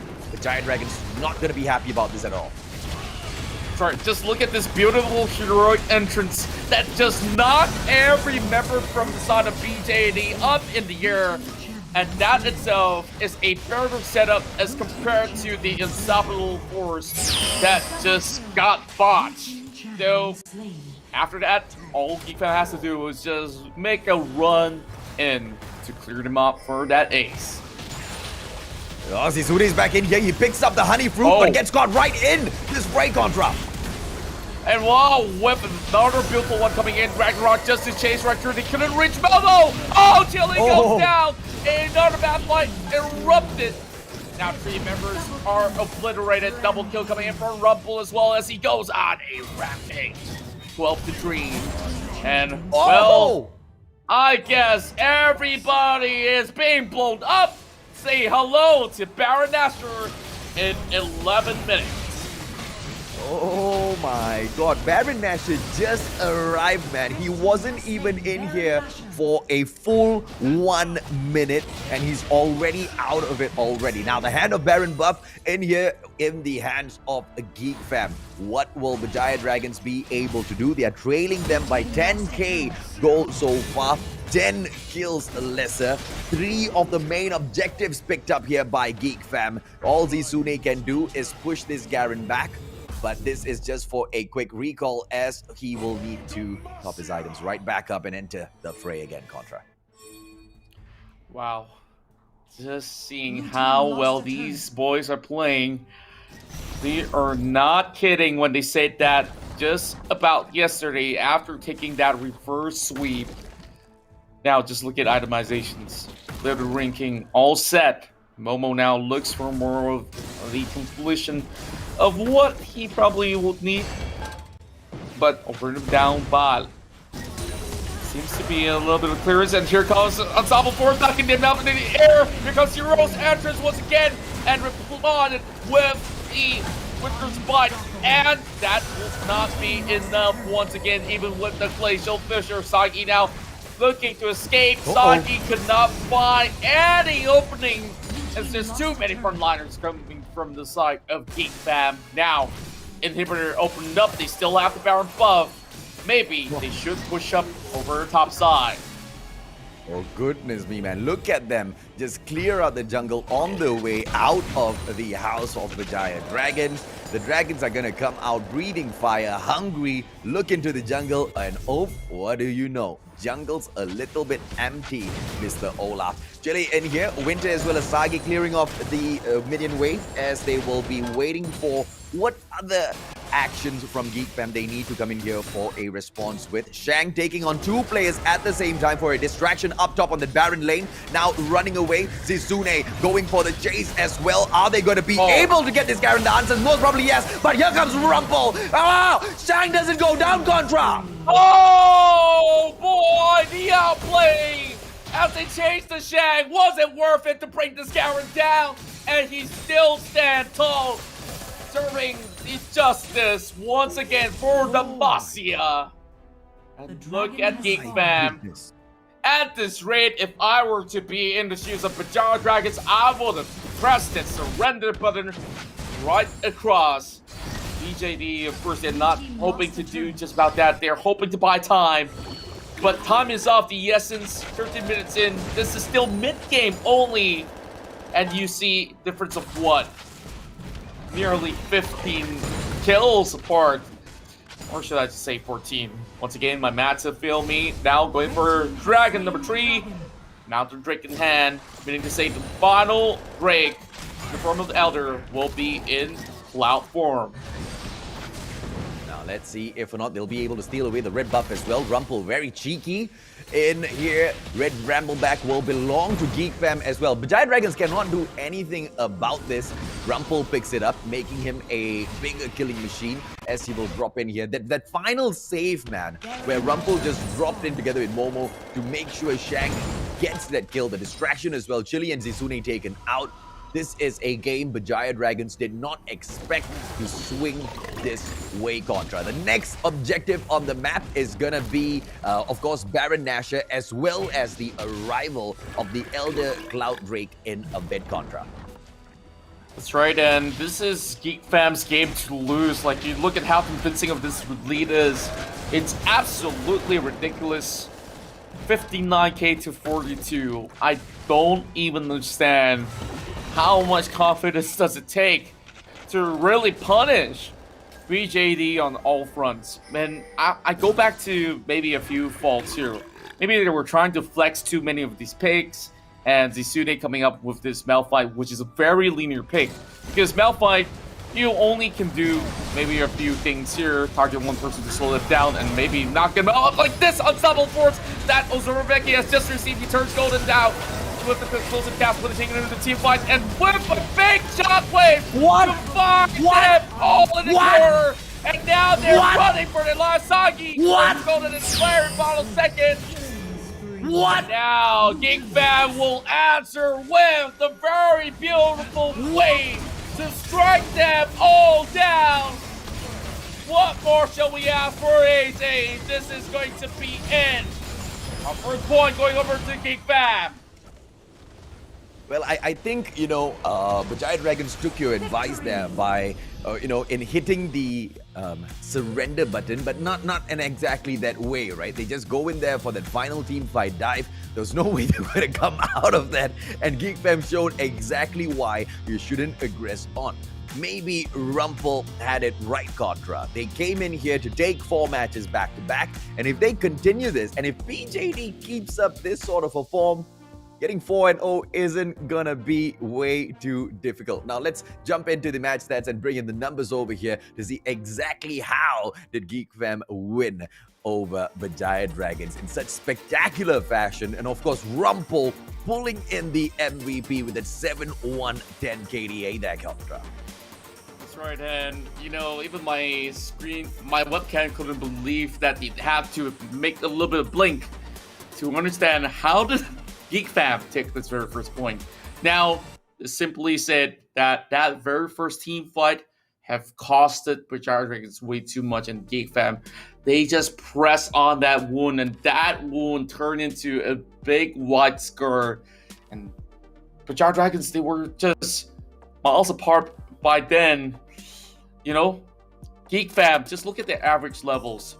14 being the highest, and like the only guy that's level 13 on Berjaya Dragons to try to stand toe to toe is Sagi, and even Sagi went 0-4. Chili, yep, he got himself a little bit of an opening there, trying to get Sagi up ahead. But that was all done and dusted because the Shank, he was once again one major problem. And what on earth were they even thinking to even get anywhere close to the Shank or even trying to take him down? Come on, guys. You guys just got to find Momo or even Becky, and that's all they had to do. Yeah, man. And going after the Shang clearly was the worst idea ever for Zisune as well as Chili. They thought that a 2-on-1 on this Garen would be more than enough. Yes, it was enough, quite honestly. If Rumpel had not arrived there on time, I believe with Momo it was, there was no way Shang could have gotten out of that, right? That 1 second of distraction enabled him to just turn around, take Chili out first, and then of course Zisune just got snuffed out. Crazy play coming in here from Geek Fam. 22-3 as well on the kills. Gee, I don't know, man.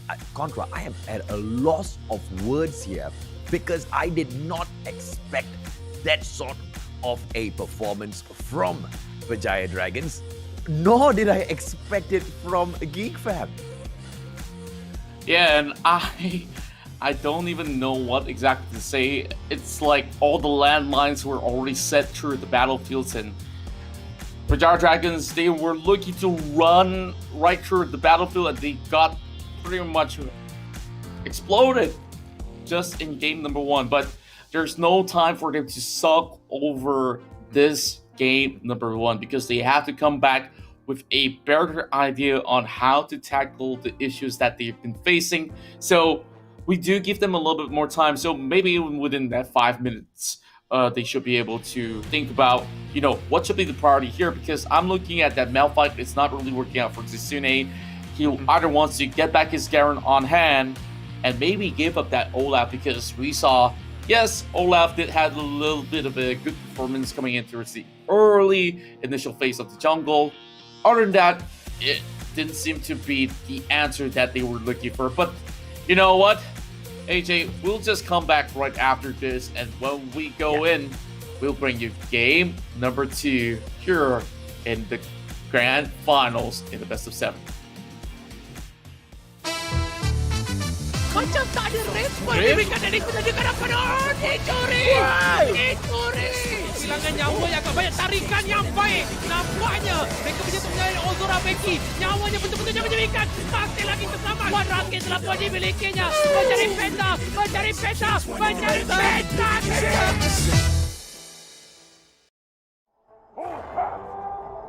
Nice. Alright, go. Down first. Can. Alright, down already. Nexus. Alright, okay. Nice!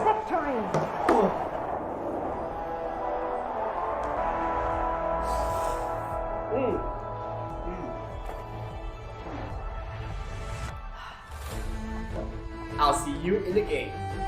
Alright guys, let's go on board. Okay.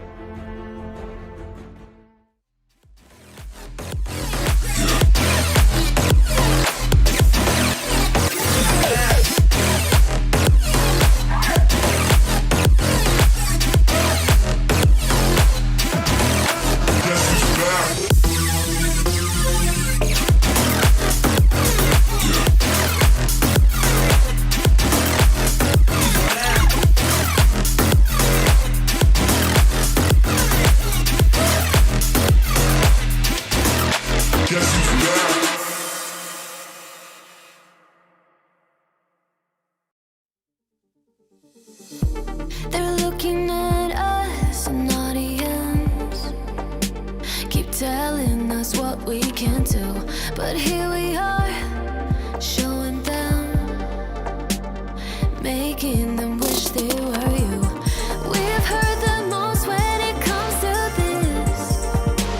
Yeah, every shade of blue, but don't even care what they all say. They think we're out of control. Yeah, truth be told, we know it. It's just the way we live. We own it. 'Cause that we love the thrill. We know it. It's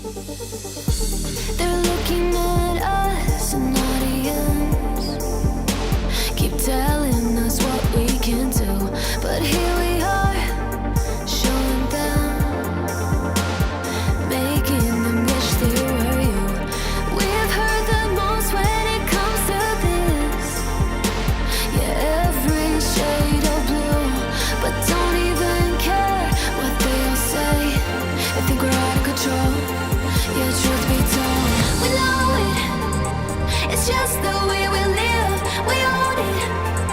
'Cause that we love the thrill. We know it. It's just the way we live. We're grown-up kids.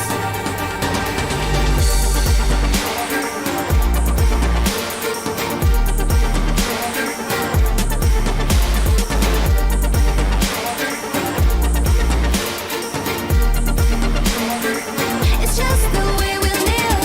We know it. It's just the way we live. We own it. 'Cause that we love the thrill. We know it. It's just the way we live. We're grown-up kids. We're grown-up kids. Macam tak ada respon diberikan dari penjaga kanan. Dicuri! Dicuri! Kehilangan nyawa yang agak banyak, tarikan yang baik. Nampaknya mereka menyentuh dengan Ozora Becky. Nyawanya betul-betul jangan menjadikan. Masih lagi terselamat. Wan Rakit telah pun dimilikinya. Mencari peta, mencari peta, mencari peta.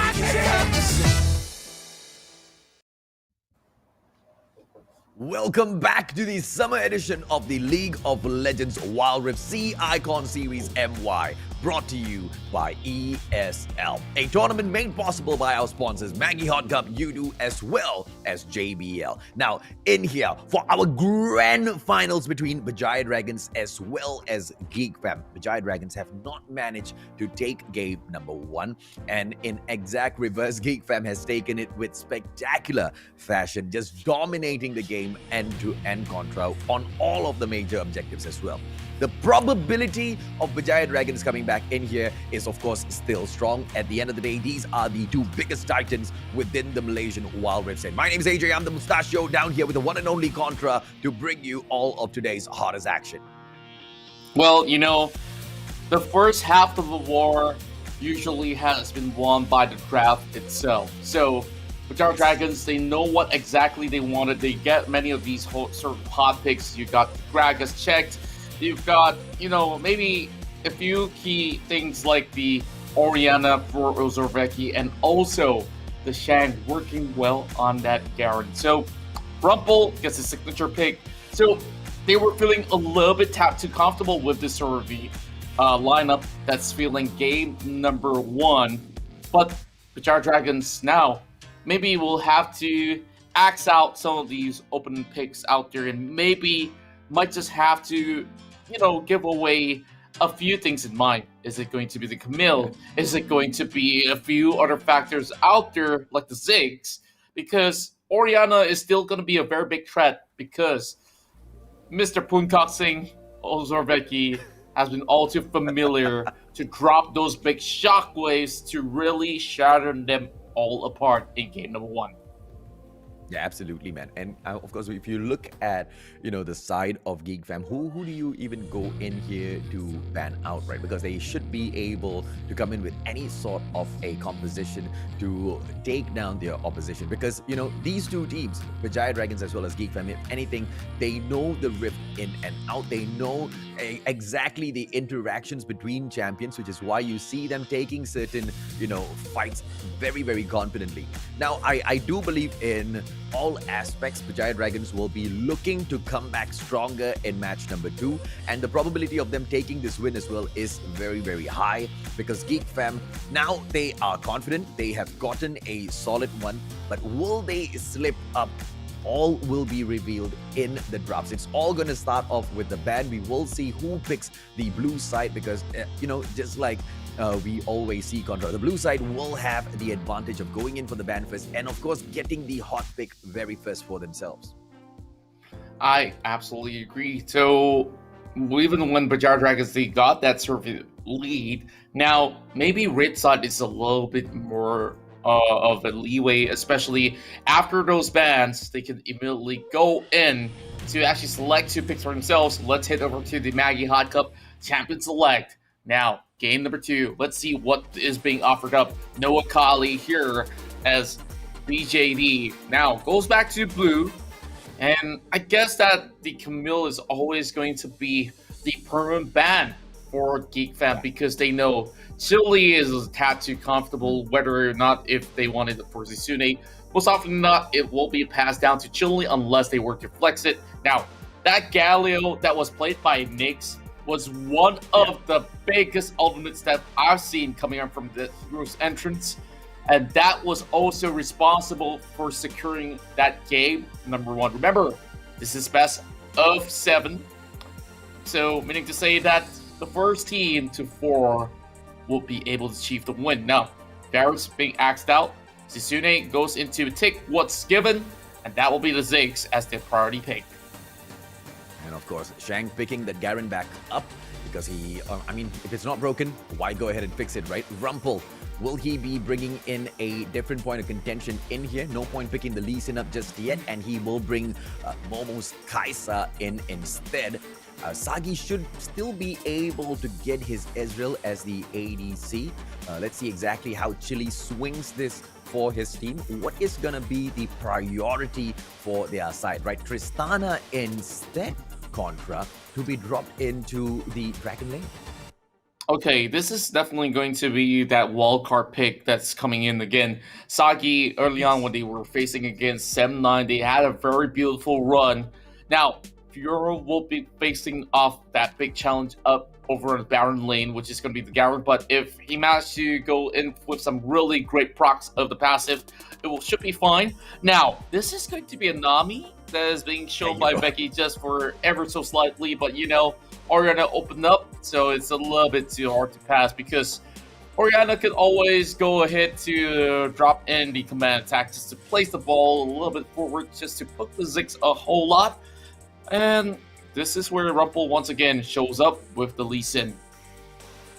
Yep, Janna picked up in here to drop in to back Tristana up. Jarvan's going to be the jungler for the side of Berjaya Dragons. And of course, Lee Sin will be moving up top into the jungle. Nami still will be brought in either way, Contra, to take hold of that Dragon lane. That's right. So the key moment for a Nami player is, of course, to land those Aqua Prison when you see that big bubble drop right in. I guess that's where, if she managed to even lock, there's a possibility to lock all 5 members in the bubble. But then again, I'm not expecting BJD to clump in towards one corner of a pixel at all.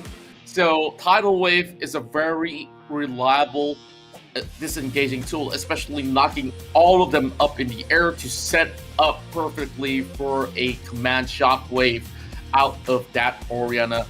And you just gotta say, Geek Fam looking to disposition members of Berjaya Dragons even further, but BJD looking at the very least more comfortable with what they've got themselves in for game 2.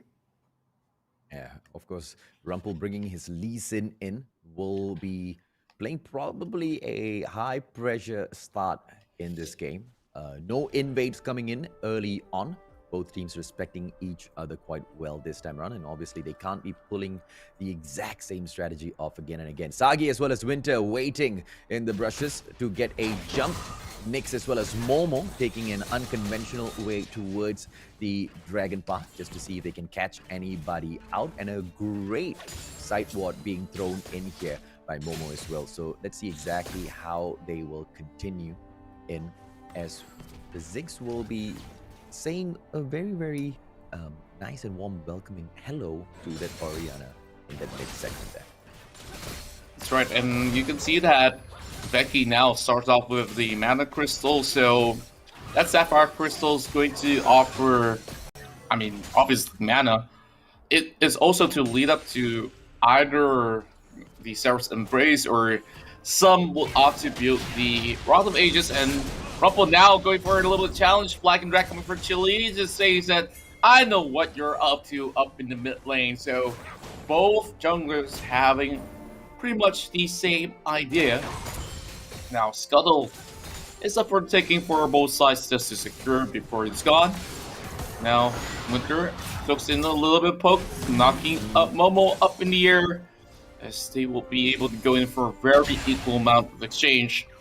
I'm liking to see Berjaya Dragons now going on in a little bit of offense, as they will be having that Crux now getting taken away. But Zisune, of course, will know the fact that the Shang has dropped a ward, so they will be spying on Jarvan the Fourth. Yeah, quite honestly, No, Lee Sin could have gone in here for an invade already, which he is looking to do right now, walking right past the Ziggs.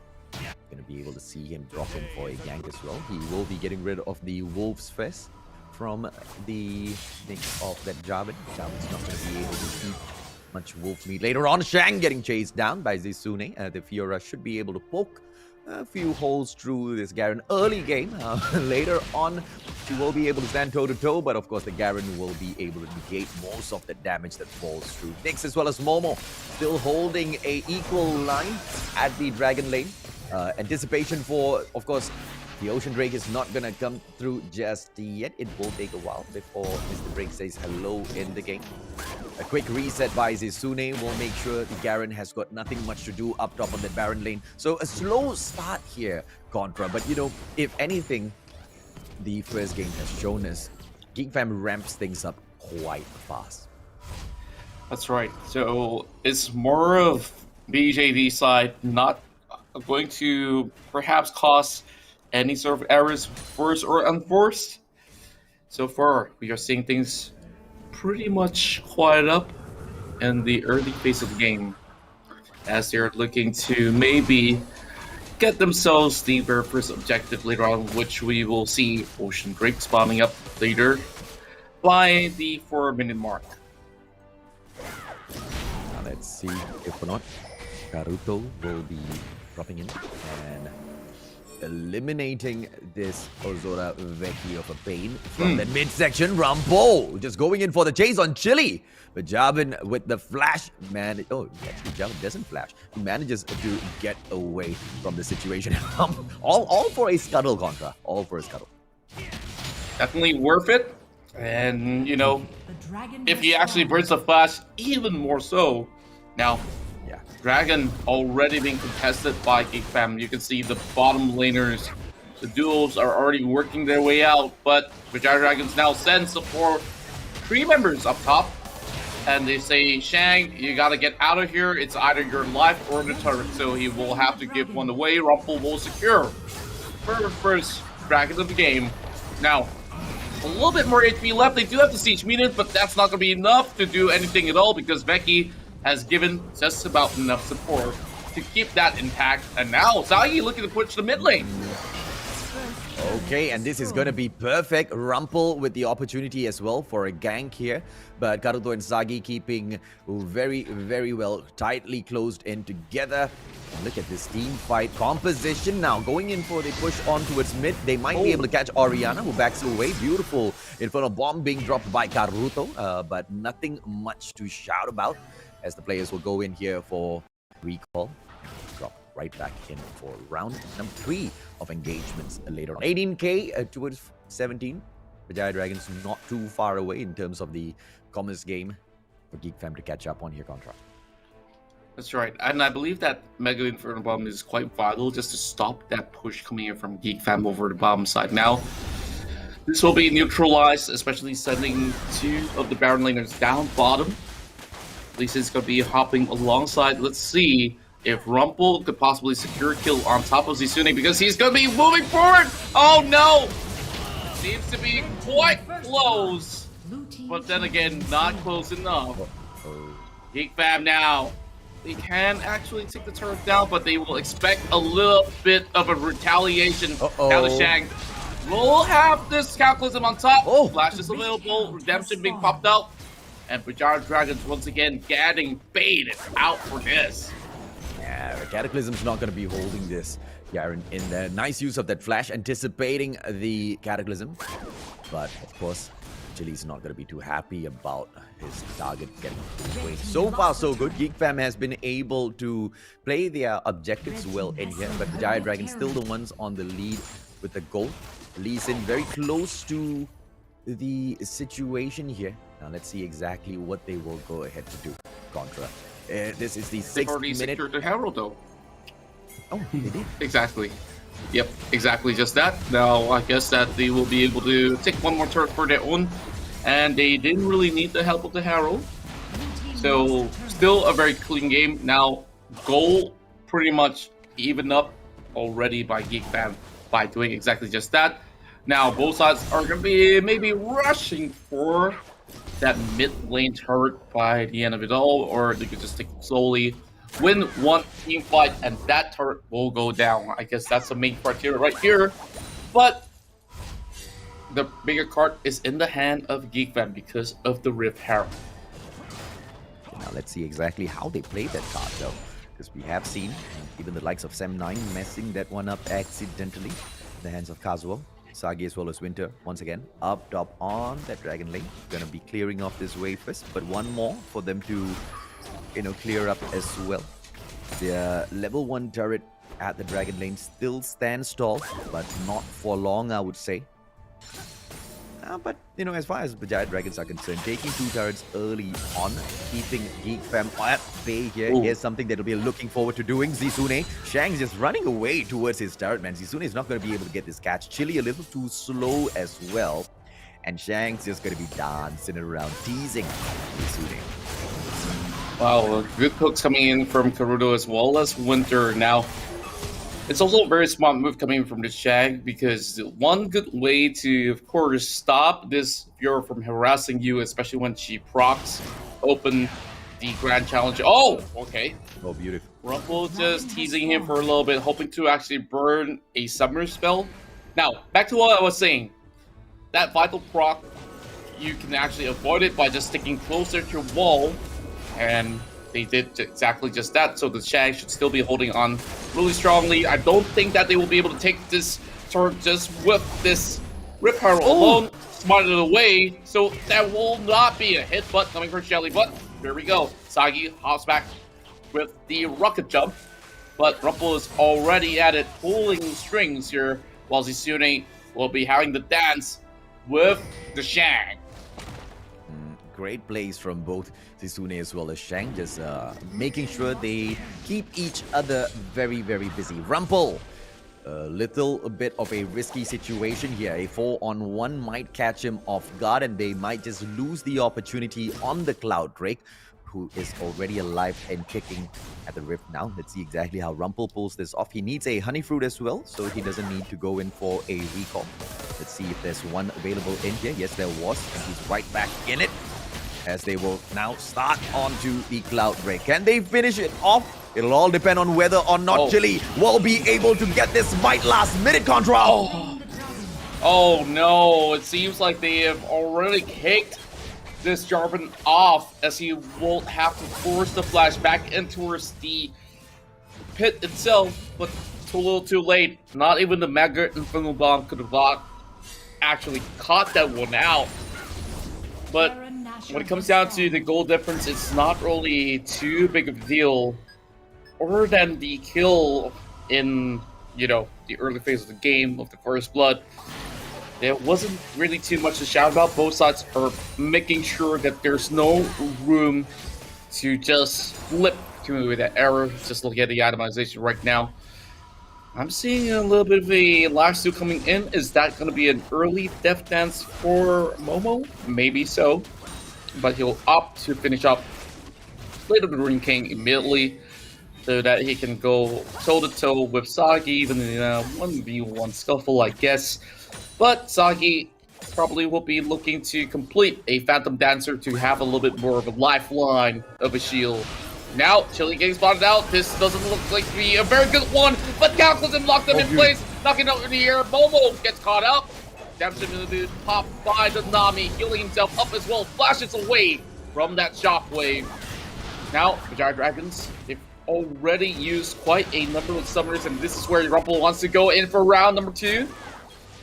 Well, Nick's probably not ready for this. He's now going for a little bit of split, but this should be the massive justice getting pretty much ready. But Zizune hops over the wall, but Nyx is going to be stalking him from the corner. Zizune has to play it smartly, because Geek Fam, they're all across this river.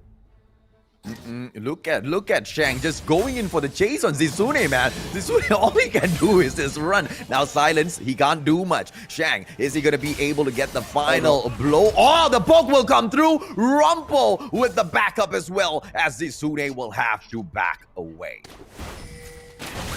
Beautiful flash though. I guess that they just really want to buy a little bit more room for Berjaya Dragons to maybe look for an opening here waiting for the Ziggs to come up with his third item, as he's already finished up with the Luden's Echo as well as Rebellion Staff Cap.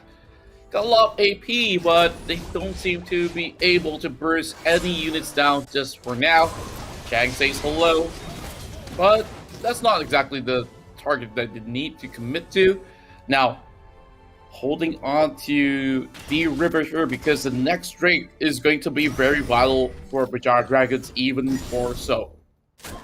Yeah, I absolutely agree with you, Contra. The extra bit of damage will definitely help them, not in just terms of taking the Shang down, but to be able to hold their own pace in this game as well, right? Because so far, it is the side of Geek Fam with the advantage here. They are moving slightly faster thanks to the Cloud Break, and they are able to get the physical as well as the magical vamp on the players of Berjaya as well.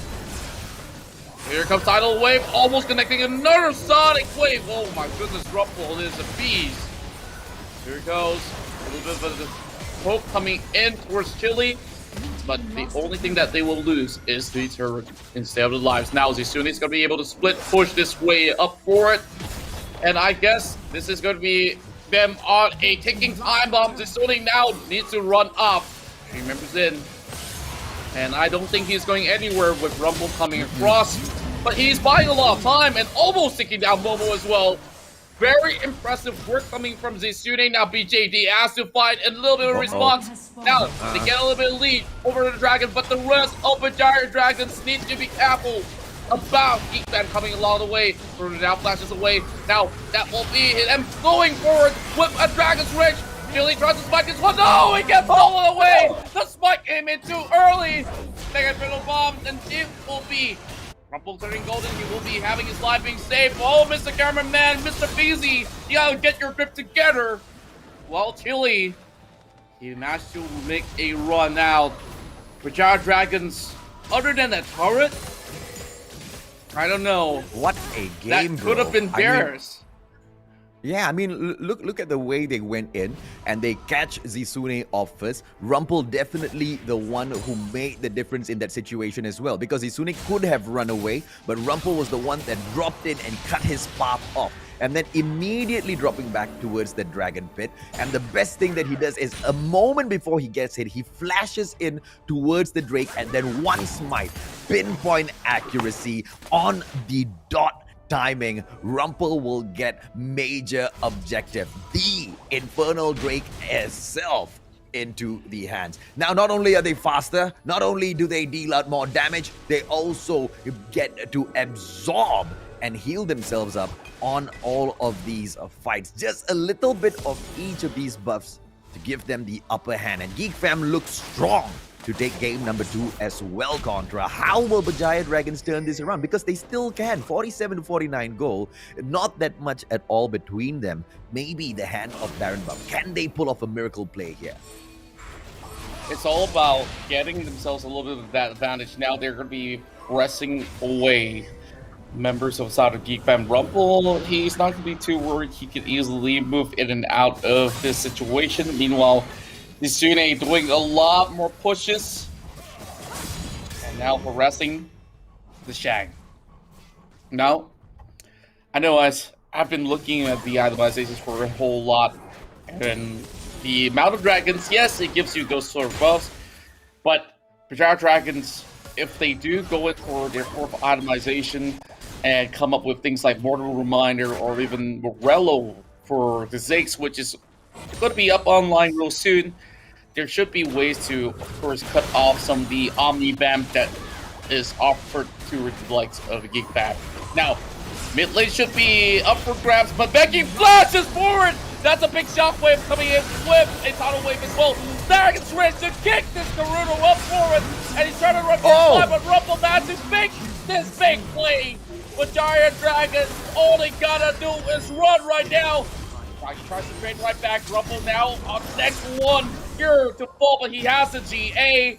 Meanwhile, Zisune, has he managed to take down the turret just about yet? The Shaggy does not really have too much health to work with. These are your two key players, but Geek Fam now looking to get their hands on this very risky Baron. There is a warp in place. But is it going to be any contest coming in? There's no Mega Infernal Bomb. There's nothing at all. Geek Fam, they will get the Baron Bomb. Oh my god. Contra. This just is a absolute mirror of game number 1 Contra. It's just that it's a different line of drafts, right, for most of the characters in here. Satchel Charge will be pushing Karuto up ahead a little bit further, but that's not going to be making much of a difference because all of the major objectives picked up by Geek Fam in here. You know, you talk about the Hand of Baron, you talk about all of those Drakes. Now, one final Drake will be arriving in 15 seconds, and that is the Elder Mountain Drake. If Geek Fam picks this baby up as well, I mean, even without it, they are already on course to win this. But if they manage to get the Elder Drake I as would well, say too soon. GGWP. I really won't say too soon because that fight honestly could have been a little bit cleaner. They did expect a big play to come out of both Rumple as well as Becky. They burned their flash for very good catch. So Becky, he didn't really need to risk his life all too much. But because of that shockwave, it connects alongside with Nyx to hit them with the tidal wave. And Dragon's Rage, how many airborns do they even need in this game? And they don't even care about needing a Yasuo or not. Now, 50% over on the Dragon. And now here comes Cataclysm. He locked everybody in. Golden. Just like the team Mayday. Oh, Chili and Berjaya Dragons. They managed to make the cut. They steal the Elder Dragon. And now here comes Izune. Ferocious, coming with the true damage as well, but not enough. Aqua Ransom will lock him in. And there's only Karuto as well as Sagi to hold the line. 3 kills for Berjaya Dragons along with the Drake. But same goes. Geek Fam managed to take 3 down. Yeah, I love the way the Drake was taken, right? We saw the fact that Berjaya Dragons were just in the bushes, just behind that Dragon Pit. One quick shockwave from Rumple, they dodge it perfectly, and then they immediately go in for the fight. They don't aim for the other players. They specifically aim for Rumple. Rumple almost died towards the very end. He turned golden, and that's exactly what prevented him from taking the Smite Contra. That's right, and Rumple turned golden, and that's the golden opportunity, especially when Sagi, he had room where he could just open things up, and he can actually knock them back with his ultimate when it's available. Now, they try to take down the Shang, and this definitely costed the life of Izune. Slight misplays, overestimation, but now, Berjaya Dragons, they definitely know that they stand a very solid chance because the Elder Dragon is well more than worth it to sacrifice 3 members right there and then. Oh, absolutely. And of course, they needed the Elder Drake as well, right? The extra true damage that gets dealt through will be assisting them in some of these fights. And on top of that, they managed to pick up the Mountain Drake in terms of the Elder Dragon, right? A extra 9% max health as shield after not taking any damage at all for a moment. And that's going to be able to help them as they face a very aggressive Geek Fam. That's right. Now, the Shang is being challenged again from Izune. Now, I guess that he'll have to leave him be, which will also mean that Izune, he should be able to look for this. Oh, Dragon's Rage! Oh, my word. Chili now looking for a run, but that will be the clear instinct coming from Momo. That will be a big assassination. They do have the inhibs now. Here comes the Monsoon. Nice. The tap too late from Sagi. Tries to make a play. He does get the kill. Here comes. Whoa. Now looking for another kill. Stepping right in. Oh, big action. Fine, Rumble. Here comes the flash. Triple kill. Oh, are you kidding me? Sagi now has to face Momo. Now Momo will be confident. Finds Izune. Here comes the Shang. Wow, what a crazy fight that was! Momo only survived for a tad bit. Izune is trying to make a little bit of an offering right here. An offering with the Devil Shang, the God King, here to protect the Kaiser. Now, just making sure that they will shove this way. 7-1 goal and BJD, they're hunting him out. Here comes the grand challenge, and now with the Dodgers being popped up, Momo should not survive for long. They get them down. Oh, the Shang is not going to be healthy as well. BJD, oh, they let him slide. But That's just enough. Look at the wave. The wave is marching in from the bottom side. Everyone is down except for Becky. 2 more seconds for Rumble as well. 1 more inhib, but this won't be time for them. And BJD don't want to risk it. All of that setup thanks to Sagi Contra. Back to back to back on that rocket jump. 3 slays. And he managed to cripple Geek Fam for a moment. And that was a warning towards the side of Geek Fam to not underestimate Berjaya Dragons. And right now, being chased down. Zora Becky. Cataclysm being popped up as well. Let's go, my friend. That was a big one. Monsoon coming in just to save Chili. They almost choked down Becky if he did not press. That's the assassin Chan. Now, this is the win condition right here in front of the eyes of Sagi. He doesn't really care. They first shoved in Rumple. Now Geek Fam says 1-0. You're not going to be getting this one all too cleanly. Now your hips are down, leaving only 1 turret remaining up mid. Tsune now has the Guardian Angel as well. So, where is the assurance? Who needs to make a gutsy play for Geek Fam to come back up on top? Just like that, just like that, just like that. Giant Dragons bloody turn the whole game around. 2 inhibitors taken down with that 1 push. The opener once again by the one and only best ADC in this particular match. Sagi, man, from Giant Dragons. Crazy. And of course, the capitalization that'll drop through right after as well. Now, are we going to see Geek Fam fight this back, Contra? Before we give too much credit to Sagi, we have to also give it to Tsune. If he wasn't in charge of taking down so many of these turrets and keeping the Shang fully occupied this game, then doesn't matter about that double kill. It wouldn't have happened. And Tsune was also in charge of killing off Momo, and that opened up this big Baron power play up the mid lane, which we will see T2 go down. Final turret remaining up upon that middle lane. Now Rumple needs to make a big play. He connects Sonic Wave, Resonating Strike, whichever one you want to call it anyways, but DJD, they are just teasing them. Tsune having it powered, Siege being over up towards the bottom. Here it comes. Every turret has already fallen, and look at the Nexus, it's already down to 60%. Becky being knocked up as well. Sagi now looking for the kill. This is going to be the grand challenge. Oh, goodness me. Tsune has flushed them out. 1-0. BJD will find their way to secure their first point. What a play, Contra. Everything turned around after the fight for the Elder Drake with the perfect setup being turned around, right? And, you know, the target to take Rumple out of the equation at the Dragon Pit started all of this. The avoidance of, you know, the Resonating Strike that would come in first, and then to take the surprise jump on them. Rumple turning golden at the very, very final moment. Failing to take the objective for Geek Fam is what turned this around. And then, of course, Sagi with those crazy, crazy plays, getting the triple kill. And that moment on, Geek Fam was just nowhere to be seen. They went on the defense. Let's bring on the match stats and run through some of these numbers. Well, let's go through some of all these stats real quick. Now, you look at some of these scorelines for Chile as well as Karuto. Yes, it doesn't seem like the most pleasant score, but they did everything that they could just to get up ahead. And you got to really say, Chile, yes, he may have missed the first dragon, but he didn't miss the most important one because Sagi landed that killing blow on that Elder and become the MVP of it all.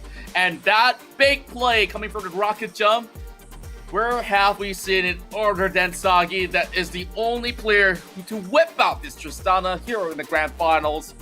And Momo, yes, we saw some plays out there. And Tsune, he was all over the map. Look at the amount of gold he garnered. He is the richest kid on the block right now. Well, hopefully this will bring them all the way in towards the 4th game to, you know, celebrate with extra cash in hand.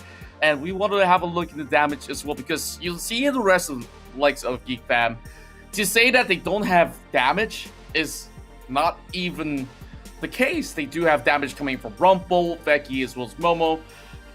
But I feel like it's really down to the way that they've been handling a few of these fights. They were leading the first half. Second half, that serving momentum has dropped tremendously because Karudo, Zisune, as well as Sagi, they will scale out of control heading into the late game. Yeah, and we have a confirmed match number 5, and if buts or maybes about that, but will Berjaya Dragons be able to get the rest of the available games in here? Zisune, like you mentioned, doing really amazing, especially on the attack. The damage dished out 34,000, even higher than Karuto himself, Contra. Well, Zisune, this guy is something else. We saw how even other teams, when they were facing against a Garen, or should I say, Berjaya Dragons, when they were playing that Malphite, had zero impact. Now, we have to swallow our words because it wasn't about Zisune, it's just about that Malphite here. And when he whips out that Fiora and swings the sword around, that's where you see that 34k really put even the likes of the Mike of the Demacia out of the way. Yeah, I was surprised by the Nami pick to drop in as the support for Nyx. Doesn't manage to do a whole lot down the Dragon lane. Sagi, together with a Janna combo, has been able to dominate down at the bottom a little bit too much. Of course, we will be seeing some shakeups in the drafts for game number 3 when we do come back from the break later on. How will Berjaya Dragons take this? Will at all they be able to bring Fiora in for game number 3, Contra? The probability is high because, we've still got the other characters that are a little bit too dangerous to allow into the Rift. We can't allow Camille in. Varus as well, in the hands of Sagi, is just going to be deadly. But, Sagi's just proving any of these characters you allow me to pick up, I'm still going to be quite deadly. I absolutely would agree with that. And now, we have to go into game number 3 to see who will take the lead here. Maybe Berjaya Dragons, they can actually sprint forward and leave some of the members of Geek Fam to inhale some of the dust. But, it's a little bit too soon to tell. Like you said, we will get at the very least 5 games from here onwards because this is going to be a best of 7. First to 4 is the rule to win the entirety of the Sea Icon Series Malaysia. So, I'm looking at maybe the drafts here. I don't blame the Nami. The Nami pick was sensible. There was also some good moments where the Aqua Prison was landing, but as compared to other supports, yes, you give a lot more healing, you keep your teammates alive a tad bit, and maybe get a little bit more of those sort of CCs, but something as reliable as a Braum could never really go wrong. Or even, throw in the Galio, but then again, Galio sometimes get banned away. So it really goes down to how the planning stage will be like for game number 3. I can't wait to actually find out more. Well, let's see exactly how it is, ladies and gentlemen, boys and girls, when we come back from a very, very short break, just about 4 minutes long. We will be dishing it out all for you. Contra as well as the Mustachio. We'll be right back. Macam tak ada respon diberikan dari penjaga kanan. Dicuri! Dicuri! Kehilangan nyawa yang agak banyak, tarikan yang baik. Nampaknya mereka bisa mengenai Ozora Becky. Nyawanya betul-betul menyebabkan. Masih lagi bersama. Wan Rakit telah pun dimilikinya. Mencari peta. Mencari peta. Mencari peta.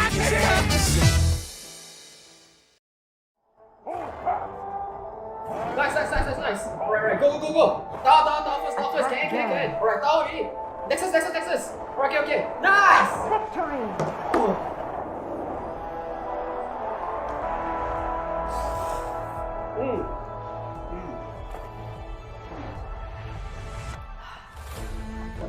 I'll see you in the game.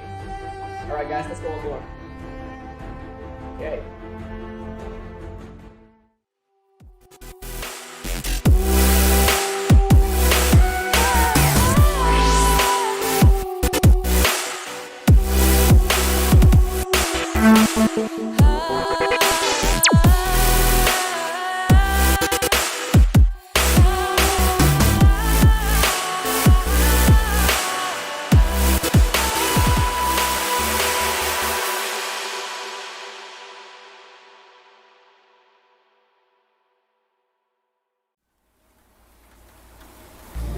They say that we're too young, I hate it.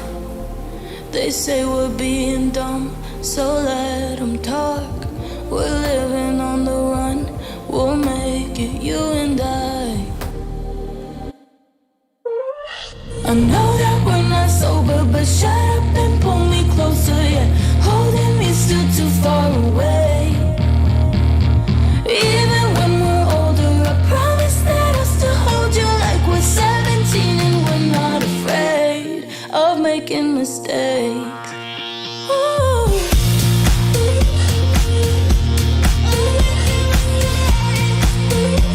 We're 17 and we're not afraid.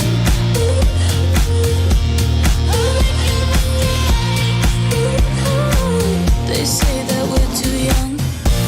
Can we go back? Can we go back? Won't fall apart, don't let my heart break. Can we go back? Can we go back? Like we're 17 and we're not afraid. They tell us that we're wrong, we might be. This life, it isn't long enough to feel. My love for you is strong, I'm fighting you and I know that we're not sober, but shut up and pull me closer, yeah. Holding me still too far away.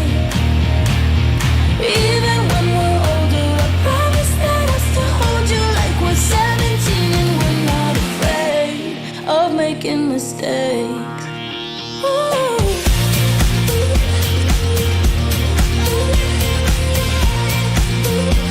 We're 17 and we're not afraid.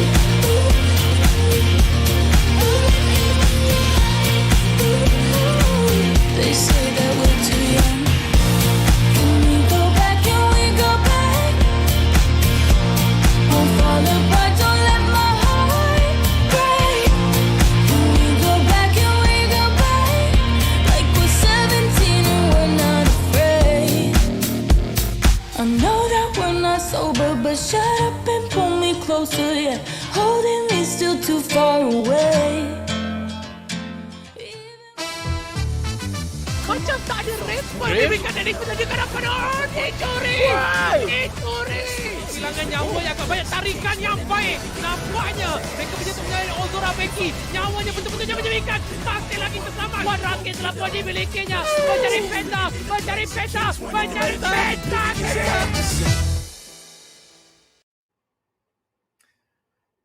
If you guys are wondering if you guys are too late to join right in, no, you are just in the perfect time for game number 3 between Berjaya Dragons as well as Geek Fam, the Malaysian El Clasico, and we'll see who reached the top here in this best of 7 series. This is part of ESL Mobile Open, and alongside me is going to be the guy with the best mustache in town, the Mustachio AJ, as my partner and your dear casters for today. My name's Contra, and of course you are tuning into the C Icon Series Malaysia. What a way for Berjaya Dragons to pull one right back. And, you know, this was a situation where game number 2 almost looked like game number 1. Geek Fam picking up each and every single one of these major objectives in the game. But it would all go ahead to change at that Baron Pit. It'll all go ahead to change with the crippling of Rumpel and his ability to go in for the smite. And technically, Rumpel crippled himself by popping these dashes at the very, very last moment. And you know, that one opportune moment of going in for that smite was not, taken by him. And that would open up the pick on the Elder Drake. And of course, from then on, Contra, you know exactly what happens. Sagi and his triple kill, the whole game turns around. Are we going to see, a dramatic climax like that once again towards the end of match number 3? Or will it be a clean, all-out victory by Berjaya Dragons and a comeback in here? I'm pretty sure I could bet my life it will be a very epic series overall. Now we go into draft number 3, and we'll see who will secure point number 2 for their own side. Now the switch up comes in. Geek Fam now going on the blue side, and you can immediately see that there will be changes when it comes down to the fan. Now, Geek Fam opting to take away 2 mages, one in the form of the Great Giant, and that will be Galio being axed off alongside with the Ziggs. That was being very well played by Karudo. Yes, he didn't really get much kills off of that previous game, but it was, of course, causing members of the Geek Fam pretty much miserable. Oh boy! Woo! They stole away the Varus! Oh, they stole the Varus. Okay, so great start here by Geek Fam. Sagi's not going to be too happy about it at all, but you know exactly how this works. If you love a champion, if you use him all the time, you also know exactly who he is weak to. So Sagi to come in back and counter this shouldn't be too much of an issue. Rengar dropped in by Chili here for the jungle. Very interesting composition for the side of Berjaya Dragons. Rumpel is going to keep it classic and bring in the Blind Monk for himself to take on maybe an aggressive early game this time around with Rengar, just running around through. I don't think that's going to be as easy, as Gragas will be brought right back in there as well for Geek Fam Contra. Now, it seems like Geek Fam is prioritizing to some of these comfort picks in the form of Gragas as well as the Lee Sin. Now, that could always be reacted coming in from Berjaya Dragons, but they've already locked in the Might of Dysmasia, which we saw that Garen coming into play. Ari in the mid lane, and I'm pretty sure that Ozorveki, he has been quite familiar with this matchup. This is a classic mid lane fight where you take the Ari to ensure that all of those sort of command attack and the ball will not be anywhere close to this Ari. So we will see a very interesting 1v1 over the mid lane. Hopefully we'll see some solo kills. But now down below, Alistar being introduced in towards the support role just to keep this Braum far, far away, or pulverize them up in the air if they were to get anywhere near Sagi. Based on the drafts here, it looks like, this just might swing back and forth between the two Contra. I mean, a little bit of an aggression. With the ban of the Galio early on, we can clearly see that, the side of Geek Fam do not want any interference in some of these team engages that they are planning to bounce onto the side of Berjaya Dragons. But, the composition for Berjaya Dragons itself does not seem like one that is going to be easy to snuff out. I absolutely agree, but the problem is that when you pick that Rengar, if you don't go hard in the early game, you might just go home. So it is going to be them going on a timer because Berjaya Dragons, they probably will have a little bit more assurance coming in with the Garen as well as the Kaisa. Other than that, it's a little bit more iffy to me because I'm looking at Geek Fam. They got a lot more crowd control to offer from each respective members playing their role. Berjaya Dragons going in, pushing 2 players up top for the Baron lane. Gragas will go in for a reset because they need to swap over lanes. Nyx and Momo getting the message as well.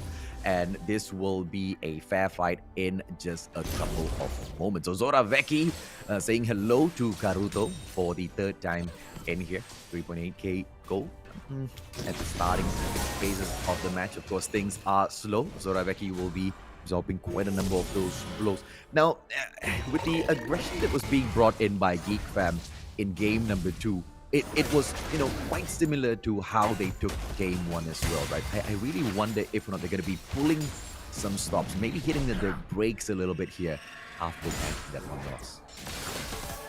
Yeah, now a little bit of switcheroo going on. I guess this will be neutralizing on who will come up ahead when it comes down to the EXP. But here comes Chili, though. He's already inside the bush. And he was spotted out inside of the tri-bush that was being placed there very deeply by Geek Fam. But, Rumpel! This is going to be a flash coming in from Chili, and they're still going for the chase! Oh, very, very risky move coming from Berjaya Dragons. That will not be a kick connecting. And there goes Chili moving back into the jungle. Now that aggression that they want to show at the very start of the match here is very well disciplined as well, not by Geek Fam, but of course by themselves. Berjaya Dragons pulling away from that encounter. They don't want to throw in a little bit too much early on. Sagi now will have to hold back the team of this Brom as well as Momo. Let's see exactly how much of damage Virus will be able to do in the hands of Momo here. Contra Shang clearing up that wave and going back in for a reset. Garen will be looking to do the exact same for the Geek Fam wave that will be pushing up top. But of course, you don't really expect things to change that much. Just basic farms going on early parts of the game. Once the first objective arrives though, the cloud break. The ocean break. Things will, of course, change. Yep. Now, 10,000 over inside of Geek Fam. Only about 700 gold over inside of Berjaya Dragons for now. Just a little bit of a small little exchange coming online. But we are already seeing very, very interesting builds coming in effect. Now, for this Gragas, that Vandal skin, he will be going for most likely a Rod of Ages, so that he can solely skill on both the AP as well as a little bit of everything, mana as well as a bit of power that he needs.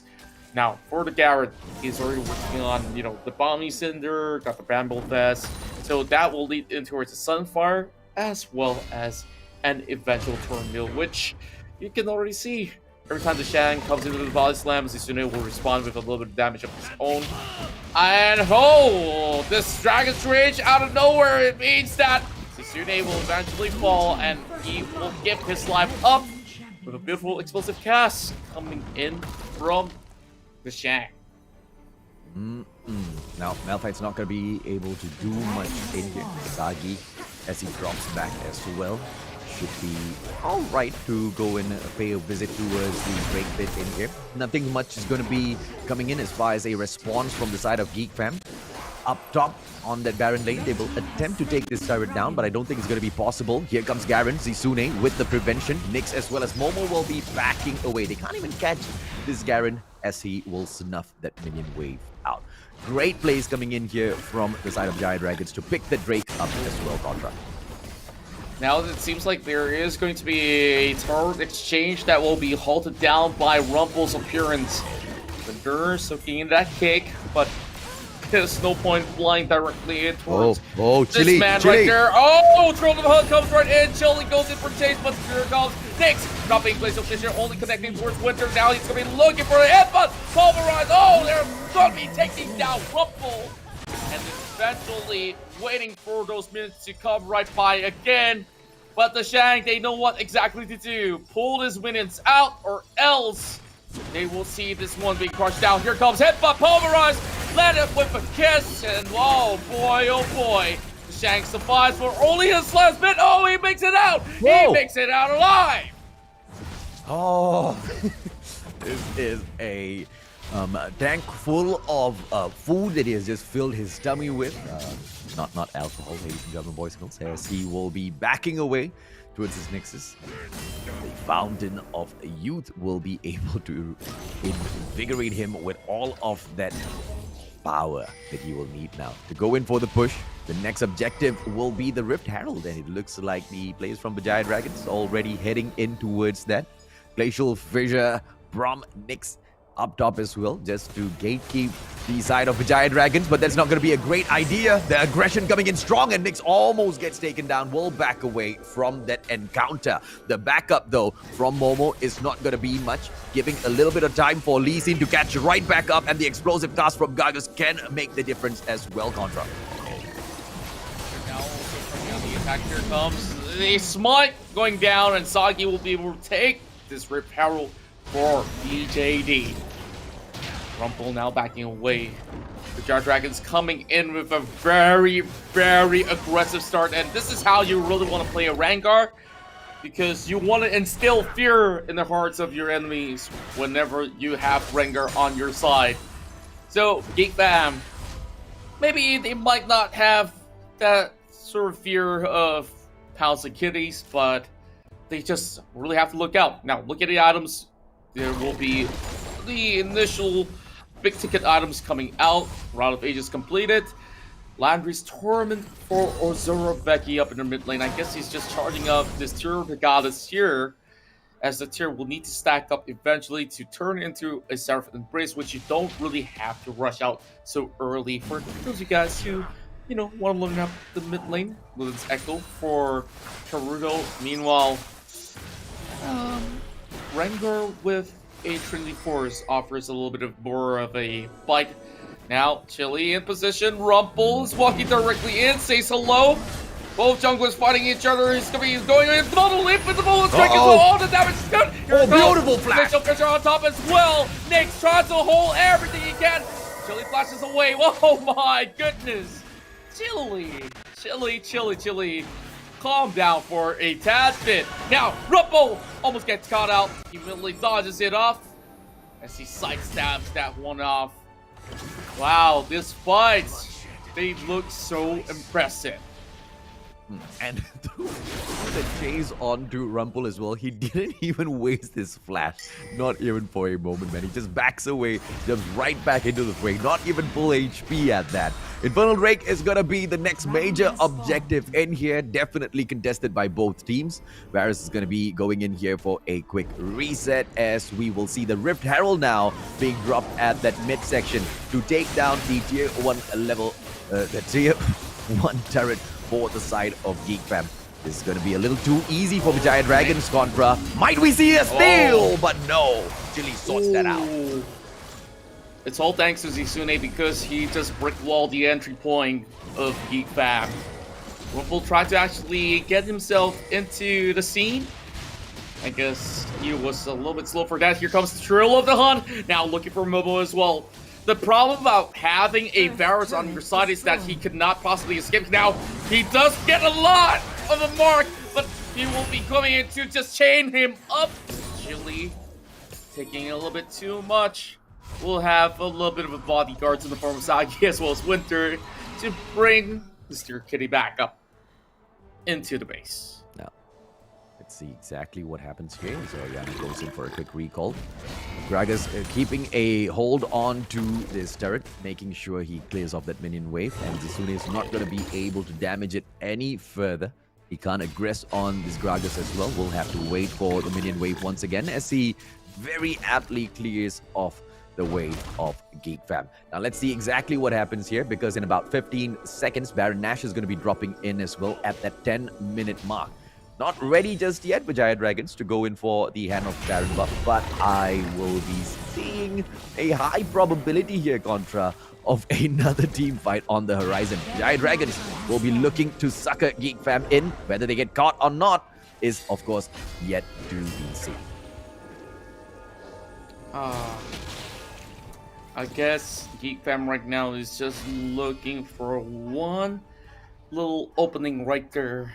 But Berjaya Dragons, they want fights after fights after fights because they've already got Chili up ahead, feeling very confident to take people down. Nyx is still level 8. So, first, that level differential doesn't really matter all too much. Momo, he doesn't seem like he's the most comfortable on this Varus. Yes, you can go in with the Chain of Corruption, but if you land it on Winter easily with the unbreakable will of the element, he could just first be unaffected, and if you were to be hit by it, you can even build a Quicksilver Sash, but in most cases, pro players, they rather go for the Stasis Enchant. The players from Berjaya Dragons still looking for this tier 1 turret. Not going to be easily accessed though, but a Chili will be dropping in that spice, and a crazy takedown will ensue, Contra, as Nyx gets snuffed out. Oh boy, now being stuck inside the corners of the jungle.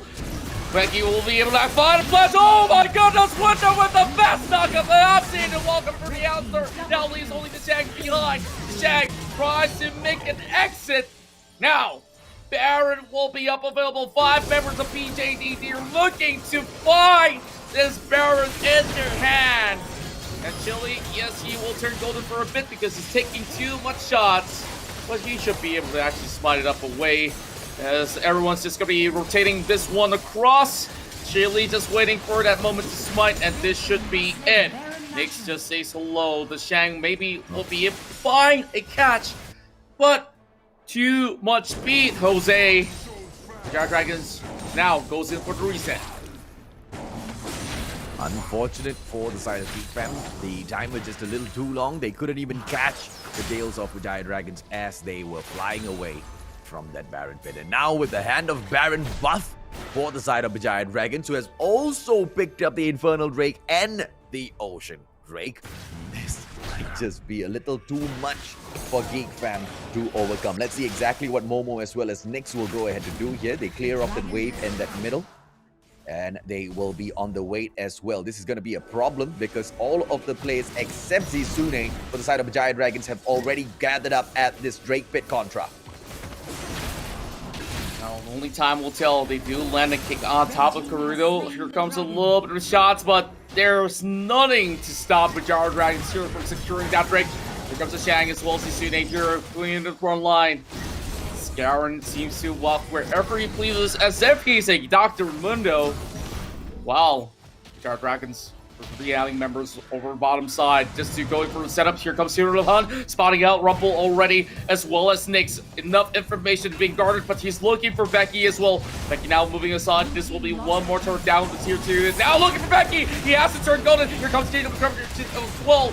Same goes to his facial Fisher as they look to pick them up. Sagi now turns golden. Chili's going to be having very little help left. Ruffles turn to go on for the Stasis. And now, Lee Sin's been blown up. Triple kill coming in from Sagi. Now, the biggest opening will be from the bottom side. Berjaya Dragons, they once again have done it. Now, pushing this in towards their second point by breaking down the Nexus as Momo watches it crumble. Geek Fam, oh Geek Fam.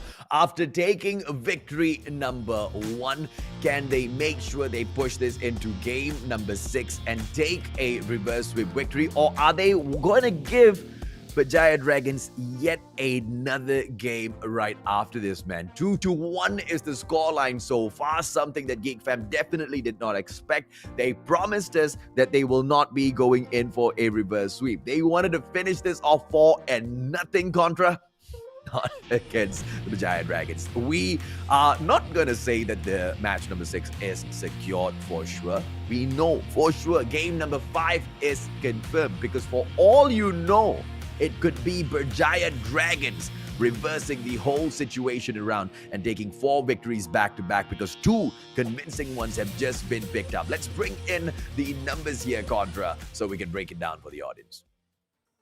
All right, and remember Chili saying that, oh, the rankers sometimes can go into a very odd spot, but I guess they got every single one of the conditions very much met. Now, I want to credit not only Sagi for the spectacular play that he just did with those really insane killer and securing all those 5 kills. Chili always going to be on the lookout for those kills as well as garnering information, but Winter had to play this game perfectly, and yes, he did on this Alistar, because he was everywhere in this game. Then he definitely went pretty close to becoming James Bond with that 007 scoreline over there. And just look at Zisune going in for the classic tank build, but instead of finishing that Bramble Fest, he went on to build that Force of Nature, because he knew most of the damage should be coming from the Shang as well as Becky, while Momo, you can see he's honestly not feeling it at all by playing on this Varus. Yeah, he's... I mean, taking it away from Sagi is one thing. Being able to get it done and dance around like Sagi would in Varus would be a totally different story, right? Sagi, of course, pulling in the MVP for himself once again on that Kaiser. A little too strong with the triple kill. Once again, back-to-back, by the way. This guy's hitting those triples. And, you know, he's just setting up a great position as well as a storyline here for the Berjaya Dragons team to take this unsuspecting victory over Geek Fam. Geek Fam has been so dominant over them. The preseason, a reverse sweep, and then of course yesterday, a reverse sweep once again to come all the way up in here to our grand finals. Berjaya Dragons have already been performing in here once, and they took a clean and perfect game against Sem9 to boost their confidence, Contra. But whether or not that is enough to dominate Geek Fam is yet to be seen.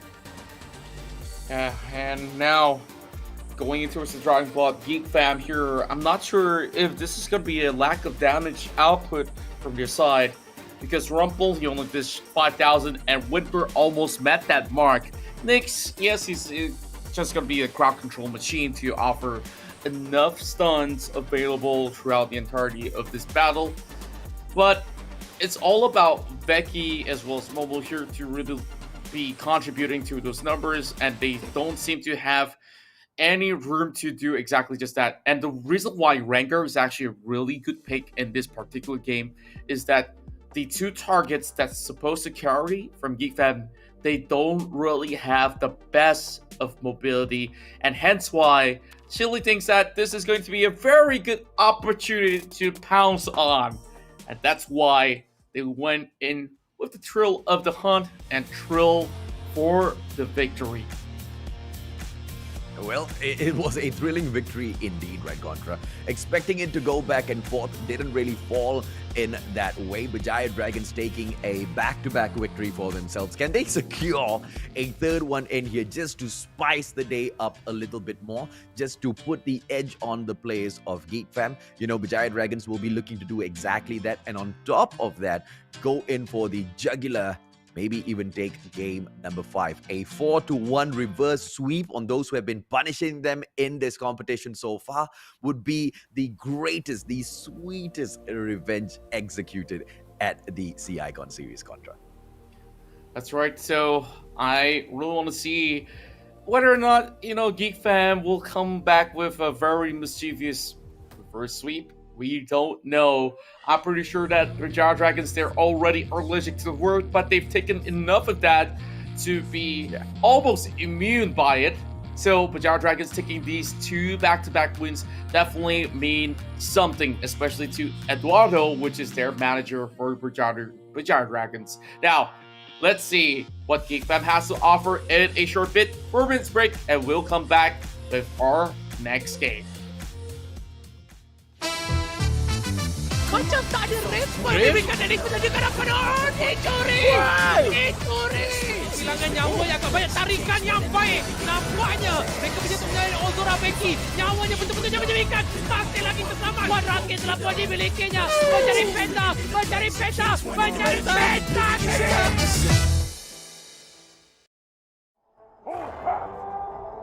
Nice. Alright, go. Down first. Can. Alright, down already. Nexus.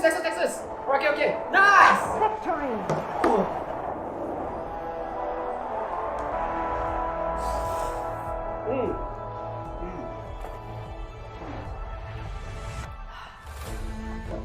I'll see you in the game. Alright guys, let's go on board. Okay. Like we're 17 and we're not afraid. They tell us that we're wrong, we might be. This life, it isn't long enough to feel. My love for you is strong, I'm fighting you and I know that we're not sober, but shut up and pull me closer, yeah. Holding me still too far away. Even when we're older, I promise that I'll still hold you like we're 17 and we're not afraid of making mistakes. Ooh.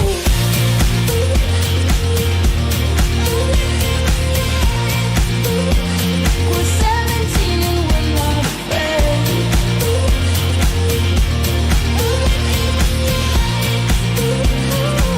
They say that we're too young.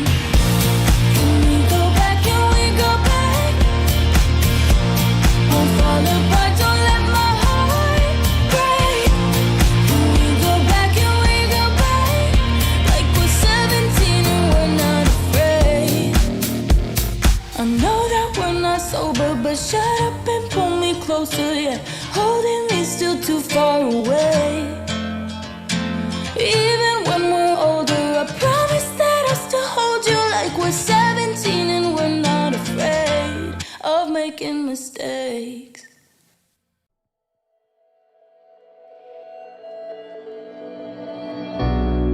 We're living for the moment now, we're one with the world.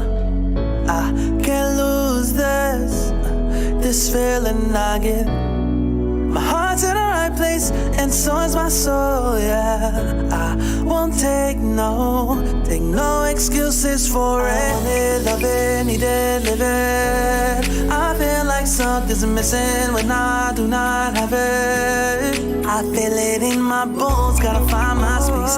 These emotions on my face, taking a toll, I gotta pay it forward. I'll give it all that I can. No matter what, I won't let up. It's in my soul, it's in my blood, and I won't take no for an answer. If it don't hurt me, it makes me stronger. Yeah, no, what I won't let up. It's in my soul, it's in my blood, and I won't take it no more. I won't, baby.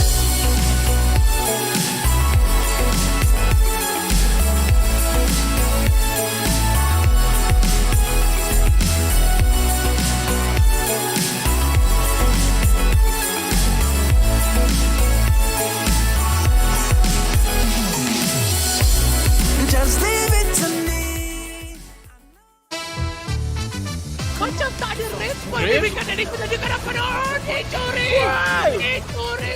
Kehilangan nyawa yang agak banyak, tarikan yang baik. Nampaknya mereka bisa menyalahkan Ozora Becky. Nyawanya betul-betul diberikan. Masih lagi terselamat. Rakit telah pun dimilikinya. Mencari peta. Mencari peta. Mencari peta.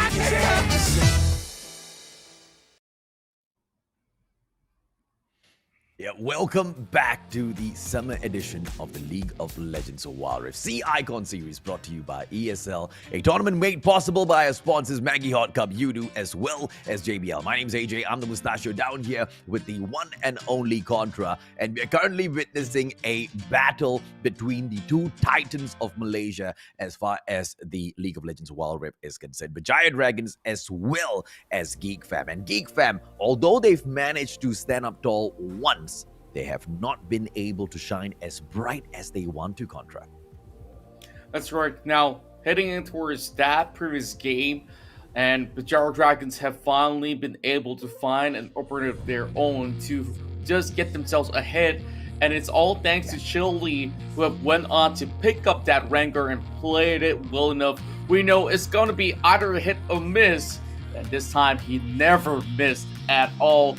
And he's just built a little bit different. But the overall gameplay that's coming out from the side of Berjaya Dragons, it was also a very huge backing coming in from the bottom lane, where we saw that Alistair, played by Winter, going in for some massive hit, but pulverized in very crucial situations, have left members of Geek Fam being displaced. So I won't say that it's worth it to ban either one of these picks at all, which also goes back to where Geek Fam really wants to draw a line. Okay, if they were to leave that barrels open, if they were to take it again, it doesn't seem like Bobo is confident enough to actually pull it off. Or will they actually need to go in for another try and build around this Varus composition to really get that chain of corruption running, and then layer with even more crowd control to come? So other than that, of course, there's a whole lot more that we will offer here, as there will be the MAGGI Hot Cup Champion Select coming your way.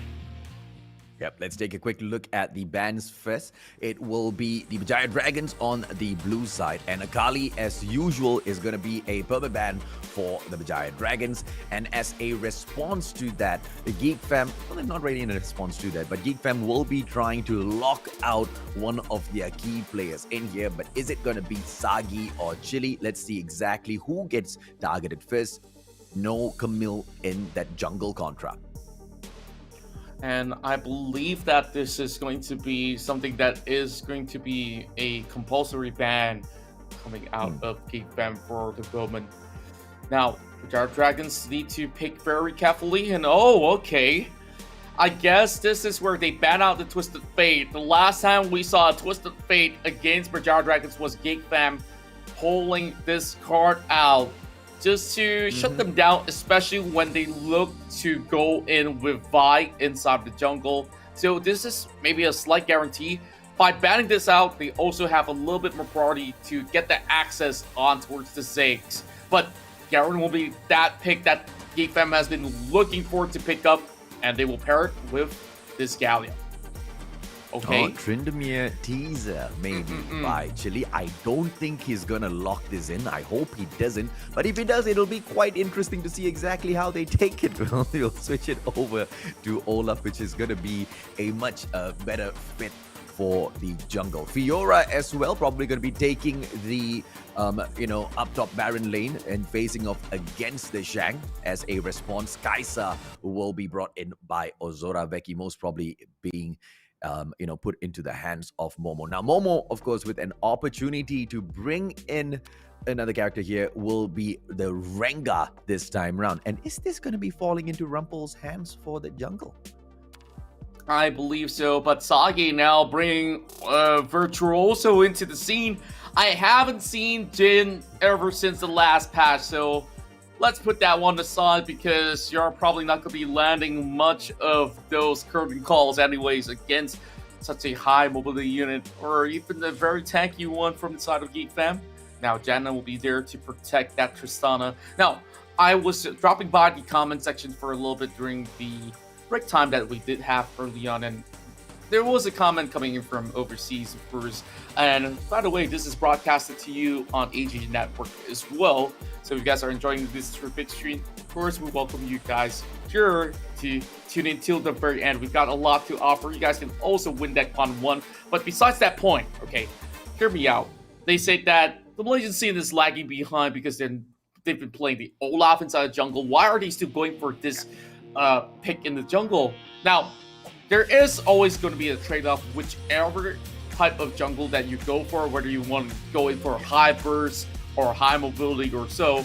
Olaf gives you a little bit more guarantee when it comes down to clear speed, and on top of that, I guess when you have an Olaf ahead, that's where it's going to be really hard to even stop him when he runs at you with the Ragnarok, and it can ignore a whole lot of crowd control, which is the reason why that this is a frequent go-to pick for the Malaysian side. I wouldn't really say that it is a must pick when it's being left available, but hey, look at the last game. We see a Lee Sin versus a Rengar, and well, you don't exactly need it every game, I agree, but hey, nothing too wrong with going for that, because now we look at both ends, hoping to secure another point to get themselves closer and closer to be called the best team of Malaysia. Will they be able to pick up win number 3 in a row here, though, to set up a opportunity for Geek Fam for once again a reverse sweep upset? Or is it going to be Berjaya Dragons that takes the back-to-back double win yet again? Soraveki, very aggressive at the mid lane there, but it's not going to be too much for Karuto to respond to. Either side going to be overstepping their boundaries. The combination of this Kaiser as well as Galio is going to be quite troublesome to deal with. Like you said, Contra, quite a high mobility team in here for the side of Geek Fam. The Shang has shown us so many times now as to just how good he will be in this game together with that Garen. As we will proceed on, Rumpel will be getting that true damage buff for himself from the red Brambleback, and we will continue on with this game. Of course, a slow and easy paced start here, Contra, as things will change towards that 4th minute mark. I agree. Very much of a neutral response. It's just going to be having the Squirrel's Bloom popping out, Chili now being spotted out by Becky's Ward. So just an axe here up in the mid lane, but Karuto will just continue to shove these minions forward. Now Skull Crab being secured by Rumpel as well. So currently, as it stands, Berjaya Dragons does the usual clearing passage, but it will be the crux that will be missed out by Rumpel right now. The Shang looking to retreat, but I guess it doesn't really have to do all too much right here. While Rumpel can slowly make his way down towards the bottom side if he wants to path in such a way, and then maybe hope to actually catch members out of the side of Berjaya Dragons. But 2 minutes 30 seconds probably won't be seeing too much of an action here. Both mid laners are looking to complete that Luden's Echo for a little bit more burst of damage. Yeah, cheeky steal on those Krugs there from this Olaf is probably not going to be responded to in the early stages by Rumpel, who wants to make sure he's more than ready for some of these battles he'll be taking. He wants to clear up and level up as fast as he can in his own. But as he will be dropping in here right behind this Garen, Zisune needs to be really careful. There he goes into the bushes for a quick sneak attack, waiting for Zisune to overstep that boundary. And this might just happen, Contra. Rumpel going in here for a run, will be ducking into the bushes towards the river, but it's not going to be enough to catch Zisune off. Who goes in for the honey fruit. Chase still in here by Rumpel. But of course, nothing much for Zisune to fuss about, as it will still be a slow-paced one. Rega not overstepping his boundaries. Good discipline coming in from Zisune, as he had to burn the flash for that. So one more time getting caught out, that will be the death of him. While Deshang immediately going to purchase the Bomby Cinder, so that maybe he gets a little bit spin off for a little extra damage. And looking to, of course, equip himself with the Bramble Vest, returning a little bit more of a reflected damage back to that Fiora. Now Winter's showing up top. And this is something that we've seen from each one of these games with the same rotation. Now, skill, shields, and everything else. Monsoon coming in the way. That will be enough to save Zisune. A big team play coming out of Berjaya Dragons. And now, that seems to be one of the most interesting reactions. While the Shan goes down, they are looking to secure turret number 1 for Dragon, as Geek Fam looks to secure that mountain ring. Yeah, Rumpel's just getting it done on his own, just like how he secured the Rift Herald earlier on as well.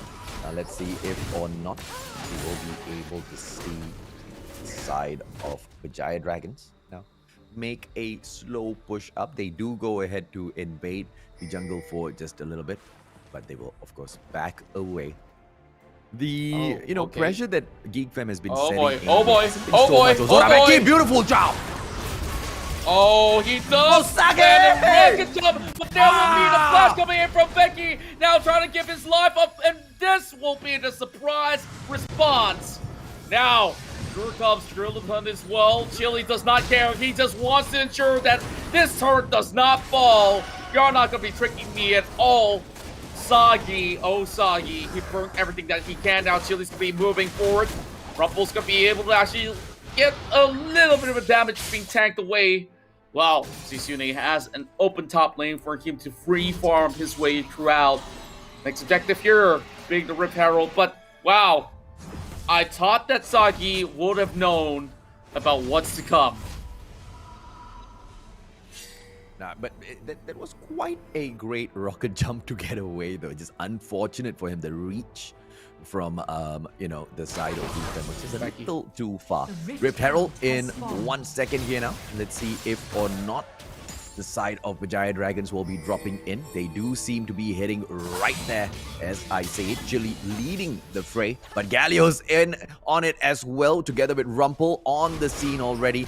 Maybe to drop in a quick one final second smite to pick this up for themselves, Contra. Sagi now breaking some of the minions apart. And he's going to be able to actually scan right in. There's going to be a ward being placed inside the pit by Geek Fam, which members of BJD hopes to clear up, but this is not going to be saved. 4 members out of 5 over on the river side. While Zisune flashes away. Oh, the dunk comes in. The Shang showing off what's possible on this Garen as he serves the Damascus Justice, but JD now put Zisune aside because they need this buff, but it seems to be an outnumbered battle if the Shang comes right in, and they didn't even need him for that taking.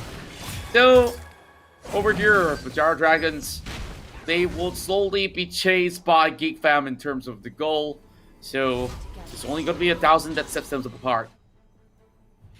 Now let's see exactly how Shang pulls this now. A couple of recalls coming in from the players of Geek Fam, just to prepare themselves for the upcoming challenge in a bit. But for the time being, they've got the Rift Herald already. In another minute, they'll be seeing the Cloud Drake the Ocean Drake as well. Now, I don't think that would be a need for the distraction just yet. But let's see exactly how they take it. Shang is going to be in trouble though, Contra. Oh, what a move coming from Sagi. Once again, he will be safe by Monsoon for only tap it. Here comes the barrier as well. The beautiful shield. And there we go. Winter here to save the day. BJD. They walk out that alive. Wow, Rumple has already used his ultimate. As soon as they see members of BJV marching forward, that's just one kill. Now, in a few more seconds from here, we're going to be seeing that Ocean Drake coming by. So, a lot of all the summer spells being burned by BJV is going to matter in the upcoming one. Let's have a look again, because the Shang was Nova Pop by all 4 members out here, and this is just about enough. You see that flash coming in from Nyx as he tries to really soak up all the pressure and first connect with the Shield of Durin. But they manage to stand tall and stand together. Here comes Sagi! Another rocket jump straight to the face. They punish this Garen and make him pretty much unknown. What is Garen? I don't know, is he a tank? Or is he just one piece of meat for Berjaya Dragons to chew on? No pun intended, but Rumple is the Dragon Slayer, literally in this game. He's gone in here for a solo take on 2 Drakes now. Let's see if or not he'll be able to continuously do that, because, you know, if you are able to just drop Rumple in here for solo Drake pickup and allow all of the rest of the Geek Fam team to go in and pressure Berjaya Dragons, this is going to be quite an easy one. But it's also because Berjaya Dragons are not really focusing in on the Drake play just yet. It will not be the same situation though, Contra, as the next objective. The next time we drop into that Dragon Pit, it is going to be the Infernal one that steps out to boost all of the damage that is dished out by whoever who can go in for the slay. Who will be able to take that final hit? As we can see, Rumple and Shang now going in for a push up top on that Baron lane, and the pressure on the turret will be negated by Winter as well as Chili, who go in to push them back, Contra. Oh! The Hunnam thing popped up as well, but there won't be anyone to stop Chili right on there. The hero's entrance will be left in vain. Nyx will just fumble. And I felt that they don't really need that hero's entrance anyways, and now they're looking for the Shang, pulling this guy off once more. Going in with the rocket jump. Now Shang being dished out to 50%. Sagi here to be escorting this minion up over on towards the tower. And now rotating back in towards the middle they go. Now, Rumple is having a little bit of a tough time trying to scout out ahead. Now, throwing the bullet strike right across. Just chipping Chili for a bit. While BJD doesn't seem like they're interested in Dragons this game round. Susune just flashed forward, well, backwards I was about to say. Just to have enough space against this Ahri. Now, this is the side of Berjaya Dragons, which is very, very convincing in this game as well. Just like they were in game number 2. Sorry, not in game number... Yeah, correct. In game number 2, where it was quite an unsuspecting situation. Geek Fam had already taken 3 Drakes, and they still managed to turn things around, right? Because they were victorious, taking the Elder Cloud Drake, if I'm not mistaken, and then later on the Hand of Baron buff. They should be able to do something similar in this game as well later on if they do not manage to get the pick on the Infernal Dragon. Let's see exactly how they will go ahead to play this. Momo as well as Nyx holding Taruto back as they will be preparing for the battle in a couple of minutes, ladies and gentlemen, boys and girls. Sagi as well as Winter going in for the reset now to do exactly that. Exactly what are we going to be able to see, right, Contra, when they come back in here? Because it might just be a split in contention for these objectives when that Infernal Drake drops it. Yeah, they really have to defend the mid-turret for now. Here comes Mega Infernal Bomb, clears out the minion real quickly just to respond to Geek Fam and says, no, not going to be coming anywhere nearby. Becky already opened up the bottom side of the map already. So, let's have a look, right? Now, Chili, he built in the Force of Nature. And the problem about this is that Chili is going to be almost unkillable in many of these situations. This is what you really want on every single one of these Olafs. But the problem is also the fact that Momo, yes, he might just have the Executioner's Calling, but he probably will need to finish off with the Mortal Reminder. Now, BJD committing a little bit more effort over on towards this mid lane because Karuno probably will be able to pop this move with Satchel Charge. Now, here we go. Berjaya Dragons immediately open things up. Meanwhile, there's a little bit of a skirmish going on, and that will be a kill on Zisune. Off camera while Trail the Hunt has already been up online. Chili is not the target that he's been looking for. Winter just behind. Geek Fam tries to pull in the strings, but look at Becky. He's hiding behind. He's looking to strike. But Sagi now going for the rocket jump, looking for Momo as well. The damage, oh my goodness! Mega Inferno Bomb to catch out that Galio. Sagi now going for the flash forward, now looking for that kill as well. Momo just across the corner, down the tank, being dropped down low. Becky finally appears, and this is going to be a problem for the likes of Geek Fam. BJD now finally cleared the passage. Now, the corner is theirs to take. Yeah, easy break pickup here for the side of BJD. Very well played to flush the players of Geek Fam right back towards their base. Too much of damage dealt there, Contra, for them to tank and then drop in for that Drake challenge as well. As far as the invade as well as the wards, the side wards are in here, let's take a quick look at the bottom side of across the river, right? The Berjaya Dragons steady line of side wards, not removed by the side of Geek Fam just yet, as they will lose yet another turret at the Dragon Gate. Now Geek Fam, yes, they may have the more amount of dragons. Now Chili's going to be heavily committed by majority of members of Geek Fam, and yet again with the Ragnarok, he survives. Here comes the response. Zitsune comes in with the grand challenge, and he propped it up. Getting the kill. Now here comes the rocket jump coming from Sagi as well. The Shag is the next one to fall. So little help for left. Karuno looking for a pick down there. Momo will be able to push him down as well. Flash coming in for the side of Nyx. He will be able to walk away alive. Sagi does not go on a reset. That will mean that they have a low for Becky. Here comes the Monsoon as well. Sagi will stand tall for Berjaya Dragons. As we see, Rumple goes down. So this Baron will not be tickled at all. And somehow, Chili, he got struck down like lightning. Yeah, they are going to go ahead and clear off that wave up top on the Baron lane and then see if they can bring the damage onto the turret as well. But unfortunately for them, the players from the side of Geek Fam are already alive and kicking right back into the fray. They won't be able to do much, but they've managed to shove their wave up top already to keep this Garen a little bit busy, Contra, whilst they will go in for that recall towards the base. How will Geek Fam now plan to turn things around? Just 2k behind on that goal. Infernal Drake, very importantly picked up by Berjaya Dragons. The next one is going to be the Elder Cloud Drake that'll be able to boost their speed up in and out of battle. Maybe the Hand of Baron might be picked up as well. Let's see exactly how the play comes and gets dropped in here by Geek Fam. I'm clearing out some of the vision first and foremost. That Rengar's going to be pretty far away, and it seems like Rumple was opting for the teleport. You know, you don't want to see him pressing. That's the chance. Oh my word! Oh no! Bomb and Sagi platform. Oh! Red alert! Red alert! BJD to crush both members down of Geek Fam. The dual lane is gone. Same goes to tier 2 turret. Here comes Rumple as well. I don't think there is going to be much of a response as they will be able to break in that inhibitor. What a massive call! And they are playing like gods right now. Berjaya Dragons, they look for the Nexus, but there's no more minutes to be seen. And same goes to that Rengar. Got slain across Zisune now.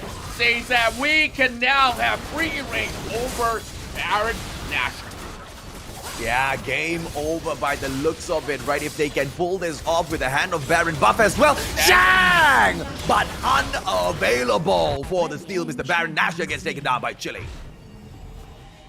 Good effort nonetheless, but it was absolutely unnecessary. Now, No flash of hope for Sang. He gave his life up, but then again, that's what tanks are for. You just might as well try.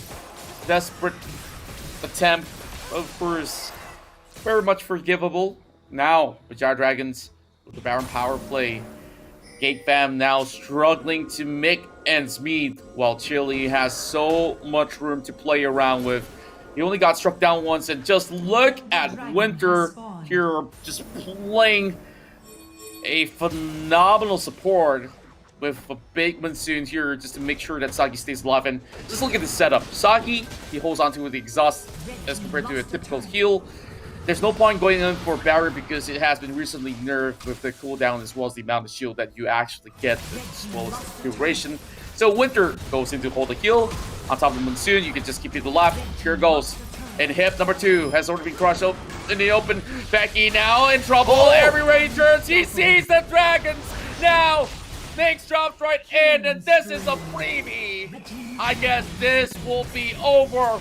Now, Berjaya Dragons is looking to get their third quarter in. Geek Fam, you say what? Berjaya Dragons now looking to lock themselves in to try themselves for that match point. Match point Contra. This is the whole championship point. If they win this, they will take the whole of the Sea Icon Series MY as the Grand Champions. 20,000 ringgit into the bag as well for Berjaya Dragons. But the question is, will Geek Fam allow them to do that? Whether or not Geek Fam wants to give them permission, Berjaya Dragons are looking to rip this out of their hands. Let's bring on the match stats now and see exactly what went on in that game. MVP, as usual, being picked up by Sagi. Nobody else stepping up to the plate to outshine this ADC just yet. 616 on the KDA. He played this Tristana to perfection. Those rocket jumps were hit again and again, giving him so much of mobility. Jumps over and just slays them out. And you know, the part where you were talking about Olaf earlier on, and as to how, you know, functional he is at the Rift Contra has been proven in here by Chile as well. The Shang has been quite tanky on that Garen, but finally Zisune dropping that Fiora in, managing to show him exactly what it is that will happen every single time he steps up. And this time around, Garen couldn't go in and shine as bright as he wanted to, but Shang still manages to pick the SVP title up for himself. Well, the Shang, he was chased across the map, and, you know, it's actually Sagi on a marksman that says, you know, I want to make the leap of faith every time with the rocket jump, and, you know, with Buster shot, he should be able to clear anybody that, you know, jumps into this crosshair, and that person most likely being Rumple. So this pick of the Tristana is possibly the key for Sagi right now. And of course, the company big support coming in from Winter.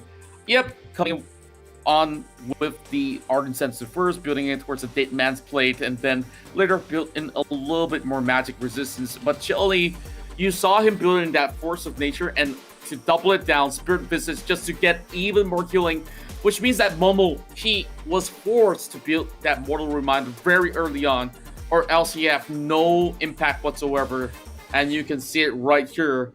In fact, the most of the damage was not really soaked in by Chile.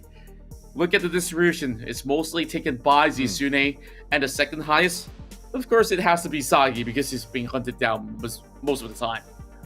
Yeah, but even if he's the second highest, right, he takes so much lesser damage compared to any one of the players from the side of Geek Fam, and that itself shows the aggression from Berjaya Dragons, but it also shows the fact that Geek Fam was not really aggressing in these games. They have been pulling some of their shots. They don't want to really take any chances, but that sort of a mentality, that sort of a mindset dropping into these games with the Berjaya Dragons clearly is not working out for them, Contra. They need to ramp it up. They need to step the pressure up if they want to be able to take this, just like what we saw in game number 1. And now we have no other opportunities or choices available for Geek Fam apart from a reverse sweep. If they don't, Berjaya Dragons are your grand champions for today. I am just delighted to see Sagi go at this hyper carrying raid. And well, Berjaya Dragons, this is only one out of many of these win conditions that they have managed to find for themselves.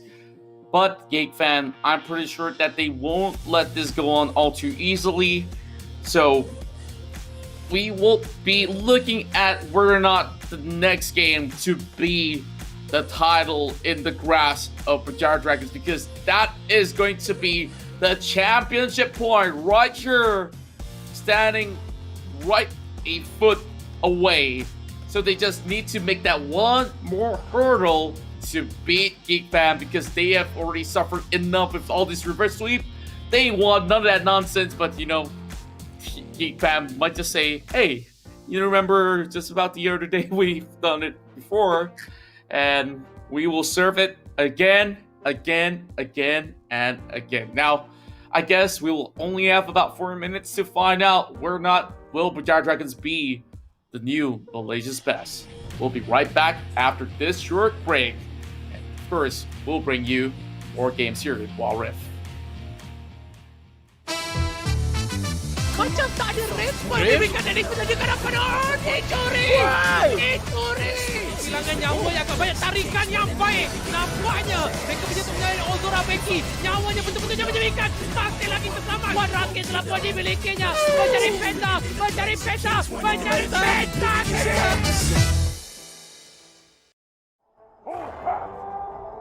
Nice. Alright, go. Down first. Can. Alright, down already. Nexus. Okay. Nice! Victory!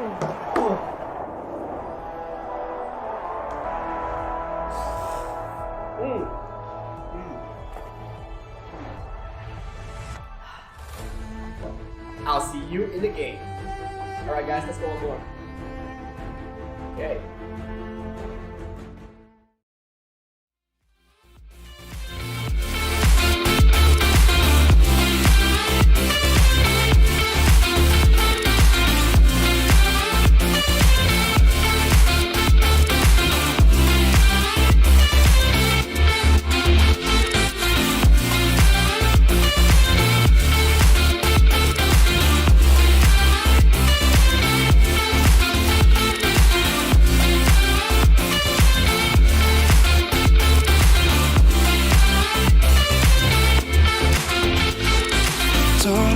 Take me to a place unknown, somewhere I can feel my soul. Lately I'm skin and bone, so hollow. I've never felt so alone. I need you more than you know, 'cause baby you feel like home.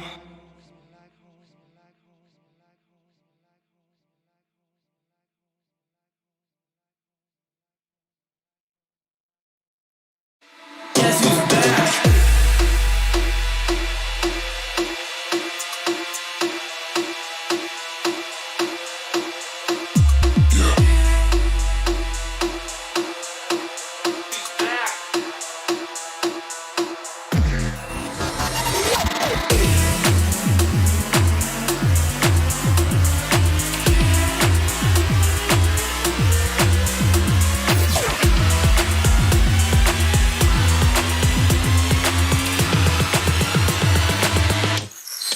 Guess who's back?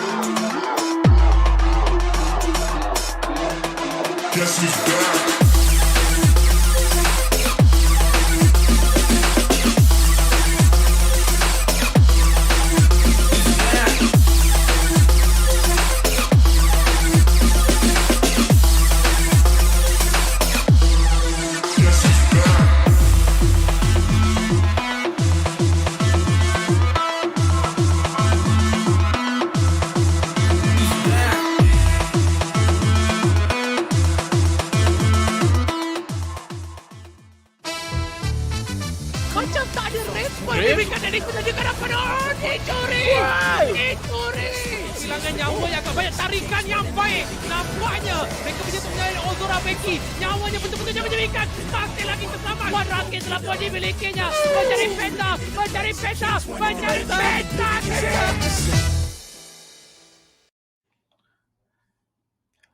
Here we are, championship point for Berjaya Dragons and Geek Fam, hoping to upset them once again. My name's Contra, this is Mustachio AJ, and this is part of the ESL Mobile Open presenting to you League of Legends Wild Rift. And this is the Sea Icon Series Malaysia. So far, things are already looking very good. Not only for Berjaya Dragons here that has been going on a streak of wins, 3 in a row. All of a sudden, after Geek Fam defeated them on the very first round, and suddenly Geek Fam, they were gasping for air, trying to make some desperate plays, and we even saw a flash coming in from the Shank. Very unlikely of him, but the Musashi AJ, I have to ask you this. Is it about time that Malaysia finds themselves a new king of the Rift? Or is it the time to confirm that although there are 2 titans, there will only be 1 king of the Rift?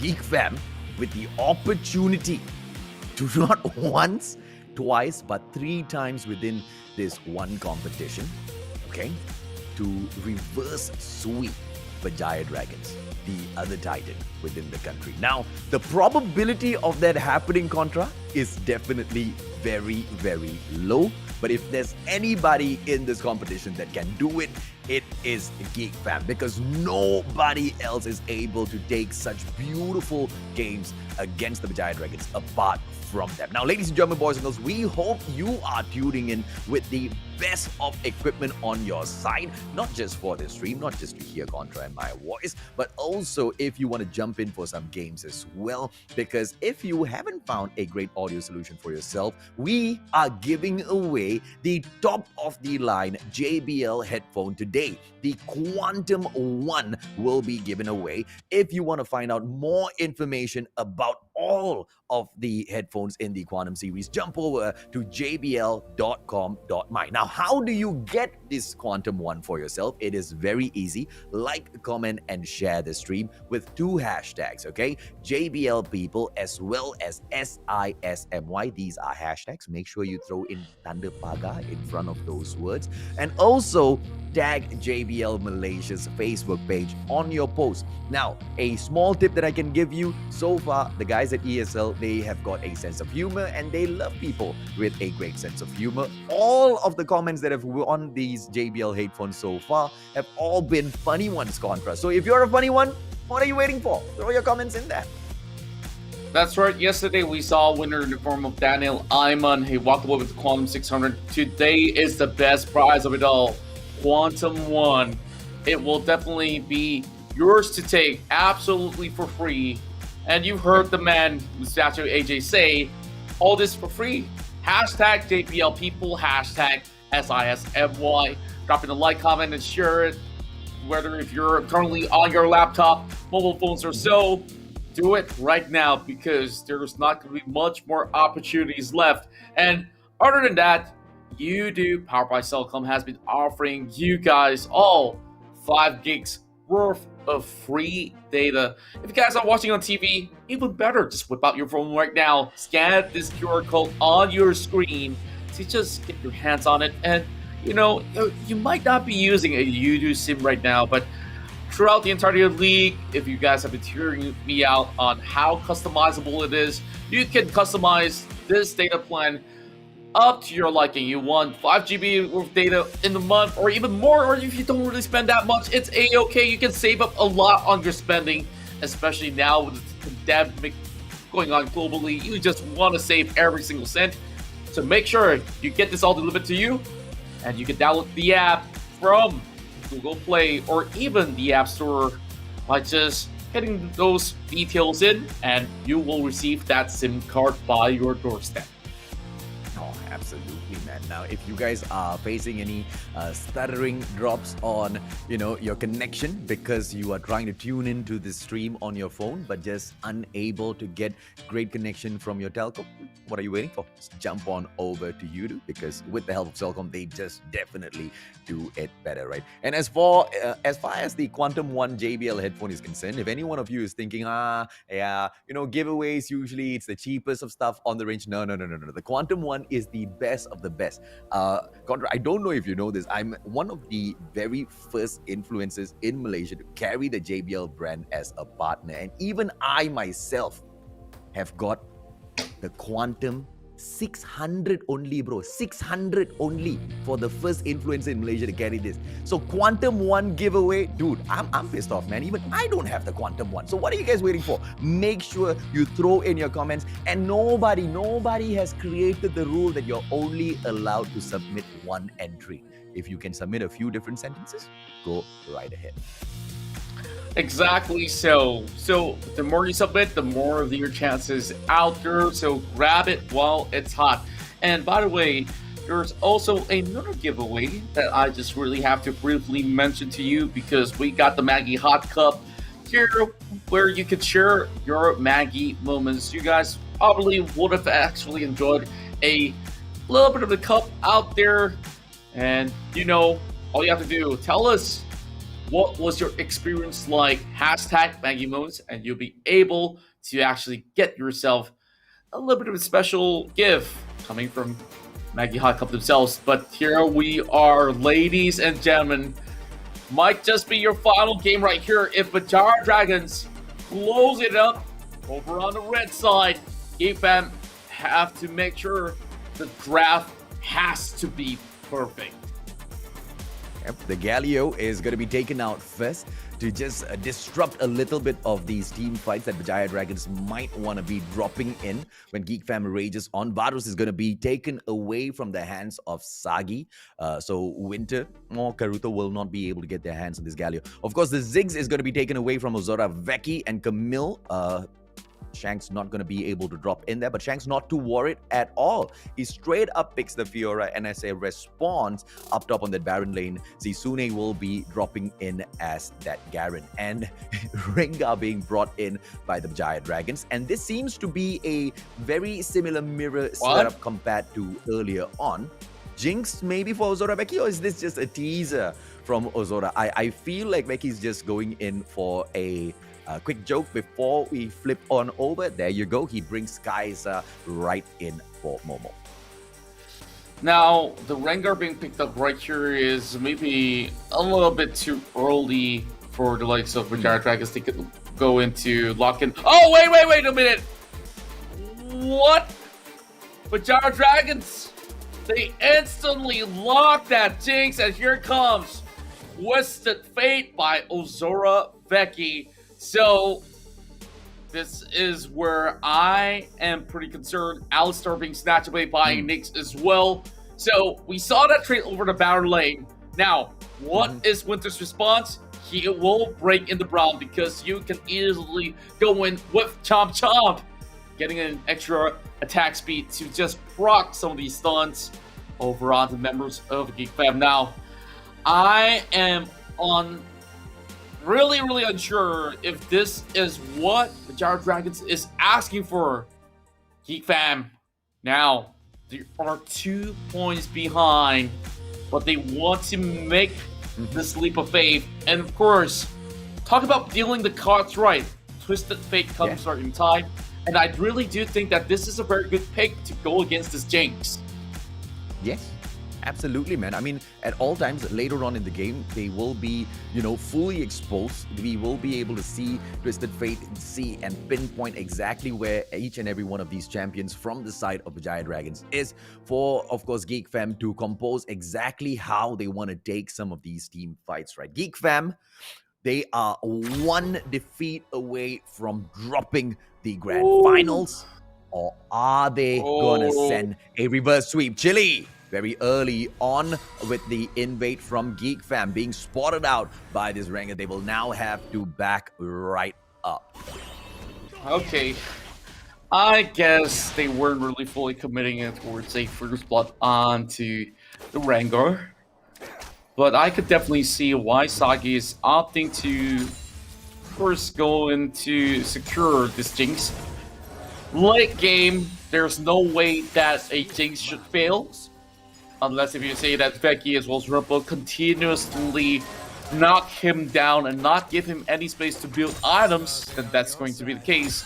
But when there's going to be Winter there to protect him most often than not, that's where you can have a little bit more room of assurance, especially with the exhaust instead of the barrier or the heal that I've mentioned much earlier. So, for the mid lane, Becky now having the gold card, controls it open. But Rumple's going to be landing a little bit of a kick on top of Karudo's face. More pokes going on the way for Karudo, and I guess he will have to spend more mana to just clear this way. Yeah, no doubt that Geek Fam will be looking for the win, but you know, it's not like the Berjaya Dragons are in here to pick some cotton. They want to grab that victory for themselves as well. Rumple, Zorabeki helping him out with the scuttle, and he will be able to put some money in his pocket. Scuttle number 1 secured over on this side. Scuttle number 2 will be taken by Chili for the Drake side of the Drake pit.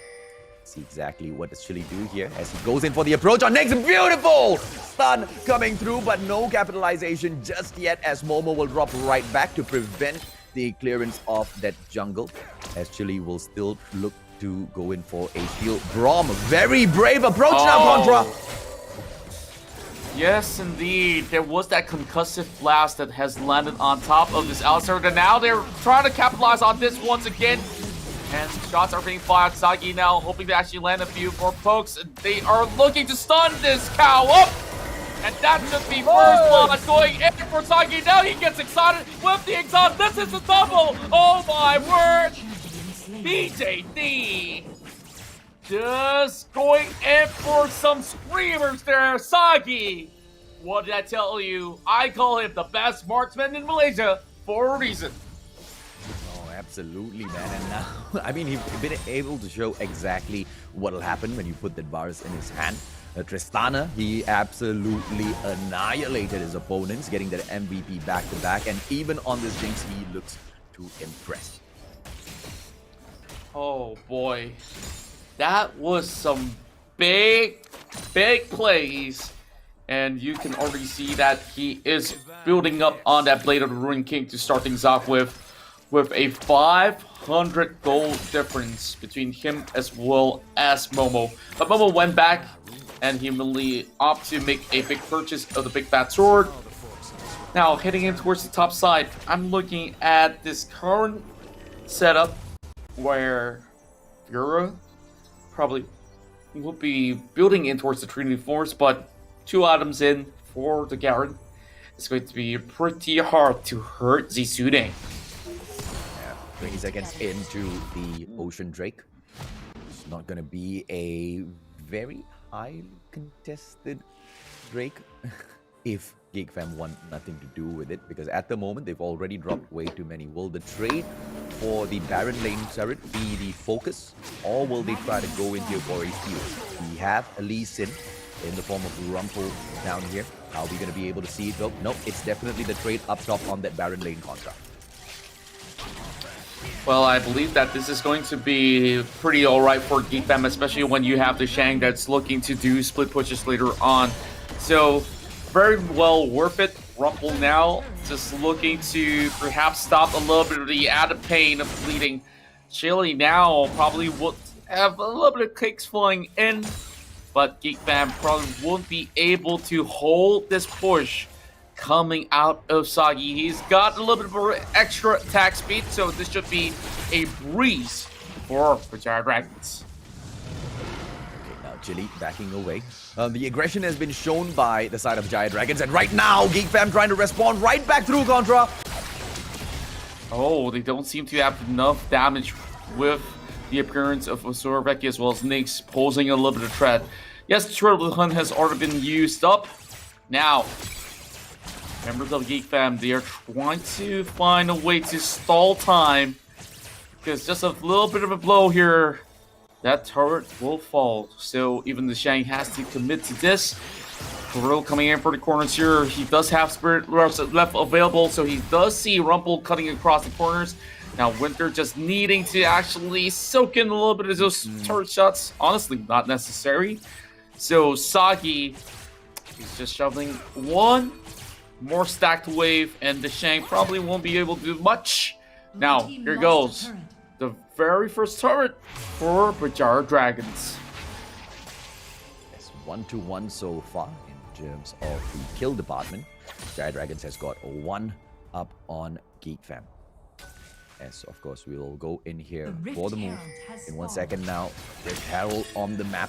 Mountain Drake has not spawned just yet. We will still have to wait for that.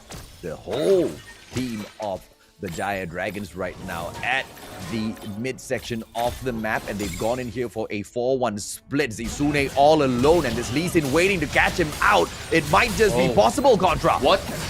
Oh, that's a very big, massive commitment coming in from Geek Fam as they look to tear this truck down. Yes, Zizune goes out, but this turret will still stand for a little bit. But Berjaya Dragons now responding with 4 members heading in towards the mid lane. So Prazame, Geek Fam will still be losing a few more of these objectives.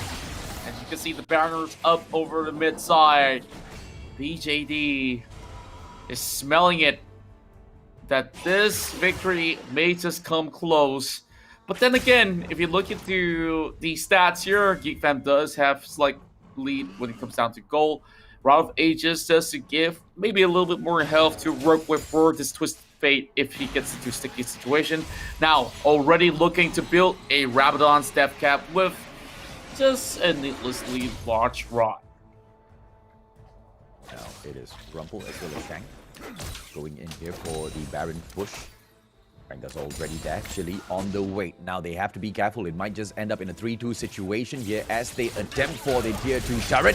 Oh, getting stuck all alone. Rumple now, he needs to run. Beautiful blast code tactic as to pull away from that situation. But Shang now gotta get caught out. A beautiful stun being dropped, but he himself will be able to pull away as well. Geek Fam not looking to get caught in the net of Berjaya Dragons. And now the Mountain Drake will be dropping in the next 20 seconds. Well played so far by Geek Fam to avoid some of these, major obstacles that Berjaya Dragons want to set in here and trap them in.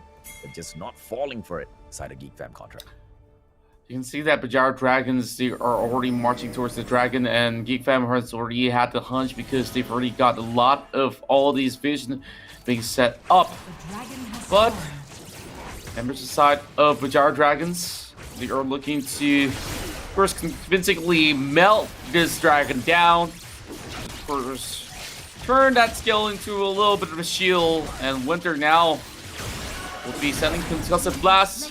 This would be an easy one for BJD. Last game, they gave away 2 dragons. This time, they take 2 back. While no pushes for the Shang on that split. But he will be able to find himself a few raptors to take over the cap. Now let's see how they will continue in here. Once they go in here for the recall and complete their items, they will be going back for the push. But what is the point of contention here? What are they going to go and secure next for themselves? As far as the site wards go, they've already gotten the Drake Pit all ready for themselves. They also will be able to notice if or not the Baron Call comes through for the side of Berjaya Dragons. But the problem is here, Contra, they don't have enough site wards at that Baron Pit. Baron's going to be in play in about 30 seconds. So let's see exactly how this goes. Sagi and Winter still putting the damage on, trying to take down this tier 1 turret for the side of Geek Fam. And that's going to be an easy one for them to do. Yeah, and just look at how they've already first funneled everything to ensure that Sagi has a smooth cruise. He goes into build a recipe of Model Reminder, which is the Executioner's Calling. And now working on that Phantom Dancer or even the likes of a Stack Shift. Now calling in Rift Herald over the top part of the map. Turn it out, gets picked up. Oh, BJD! Got to run for his life. Spirit Rush on top of a Flowing Kiss. Now, first the charm landing up, and BJD now sends Wolf 4 men onto Becky as they What do you have in response? He says, it's okay. He'll take down the Herald, and now Makes goes air balls back, he goes into the back, he turns golden, but there's not gonna be enough push, but that push that will be Rumble going for the Dragon's Rage, a killing spree as he gets excited. Now Fattahzie's being rushing right in, Rumble falling back. BJD can almost taste this one. Now, no Rumble means that they can look to lock in and slay that Baron Nashor if they want, but still a little bit more risk involved, especially when you have Fattahzie the Shang as well as Momo with enough damage to turn things around. Yeah, so instead they'll choose to bleed out the left-hand side of this jungle. Geek Fam's not going to be able to eat much. Rumple's not going to be too happy at all. Right back in there for those wolves as well. Now, are we going to be able to see, the Raptors, are we going to be able to see Momo and likes of Geek Fam pull anything off in here? Because by the ticking moment, this looks like a losing battle that the Geek Fam team is fighting contra. I believe that Rumple, as much as he's comfortable, or should I say too comfortable on that Lee Sin pick, there's always going to be that tipping point where the scaling will be capped at one point, and now Chili's going to be hunting for the man that I have just mentioned.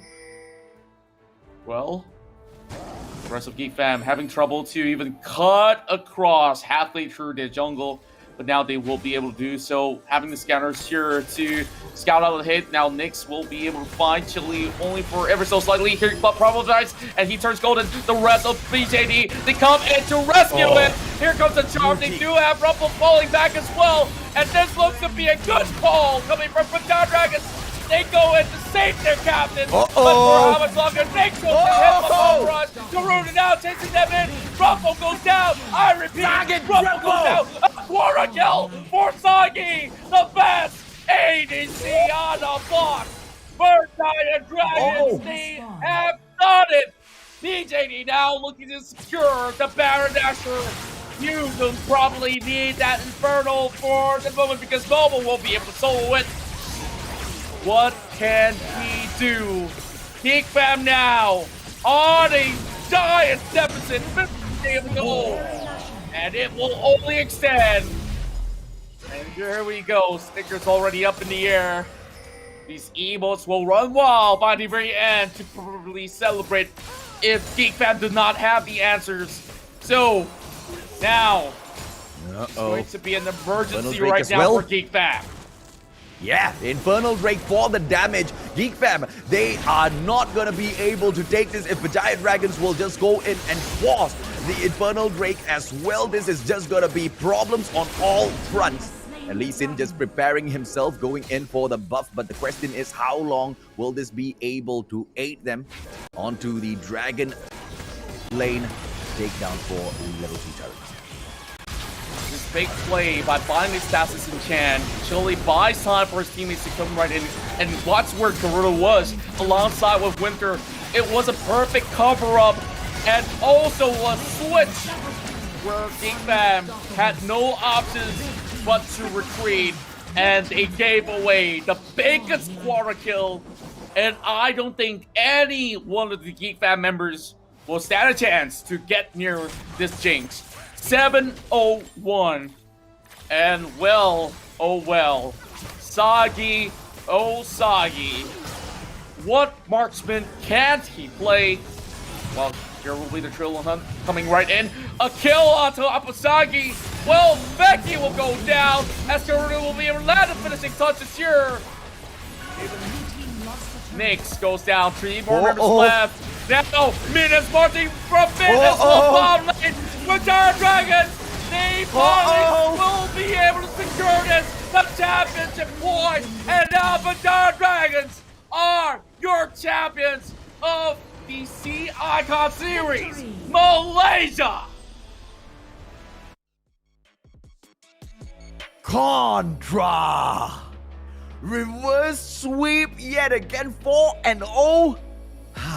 Berjaya Dragons, the one who's able to turn the whole of the Geek Fam up on their heads and to take the victory at the very end. It got pushed into 5 games only because Berjaya Dragons dropped that very first one. But of course, the reverse will still go ahead to drop in. And these are your champions, Sagi, Nenas, Chili's, Isure, Karuto, Dated Ones, as well as Winter, the full team of Berjaya Dragons, your champions, Contra. This is for the summer edition of the League of Legends Wild Rift Sea Icon Series for Malaysia. Your grand champions, the Berjaya Dragons. What a story accomplished now by Berjaya Dragons. They've been waiting for this glorious moment.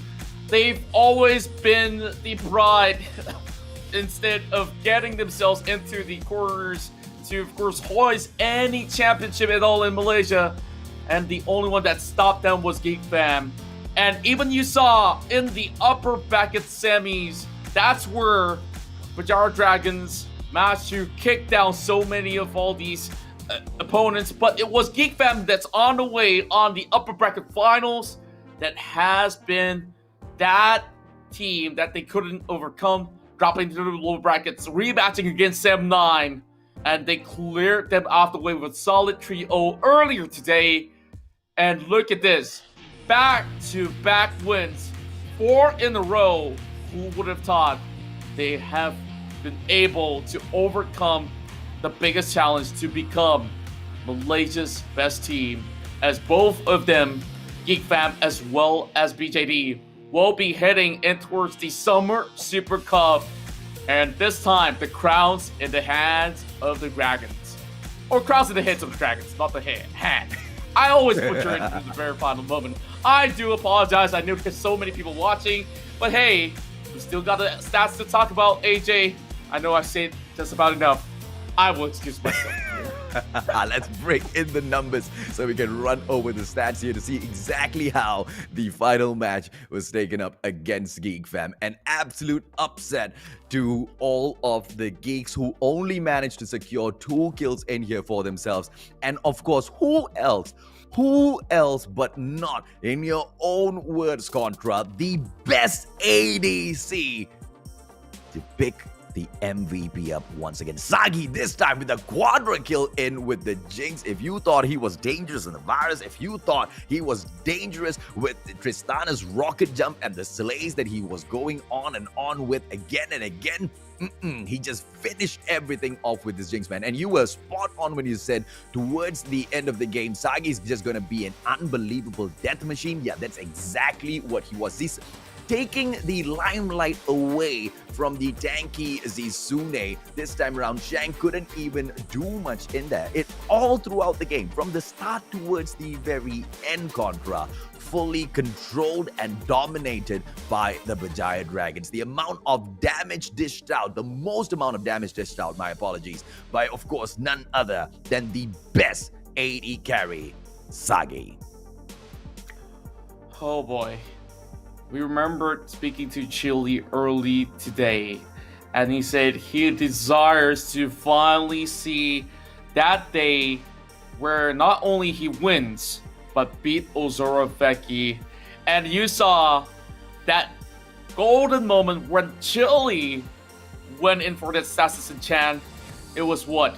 Veki, Rumple, and the rest of Geek Fam caught with their pants down by the river, and Geek Fam slowly fade away for that very final few moments. And Sagi, oh Sagi, just look at these numbers. On top of that, Karuto has been putting up 9,000 in total.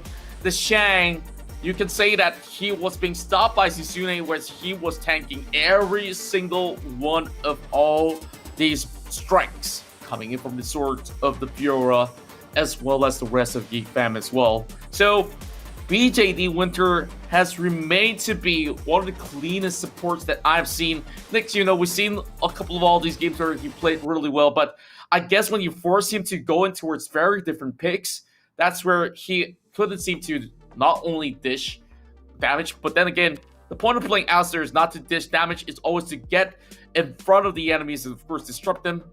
But Berjaya Dragons, they're always 2 steps ahead coming in towards this very final game. Oh, and I don't know how are the players from Geek Fam feeling right now, but I cannot wait to jump into a conversation with the man of the hour, the best jungler that has dropped into the series between Geek Fam as well as Berjaya Dragons. Chili pulling it away. Unfortunately, Rumpel just did not manage to be as effective as he wanted to, dropping in with the absolute aggression. Let's take a quick look, ladies and gentlemen, boys and girls, at the face of the champion jungler in here, Berjaya Dragons' very own Chili. Congratulations, Chili! I can feel your joy. And before we even hop into this interview, the previous one, you were saying you waited for that day where you not only become the champions, where you will go to the grand stage and beat Ozora Becky. Now, tell me, how does it feel after so many years? This is the day after putting in so much of the countless hours. And now you guys are now the best team of Malaysia. I mean, it's definitely a very happy experience because, like, you know, since like the old days, he has been with KLH, and then I think like from the initial part when we were Tanks by, there are still times where I win him, but after that it's like always Wacky who is winning against us, and then it's at one point I was in Fire Dragon, and then until this point in Berjaya Dragon, it's really very good thing that I finally got to win him back in this tournament. And of course, it's a very big statement because it was a 4-1 victory. You know, I guess Rumpel kind of run his mouth about that 4-0, but this time you guys say, hey, you guys can take one game, but we will take that 4. So now, everyone's shouting in the background. I'm pretty sure that everyone's really happy. Yeah. Now, I want to ask you this, because at one point in the earlier interviews, you were saying that Rengar needs a few winning conditions to actually come in to be brought forward. And I saw that moment you chose to go in for the Stasis Enchant. Is it really very vital for every Rengar to actually go in for Stasis instead of, you know, the other enchantment that's available? I think for the Stasis Enchantment is always a very good item for you to like buy time. And since like, you know, there's one game that I bought like tank items as Rengar. It's actually pretty useless. So I just go for full AD and then I go like Stasis to buy some time. Yeah, and with that time being bought, I guess that was one big fight which the rest of your teammates managed to actually crush right in. Any words you got to say about Sagi? Because we didn't really expect a Jinx pick. Yes, we've seen maybe a lot of Tristana, we've seen a lot of Varus as well early on, and his usual signature Kaisa. So, Jinx, it's an instant lock. Was it already pre-planned because you saw Geek Fam was hovering that Jinx for a moment? Or Sagi was like, oh, that's a dare for me to pick it. What went on in you guys' mind coming into the final game on that draft? It's not really a pre-planned pick. It's just that, you know, we see like the matchup, like because Jinx is actually pretty good against Kaisa, and then you know what, Sagi is like, you know, the best AD in Malaysia, so we are very confident with his skills, so we just go for the Jinx pick. Yep, you've heard it. AJ, I'm pretty sure you've been holding back a lot of questions out there. Yeah. So, anything you gotta ask our champions right here, because we don't really have too much more of the opportunity. Maybe, you know, in the C Icon Series Summer Super Cup, there will be more to come. But AJ, go ahead, drop a few. Okay, you know what? From the start, right, Chili, you guys have always been a little matured with the way you approach some of these questions that we put out. You've always, you know, had the standing that, you know, Berjaya Dragons as well as the likes of Sem9, Geek Fam, you guys are all out to make Malaysia proud. Now, both you guys as well as Geek Fam will be going towards the Summer Super Cup. Do you have any message for all of your other opponents from the other regions? I mean, you know what, like Geek Fam, like sometimes they will like talk some like trash talk a little bit, but I guess it's like just a friendly banter. And you know, as Malaysia teams, I mean, we won't want to be like very rude to the other teams as well, or like I don't dare to talk big against them, but let's just have like a fun match in summer in Super Cup. Yeah, I That's think right. you guys Well- have been humble throughout your whole journey in here, and that has paid off really, really well. Congratulations, and keep that up. Going in for all of these matches, Sagi has just been absolutely dominant. What is his training regimen? Would you be able to share that with us, Chili? Because no matter which ADC champion he brings in, he just absolutely annihilates everyone. I mean, like Sagi is pretty talented, I would say. But of course, like he puts in the training as well. So, but I won't say it's like extremely crazy compared to the others lah. I think in terms of hardworking, Karuto is the most hardworking one. But yeah, Sagi is just good in his skills, and that's why he's the best AD lah. Yeah, and Fair I enough. believe that all of this does not go to only a single teammate when it comes down to all the credits. It goes down to you as a captain, the analyst. Back in the PC days, you also go into also coaching some of the players. And I see finally Mr. Edward Moore behind the screen, and I believe that he's going to be a lot happier than, carrying a slipper or a rattan cane anywhere around. I'm pretty sure that he's been treating you well. So now, one question is that, there's going to be the prize pool out there, and you guys will be fighting even more. Any sort of these small celebrations that you guys will be pulling in of what you guys want to do with what you guys have just won here in the CA Icon series, and why? I'm not sure. Like I heard there's free dinner, so that's what I'm waiting for. Oh, nice. That's the best way to celebrate. Yeah, absolutely, man. I mean, with a full stomach. Actually, I love the way you went in with the response as to there's no warnings to be set forth for the rest at the Summer Super Cup. But what about some words of encouragement for those who definitely look up to your brand as well as your leadership and all of the players within Berjaya Dragons for them to come into the next season of the Icon series? Do you have any words for them? I think for like players who are like playing competitive or like aspire to be to be pro player, like keep it up. Of course, you have to prove yourself through tournaments. So don't be discouraged when you're facing against like professional teams like Geek Fam or like us or like Sam9. Just try your best and make yourself known. That's right. Whether there's going to be challenges up ahead, you will have to face it by beating the best out there. And if you're not at the best just about yet, you just have to work even harder. So I hear there's a lot of celebration going on. I'm pretty sure that you guys will be rapturing on a party in a few moments. So, any more shout outs out there that you have, the people that support you individually or your whole entirety of the team? This one goes out to all of you guys. So Chili, the stage is yours. I mean, I'm just thankful to everyone, like the supporters, my family and friends, and also my teammates as well, definitely, because like they really step up their game. Like before that, we feel like, oh no, like our teammate is not good, but at the end of the day, everyone stepped up and played their best. That's right. I'm pretty sure that you guys will have to continue believing in yourselves now that you guys are crowned as the best team of Malaysia for this split. Now, of course, we will have even more of these upcoming tournaments. We wish you all the best, and hopefully even more trophies to be put into the gaming house out there. So, now, there's going to be a lot more training to go through for you guys to beat the rest of the region, hopefully. And I really don't want to hold you for too long. So, one last time, Berjaya Dragons, this is going to be Chili out there. You've been giving us a lot of great advice. And now, champion, we will thank you very much. And I believe that is all that we have. Thank you for showing us the best of plays. Take care, buddy. Congratulations once again, Chili. Bye. Take care.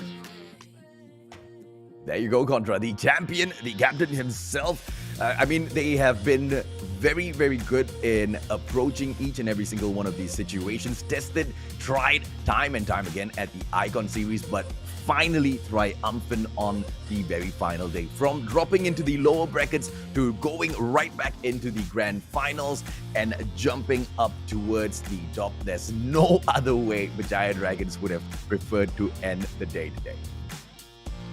And well, this ain't a fairy tale story anymore because it have finally come true. So I'm just feeling very delighted on seeing how joyful the whole gaming house of Berjaya Dragons is like. Of course, I hope all of you guys are doing well on your side, and well, Berjaya Dragons now new kings, which means that everyone else will have to work twice as hard to snatch it away from BJD, the current best team of Malaysia.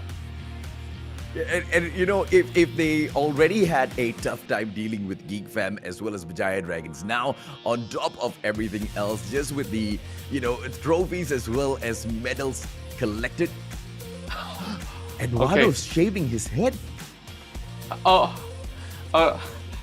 Okay. Can we actually tune into the Malay segment to see what's really going on? Is there a chance? Okay. I'll come. Producers, please. Okay. The producers. Okay. Let us update you as to why all of a sudden Mustachio as well as Contra went speechless, because Eduardo is currently getting his head, the hair cut off his head. But unfortunately, we are not able to tune in. If you guys want to see Eduardo's head getting shaved, please jump on over to the Basam live stream that we have. If you guys don't know where that is running at the moment, ESL Malaysia page. I'm gonna go there right now, Contra, because I'm really curious if or not this is actually happening or production is just pulling our leg. Give me 1 second. I'll confirm this. Okay. Don't tell me what it is. I'll tune in later on. But I'm pretty sure that this is also a little bit of an incentive for some of the BJD members there to really work twice as hard to not only win the prize, but really get their hair out of the head of Eduardo. But here is our player of the series, I must say. It has to be Sagi. It says a 5-1-3 on the KDA. The last we checked, it was an 8-0 on this Jinx. And you can see he has dished out the most amount of average damage per game of 80,000.8. And of course, when you're going to be playing an excellent job on that marksman role, you get a whole lot of stash of gold. 13,000 is going to be garnered by the span of 15 minutes of play and 100% of kill participation. Sagi is your best ADC of Malaysia. I'm sorry, but I'm just distracted by Eduardo getting his head shaven off. They just ran 2 streaks back on top of his head. Let's jump over to the brackets, ladies and gentlemen, boys and girls. We'll bring you through how this all started, right? On the 4th of June, there were 2 series. Eminence Raptors faced up against RTZ underranked.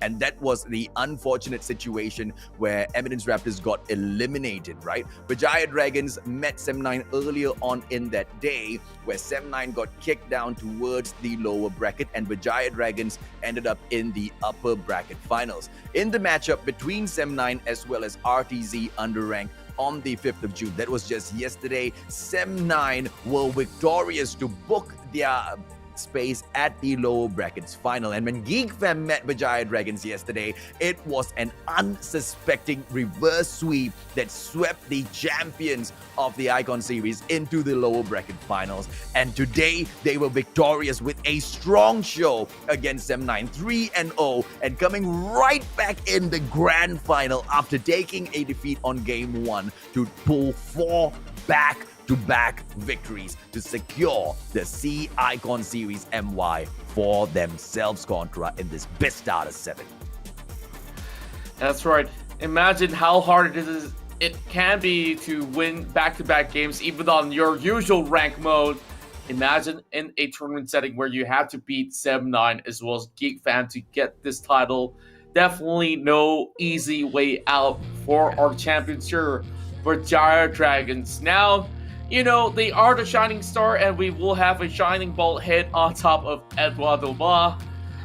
Now, I believe that this should be the end of our show. But before we even close things off, we did forget about you guys who have been waiting to win yourselves the JBL Quantum 1.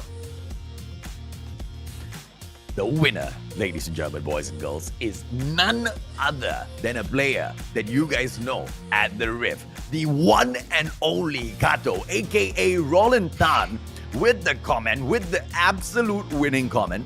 Now, you can cry alone after losing all ranked games without hearing people complain about your crying noises with the JBL Quantum 1's fabulous noise cancellation. All right. I'll accept that, Kato. We've seen him playing inside of the Rift quite a whole lot. He is one of the mid laners that have been contending in the entirety of the circuit. Of course, with them coming out here to really grab themselves another chance to, win the JBL Quantum. So, Roland Tan, we admire your effort, and of course, thanks for dropping your comment in and also tuning into the best of it all collide here by the very end to celebrate with us not only the champions of Berjaya Dragons taking the top spot, but to celebrate every one of these people out there as a community all playing Wild Rift day in, day out. This one's for you. Yeah, absolutely, man. But I was very, very close to thinking that you were about to say that Kato's very used to crying and he definitely needs the Quantum 1 because he wants to block everyone out. Lucky he didn't go there. But definitely, I echo whatever you said, Contra. I mean, everyone who has dropped into the Icon series thus far have been able to show us the very best of their side. And at the end of the day, this is the truth, that the Wild Rift scene within Malaysia is still in its infancy, and this is just the start towards something that is just going to blow up in the future. And Berjaya Dragons, the very first ones to step up to the plate and take the title home for themselves, making history in here. The brand, the Berjaya Dragons brand itself, will be very, very proud of their achievements. But of course, Geek Fam, nothing can take away from whatever they've achieved in the Icon series as well thus far, Contra. And, well, this will be a great curtain call at the very end, which, Sagi was just showing off of the Jin for just a very slight bit and goes and tells us that, this is how this will end with a big bang to, of course, celebrate. But now that we've already got that all out there, it is you guys can spread the news on who the champion is. Of course, we also have to thank you all for tuning in thus far. We have to also thank our dear sponsors as well as our official tournament partners. Let's start off here with MAGGI Hot Cup today. We enjoyed some fun games alongside with Fattahzie as well as Biu Biu. We also thank them for hopping on board, for being some really good sport. On top of that, you guys can always get yourself the most customizable mobile plan out there by just picking up the UDO powered by Cellcom SIM card. Yeah, boy. Yeah, boy. Ladies and gentlemen, boys and girls, Contra, and I have to thank each and every single one of you for, being with us throughout the whole of the Icon series, allowing us to bring you all of the hottest action. Thank you so much, ESL. Thank you so much, Riot Games, as well, for allowing Contra and I the pleasure of casting these games. Contra, any final words before we close the day out, my friend? Well, I guess one more time, we thank you all for joining us here in the C Icon Series Malaysia.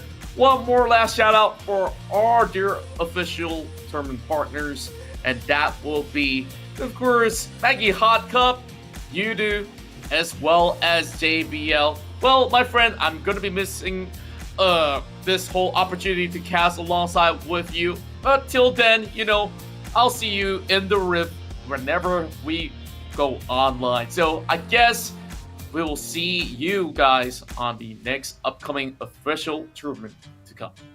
Absolutely. Take care. Make sure you all stay absolutely safe at home. Don't go out if it is not necessary. Take amazing care of your health. And if possible, get yourselves vaccinated as soon as you get the opportunity. My name is AJ. I'm the Mustachio down here with the one and only Contra. Thank you so much, ladies and gentlemen, boys and girls, for joining us at the Sea Icon series. This is the summer edition. Contra and I, if given the opportunity, once again, will catch you when we come back with the next season.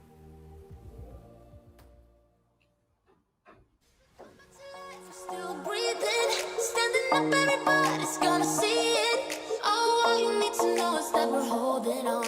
Even if we fall, we will rise up and we follow the path that we believe in. No, we're not gonna stop until we reach it. Oh, all you need to know is that we're holding on. We rise up from the dust and clean our throat.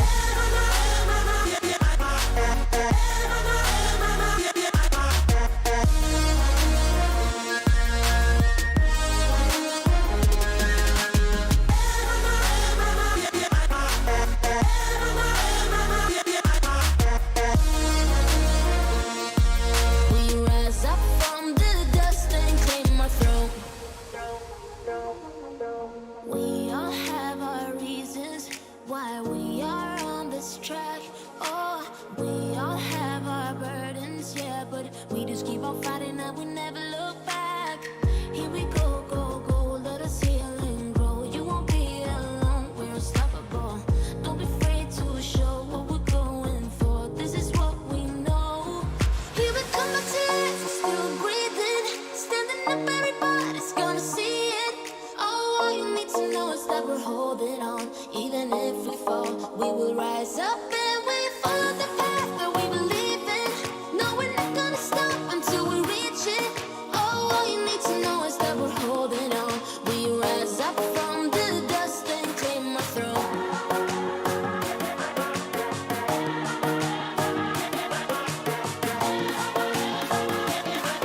We rise up from the dust and claim our throne.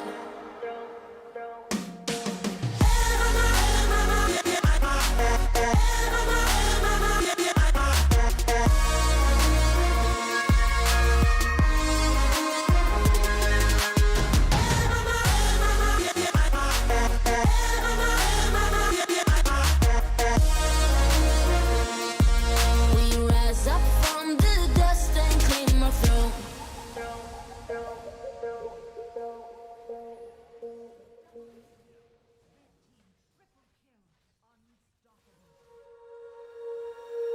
When you feel it's hopeless, when you think that you lost, oh, I will take your hand and we'll rise up from the dust.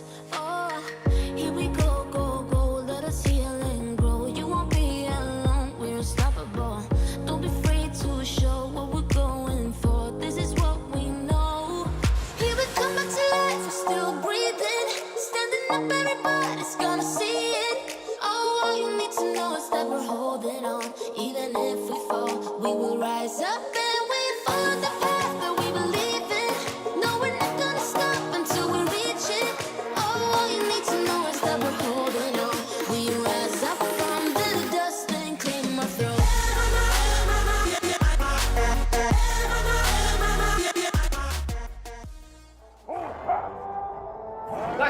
Nice. Alright, go. Down first. Can. Alright, down already. Nexus. Okay. Nice!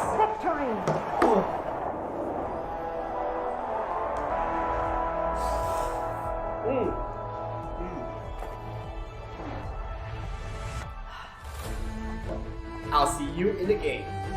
Alright guys, let's go on board. Okay.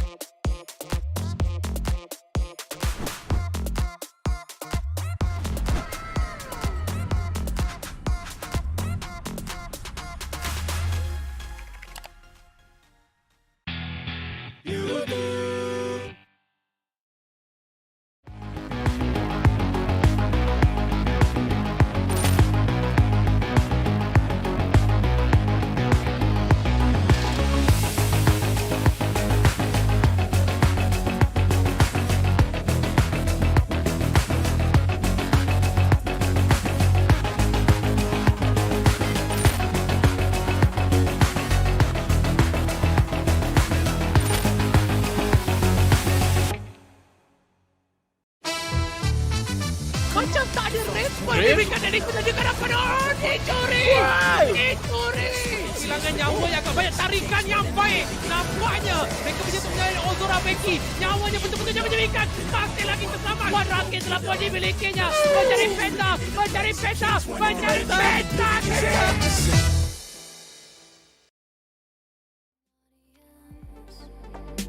Keep telling us what we can do, but here we are